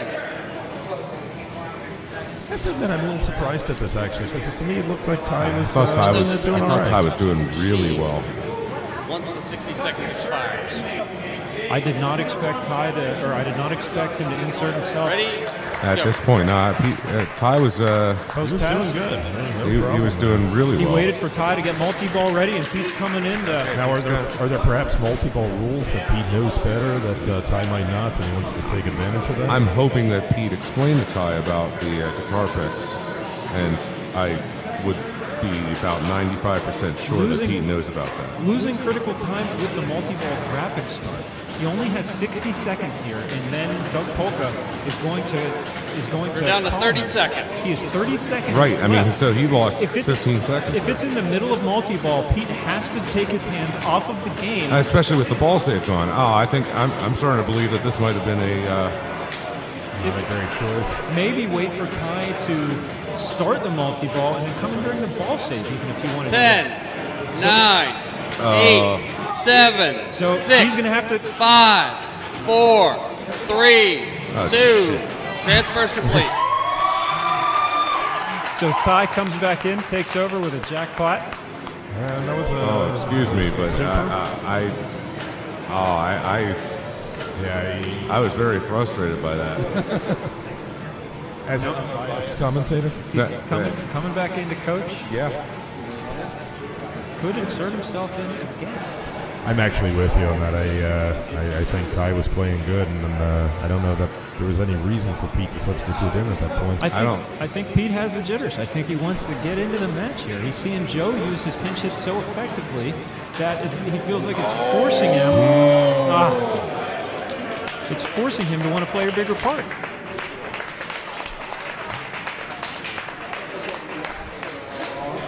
Yeah, it's actually an interesting position to be in. I've experienced something kind of like it. For example, when we've competed at Pinball in the past, back at Expo, where you're not actually playing in the game. You can't work the flippers, but all you can do is cheer on someone you're with and maybe give them strategy tips on what shots to make. But it's a very weird feeling to be involved in the competition but not actually allowed to hit the flippers. It's interesting that this is the last round Pete would be able to insert himself. With the that's true. round 7 is 5-ball game, but all players have to play 1 ball, Sure, including yeah. the coach. So if he doesn't do it now, he loses his opportunity. Well, wait a second. Hang on a second, Doug. Why can't the coach insert himself on the other ball during the middle of another ball of another player? Well, I think we've seen in the rules here that we're going to do whatever Doug tells us to do. But Okay, whenever so- this was originally set up, I believe that was the intention. Okay. If that is the case, we'll have to check with Doug. I'm not sure if he has something worked out with the two teams. Little headbang in there.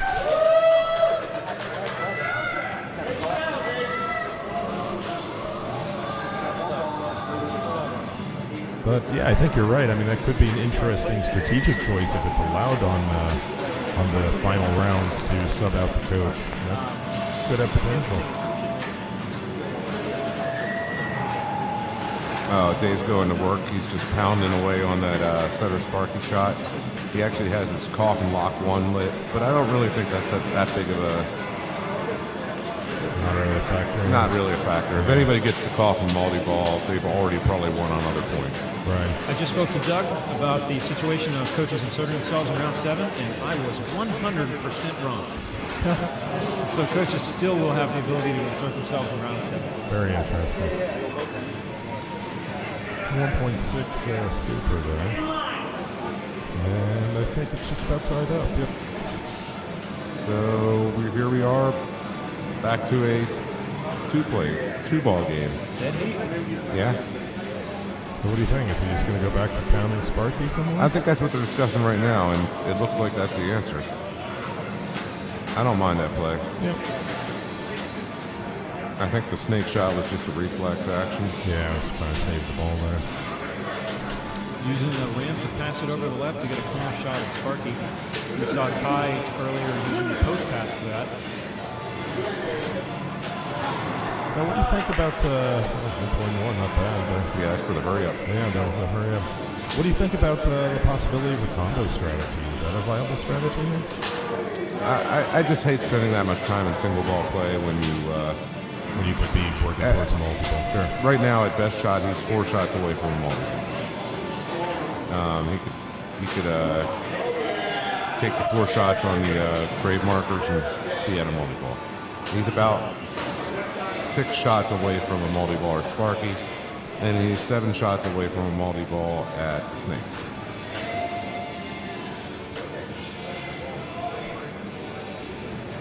Post pass. It's a mystery. What's that going to give? Extra ball? 3 million points. 2.5 million. Yeah, Not a bad decision. This is the Papa League Challenge between the FSPA and the PPL. PPL currently leads 3-2 in the best of 7 series, and we are looking at game 2 of the round 6. This round is a best 2 out of 3 on Metallica, and the FSPA won game 1. So if the FSPA wins this particular game on Metallica, then we are moving to a round 7, all tied up, 3-3 between the 2 leagues. For more information on the PPL, go to www.coinball.com. For more information on the FSPA, go to fspazone.com. The PPL is from Pittsburgh region. The FSPA is from the Baltimore, D.C. and Fairfax region. And just a little correction, that's fspazone.org. Oh, did I say .com? Yeah. Sorry about that. No worries. You know what's funny, Joe, is I actually panicked whenever I ordered the shirts because I thought I messed that up. The shirts look great, by the way. Thanks a lot. Yeah, the logos on the front of the T-shirts that you see these players are wearing are actually representative of the tokens that they have at Papa headquarters here. Both leagues are now represented. Whenever you put money into the change machines, you get tokens out, and they all got different stuff on them. And, it's good to see, actually. It's good to see both Papa helping represent or help publicize local leagues, and also local leagues wanting to chip in and support us as well. Dave's got to be a little unhappy with the end of that ball. He had his atta-ball lit on the multi-ball, and he just came right out of the multi-ball and went to an instant drain. He actually had 2 locks completed on his coffin multi-ball, and he wasn't that far away from get his third lock lit. And once you get the third lock lit on coffin multi-ball, you can bring any other multi-ball in the game into it with coffin multi-ball. So where will he be heading into ball 3? He's going to be... Kind of starting from scratch, isn't he? Well, I mean, he's starting from scratch except for progress on his coffin multi-ball. And that's... Well... I mean, I'm not really a big advocate of sitting here and wailing on the captive ball to get lock hits, unless you're maybe two away. But how different is wailing on the captive ball from, say, wailing on Sparky? Because we don't seem to hesitate at all to, whenever we watch people utilize the Sparky strategy. Why is the captive ball so different when both shots put the ball out of play? It's closer. So it's just closer. You've left less time to react. I don't know if that's the only reason. The captive ball just feels. I also know, actually, I might be able to answer my own question. I believe the captive ball is 27 hits to multi-ball, while Sparky is only 11. There's a good reason right there. I mean, I guess if you're a couple shots away, there's nothing wrong with going for it. But when I hit the captive ball, I don't feel like I'm going to get as clean of a return. It makes the ball wild. So the captive ball almost serves as a little funnel for Sparky to less randomize, cut down on the randomization of a Sparky shot. All right, let's see what Ty can do on this multi-ball. Who designed this game from Stern? I actually don't know.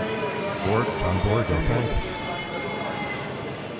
And this is Lyman Sheets working on the rules, correct? Yeah, this is a Lyman's minor game.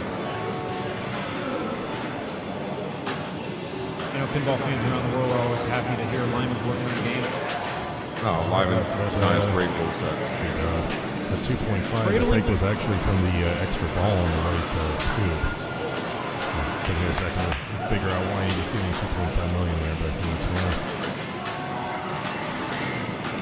catching up here. He has a 1 million point hurry up put up in the captive ball. He now has a super jackpot lit. Ty's a 15-year-old player from the Pittsburgh Pinball League. So many good young players now in the game. They really are, which is great for the future of the sport. Yeah. I'd love to see all these young players who are just loving the game and just demonstrating such amazing flipper skills, knowledge of the rules, So the whole spectrum. What's Pete telling him to do now? I don't know. Probably not that. Did you see him drop the left flipper knowing that the ball was going to go down the middle? Yeah, tried to save it. Trying to deflect it with the second ball. It's that kind of recognition that you can't teach. Either you have it or you don't. It just takes a lot of play. And Ty tried to do something there that was pretty advanced for a young player. It didn't work out, but just the thought, the idea is a skill in itself. And that was a nice little nudge off the tip of the flipper too. And it looks like he's right about to catch up here. Yeah, I'm guessing with bonus he probably is already there. Now if he hits the is he gonna go back to work again? Now back to Sparky. What? He's post passing here for what? For what? What are you doing, Pete? Possibly hurry up? Maybe because you can back into Tombstone, so there's no reason. I don't think you can hit anything you want to hit right now from this flipper. Oh man, what was he making him do? Right, I think it actually took him out of his rhythm there. I'm not sure what Pete was talking about, but yeah, I'm a little. Look, it's a one-ball game again. Wow, have we seen this before? Pretty much every game we've had tonight. These two leagues are just coming down to the wire. This is some exciting stuff, I'll tell you what. I mean, it really is. It's not just an announcer saying that. These have been close games. Some quality pinball played on both sides. Absolutely. And, we're talking about a real wide range of skill sets, and players are hanging in there. They're getting it done when it matters.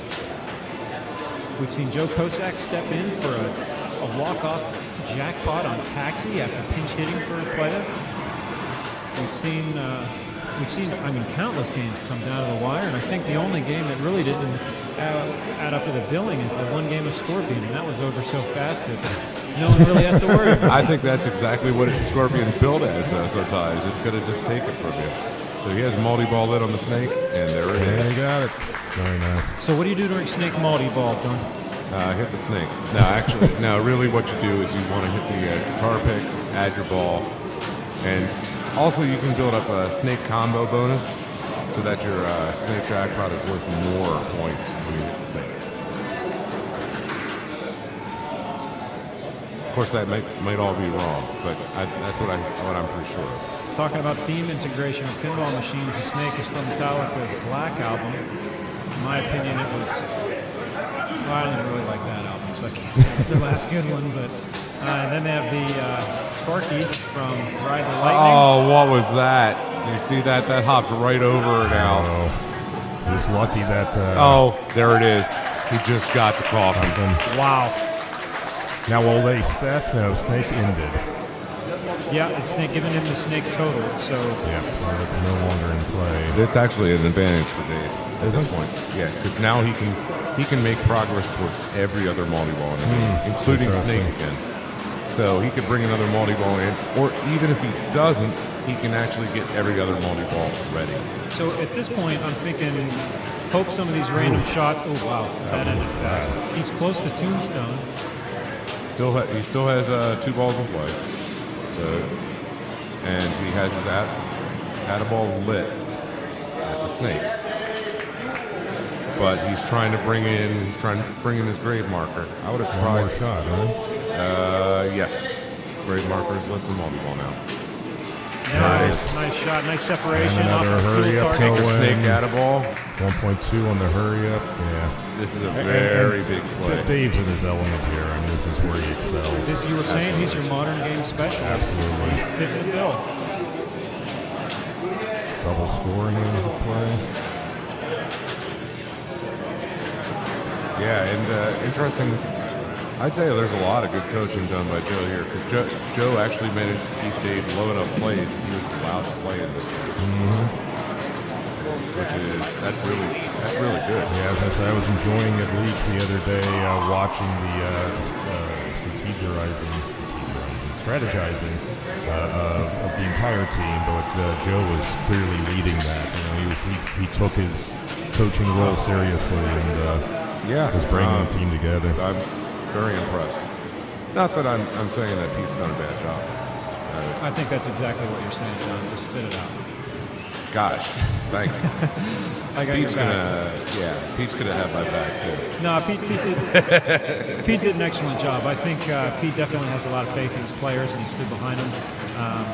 Well, and deservedly so. They've all performed really well. Yeah, I mean, how can we say otherwise? This is the way things are headed right now. We're going to come down to a game 7, and 58 million points. Yeah, Look at that. Nice ball. Nice game. Good game. Got 13.1 million points just for fuel. And another 2.5 bonus. Yeah. If the FSPA was worried, they've got life now because it's this is a big hill for Ty to climb. He's actually played pretty well, and now Pete's probably telling him, I hope, that he needs to get Coffin multi-ball as well, and that is exactly the truth. Now, the way of going about getting it is going to depend on which other multi-ball he wants to use to get it. Because I don't think that Ty is nearly as close as Dave Hubbard was when he, let's see, is it going to give a report? No, it won't give a report because that was a super skill shot. Super skill shot, man.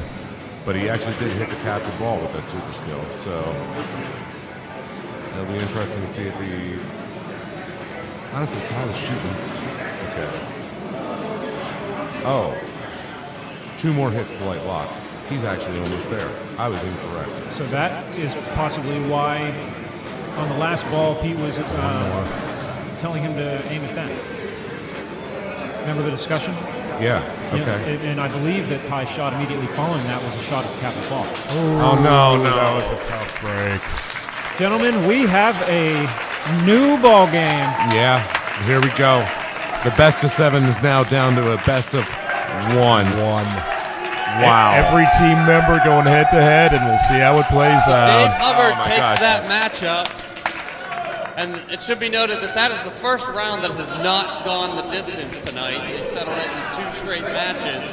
So that makes the series tied at 3.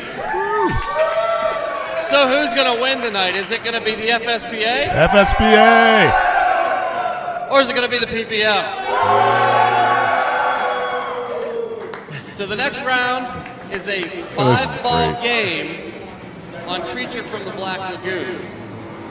Each player on the team is responsible to play 1 ball in that game. So Pete, your team lost the last matchup, so you basically get to decide if you want to go first or second and choose the order of your players.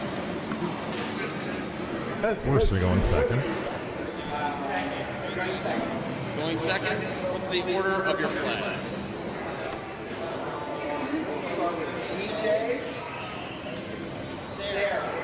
I'm surprised they had DJ go first. I'm very surprised at that decision. Okay. Oh, he's putting himself as anchor, though. Joe from Okay. the FSPA is Pete's a good consulting player. with his team. So he's putting the responsibility on his own What shoulders. order would you like the team to go in? You know what? We're going to start with Rich Wickersham. Good choice. Then we're going to go to Adam Knoll. Then move on to Jake Peterson, Dave Hubbard. I will take anchor. Hey, the captain's going to anchor that night. So here it is. It all comes down to this game 7. Let's make some So noise.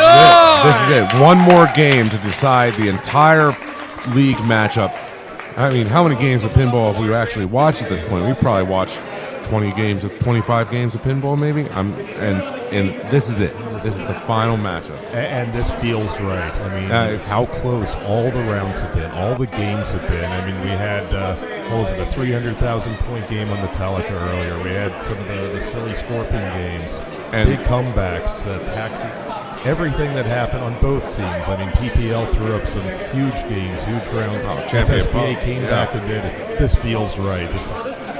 No matter how this ends, I think this really demonstrates just the balance and the amazing skill on both sides there. Doug's checking to make sure it's a 5-ball game. And guys, can we just talk for a second about both coaches putting it on their shoulders? They want to live. They want to sink or swim with it being in their hands. They just both want a walk-off situation, so they don't have to actually play at this point.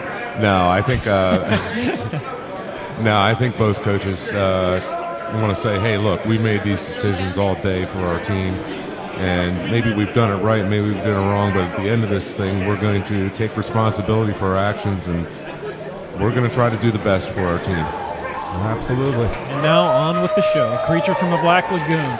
This is the Papa League Challenge between the FSPA and the PPL. And we have it all coming down to round 7 in this best-of-7 series. It's 3-3, and this is one 5-ball game. Each team member plays 1 ball. Okay, so I actually have the results of how each individual player on each team did. So, starting off for the Pittsburgh Pinball League side, DJ came in, got a record of 3-4, so that's 3 wins, 4 losses. Is that correct? May I have that on the wrong side? I'm sorry. DJ got a record of 4-3, 4 wins and 3 losses. Matt, the second seed, got a record of 3-4. Ty, 2-4. Sarah, 2-3. So the FSPA walks out of ball 1 without much progress. DJ's walking in here. He's getting the crowd pumped up. Getting the crowd pumped up. See if he does the full plunge. There's a ball saver, and he knows that now if he was watching. So he's probably going to full plunge around, try and get the kiss letters off the plunge. And he tries to. And both players have screwed up the timing on that. And actually, when you screw it up that way, you really screw it up badly. You want to screw it up on the other side of that. Immediately takes the M, which means he can no longer get the sequential film award for film. That's that's 8 million points. I don't think I think you're better off playing those loads there on the slide. I think, yeah. better to take the points that are available to you at any given point. And he only got credit for 1 light there. Wow, that's pretty rough. Working towards the F. All right, so we got... There it is. Nice setup there. Nice. 3 shots in a row there. And up the middle, I would expect. The paid lanes. Now, I wonder how the speed is. Nobody's tried it all day. Nobody's tried bouncing it over. If you do nothing... yeah, you can't... That's a creature thing. You can't miss that shot. It's very dangerous. Yeah. John, I know the answer to your question. If you do nothing, it should come back to the right flipper. Okay, but nobody's actually taken the... I guess in warm-ups, I would have found that out. I would have known. Yeah, the feed out of the pop bumpers on Creature from the Black Lagoon is a very critical part to the difficulty of this game. If it's an easy feed, then the game becomes... there's different strategies for the game open up. I know at Pinferno, a Papa Circuit event in New York City, the Creature from the Black Lagoon there had a very gentle feed out of the right side, and it just became a move your car fest. There were people putting up billions of points. Well, it wasn't billions, but there were people putting up, I think it was 500-600 million, doing nothing but shoot and move your car. Why? Just because the feed was so nice, it comes back to the right flipper? It was so gentle. Sure. Well, okay, a little change of strategy. We have a short plunge this time. Yeah, I'm not sure I agree with that. I'm going to still try to go to finish the film or the kiss shots. Well, but, since he already has the K, does it give him the opportunity to try and finish it was giving him that option, yes. Okay. Going for a hurry up. Now he's going to have to collect this. Combo? Interesting. He's going to have to collect this at the center shot. That's there it is. That's 8 million points. Wow. And the film letter, the paid letter. It's a lot of shots for 8 million points. That sure is. But it was very accurate. I mean, if you're going to take those shots at the left ramp, then why not try and start left ramp millions? Isn't that one of the awards on the right orbit, on the slide? Yeah.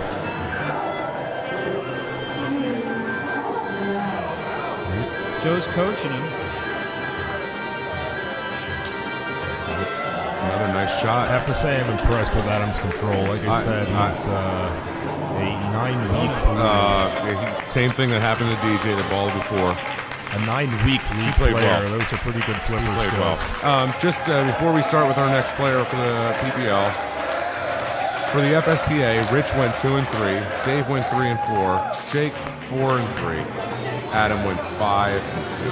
Wow, very good. Great day by Adam. Indeed, yeah. And this is Pete Hendricks looking on over Sarah Cuniff's shoulder, trying to explain to her, do his coaching duties and explain to her what to shoot at. She's going to get that back. That's coming back. That's coming back. And it's 21.8 million to 9.9 million here. But there's still a lot to be played. The scores now are almost irrelevant. I mean, you have it looks like Pete's coming in. So Pete Hendricks is now using his second pinch hit effort. Pete's coming in. Interesting. So Pete's going to get to play 60 seconds here. What is he going to do? I don't know. Are you ready? Go. Is he going to do the mega menu? Soft plunge into the bumpers. I don't know about that. Well, there goes the time. Already. I think Pete maybe just wants to work, wants to ensure the ball stays in play. Maybe he's just not confident with Sarah's experience on this game. I'm not. The problem, I think, is who knows if he'll be in a good situation to hand it off. Well, the answer is he won't. Matter. So he got a little bit of progress towards the snack bar. And I think, did he get a kiss letter as well, or not? Yeah, I believe so, yes. Now, I think, I forget who's up for FSPA right now. I think they can do the full plunge to the K. And then the double. To the kiss, and then get the double film letter combo. I think that is still a possibility on the board here. What Joe's talking about is a full plunge around to the left flipper, and then you redirect it into the right orbit. And here we go. That doesn't sound tough. Nope. Missed the second shot, but he got the kiss. It's all right. One shot into the snack bar scoop will probably complete that. Yes, it will. That does spot until you get a jackpot, right? Yes. Yeah, I think so.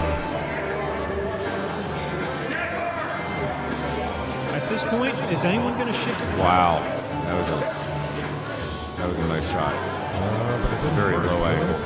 It didn't work. I thought. That worked. Okay, that definitely did the job. So one more shot on the right orbit here to light multi-ball. Now it's going to be post pass. Backhand. Good choice. Good choice.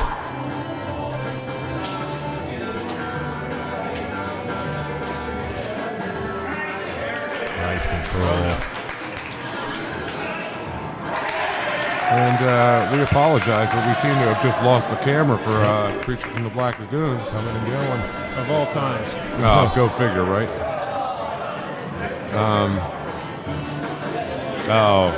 His ball ends in a very. Doug.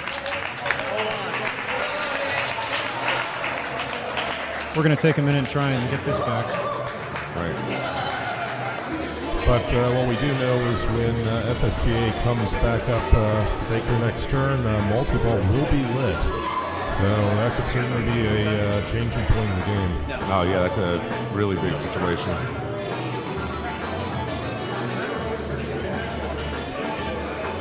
But let's also not forget the fact that they're holding a 45 to 15 million point lead right now. Sure. And that's a pretty big deal.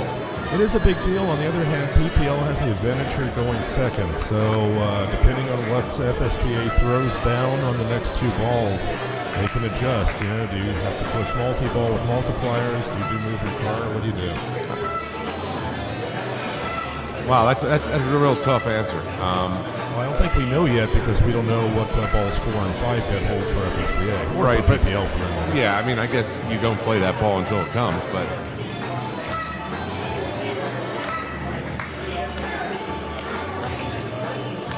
Pete's doing some very extensive instructions. Yeah.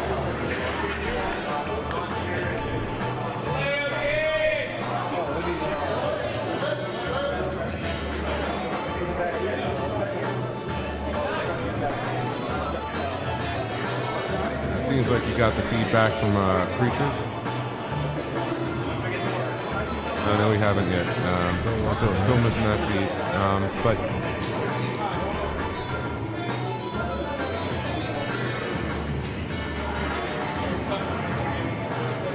And you know, one thing I have to say, if I know for me at least, if I'm in this situation and I have to just wait, it really throws me off my rhythm. I hope Ty's a little more relaxed, calmer, and it doesn't let it get to him, you know?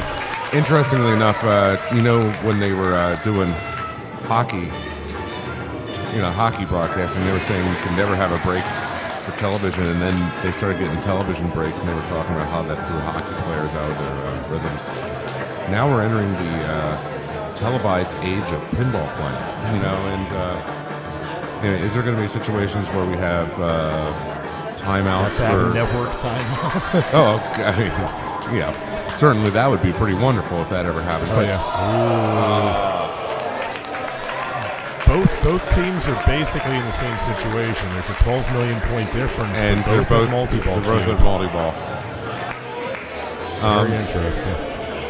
Yeah, I mean that's a really because pinball players are used to making their own pacing for stuff, and if you throw off a pinball player's pacing, they're going to let you know about it because it really annoys them. And if we ever get to the situation where it's going to be you play now. Yeah, it changes the game a bit. But I mean, players, I think, if we do get to that point, players will have to adapt to it, like they adapt to a lot of other things. So I'm sure. Very true. No big deal.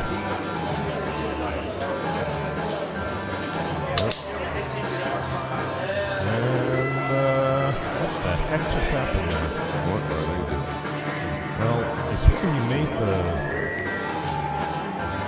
He made the kiss that time. Yeah, that's going to start a multi-ball. So the objective in the multi-ball, just for those who don't know, there's 3 blinking yellow lights. And you got to find the girl. She's in one of those 3 blinking yellow lights. It's random. Sometimes you'll find her on the first shot. Sometimes Wow. Well, first shot like this that time. Wow. And there it is. And one more shot for the jackpot. This is putting some pressure on the PPL. If he can make that shot into the snack bar for the final jackpot shot, they'll have a commanding lead. That'll be a 50 million plus point shot. Wow, the hologram looks really good on this machine. Down through the clear.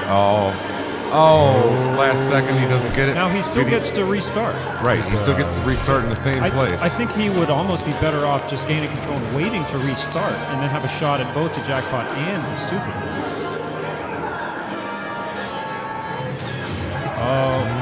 Yeah, but he's having trouble. He's having trouble with that shot. That's it. Oh my goodness. Still a good ball though. Still a good ball. But that's I don't know if I agree with that. I mean, he got 10 million or so, but he's back to scratch from multi-ball. You know what, guys? I thought it was ball 5. He got 15 million points from that because he got 5 million points when he found the girl. And 10 million for rescuing her. Yeah, actually, now that we're looking at this, I changed my opinion. I agree with you guys. That's pretty rough here. Yeah, I mean, and we got Matt and Pete coming up on balls 4 and 5. So, I mean, I'm not saying they're going to get a jackpot. Do you think FSPA shifts to move your car and with ball 5? I certainly think you have to consider it. I think Joe should take some time and actually confer with his team a little bit. Nice save, Matt. I'm more on the point, kind of getting control. I think Matt just wasn't in control Matt there. aiming at there? Is Matt leaving the multi? Don't leave the multi-ball. If you have a chance to take it, you take it. I mean, I don't Matt think he was. No. I think it was just trying to get control.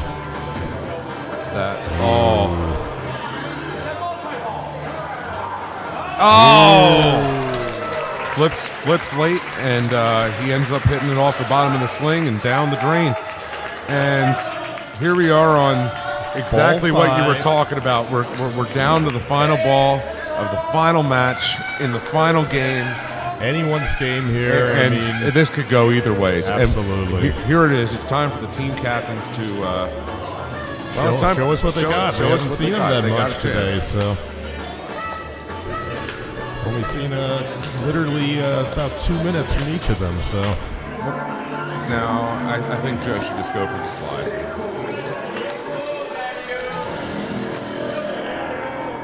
Oh, that's a loud sound effect.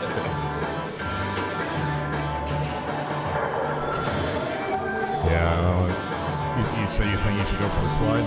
Oh my gosh. Did you see that feed wasn't very consistent? Oh my goodness. Alright. Okay, well, whatever the case is, Joe has put up 78 million points going into the house. Right. And 38 million points for PPL. Pete needs to make...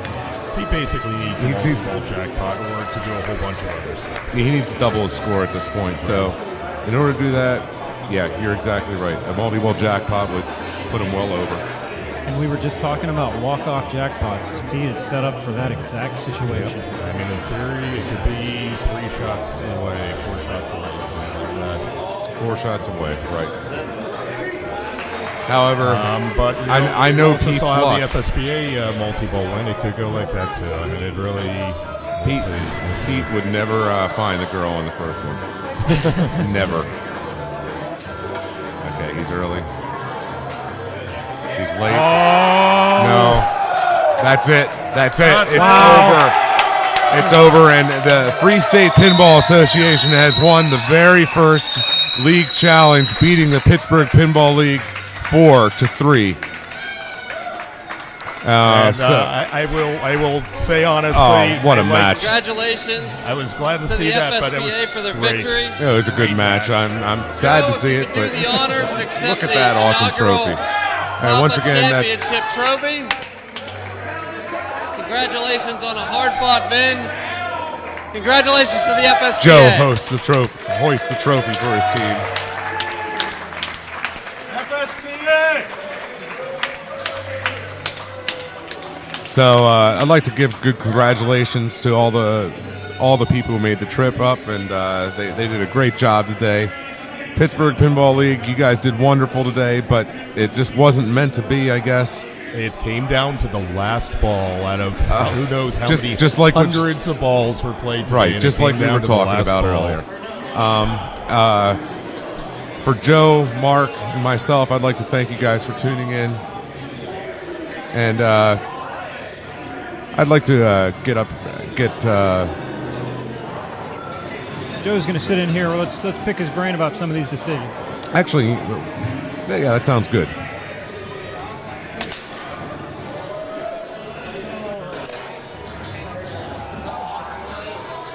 So actually, I'm going to get up too, Mark, if you want to take care of interviewing these guys. I'll get both coaches down at the same time.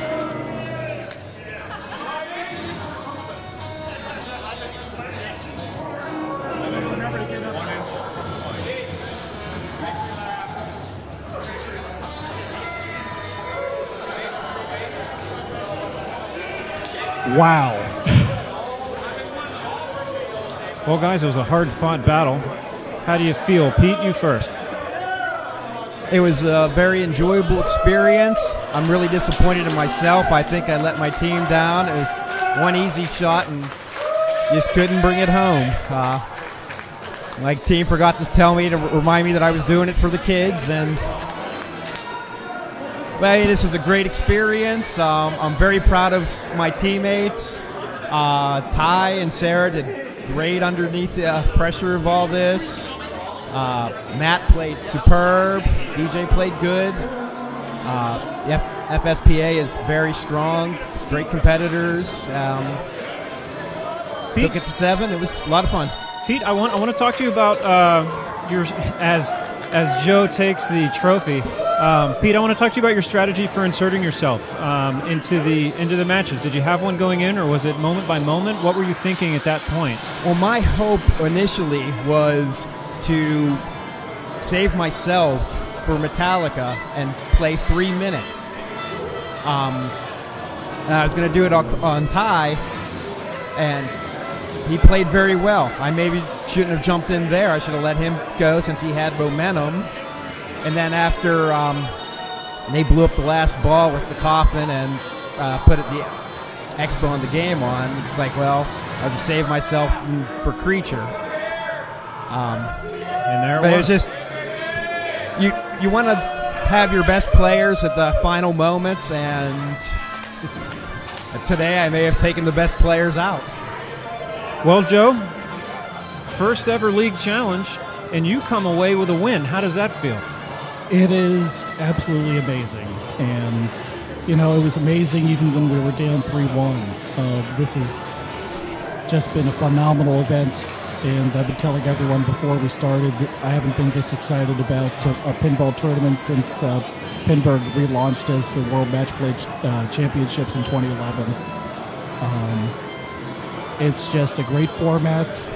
There were a lot of decisions I had to make as a coach, and luckily Adam made it easy for me early. He was just shooting lights out on Champion Pub. I think Adam was 5-2 today. I think he ended up with 5 wins, which was pretty strong day. This is a guy who has only been playing pinball for 9 months. Wow. He just has a great natural shot-making ability, and once he gets more rule sets under his belt, I think he's really going to blossom. He has caught the pinball bug. He went from not playing pinball 9 months ago to owning 3 machines. So I've got 2 questions for you here real quick. The first is, what's going through your mind with a walk-off jackpot on Taxi? How does that feel? When I was playing in B qualifying this year's Papa, I played Taxi as my last game and had a jackpot, and I knew that that would put me into the B playoffs. So when Rich got the setup, ball in each flipper, and I saw he just had Lola to go to light jackpot, I said, I'm going in. And the first time I subbed for him on Taxi, I flubbed it, but I got a handle of the machine, and it really helped on that second time through. Pretty awesome. The second question I have for you is, we've already been contacted by some members of the Ohio League, and they wanted to challenge the winner of this league challenge. So do you have any words that you want to send out to those guys out in Ohio? Well, and for those people in the Ohio territory, we're ready. All right. Sounds good.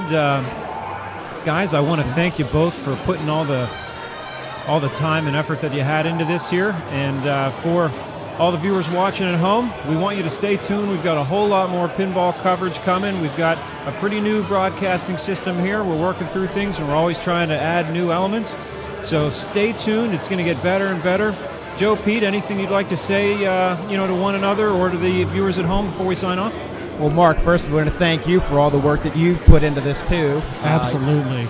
I can't wait to watch the replay of this and hear the commentary from John and Joe, and really excited to be able to be a part of the advancement of pinball, and it's heading in an interesting direction, that's for sure. We were honored to be asked to play here for the first ever league challenge, and it was an amazing experience, whether you won or lost. This is just, it was a phenomenal setup. Pete, I think you handled your team very well. I don't sell yourself short. I'm a great coach. I just got to make shots when they count, but I'm proud of my team. I think you made one more shot than I did on the creature. Well, guys, sorry, Pete, go ahead. Just a heads up for you.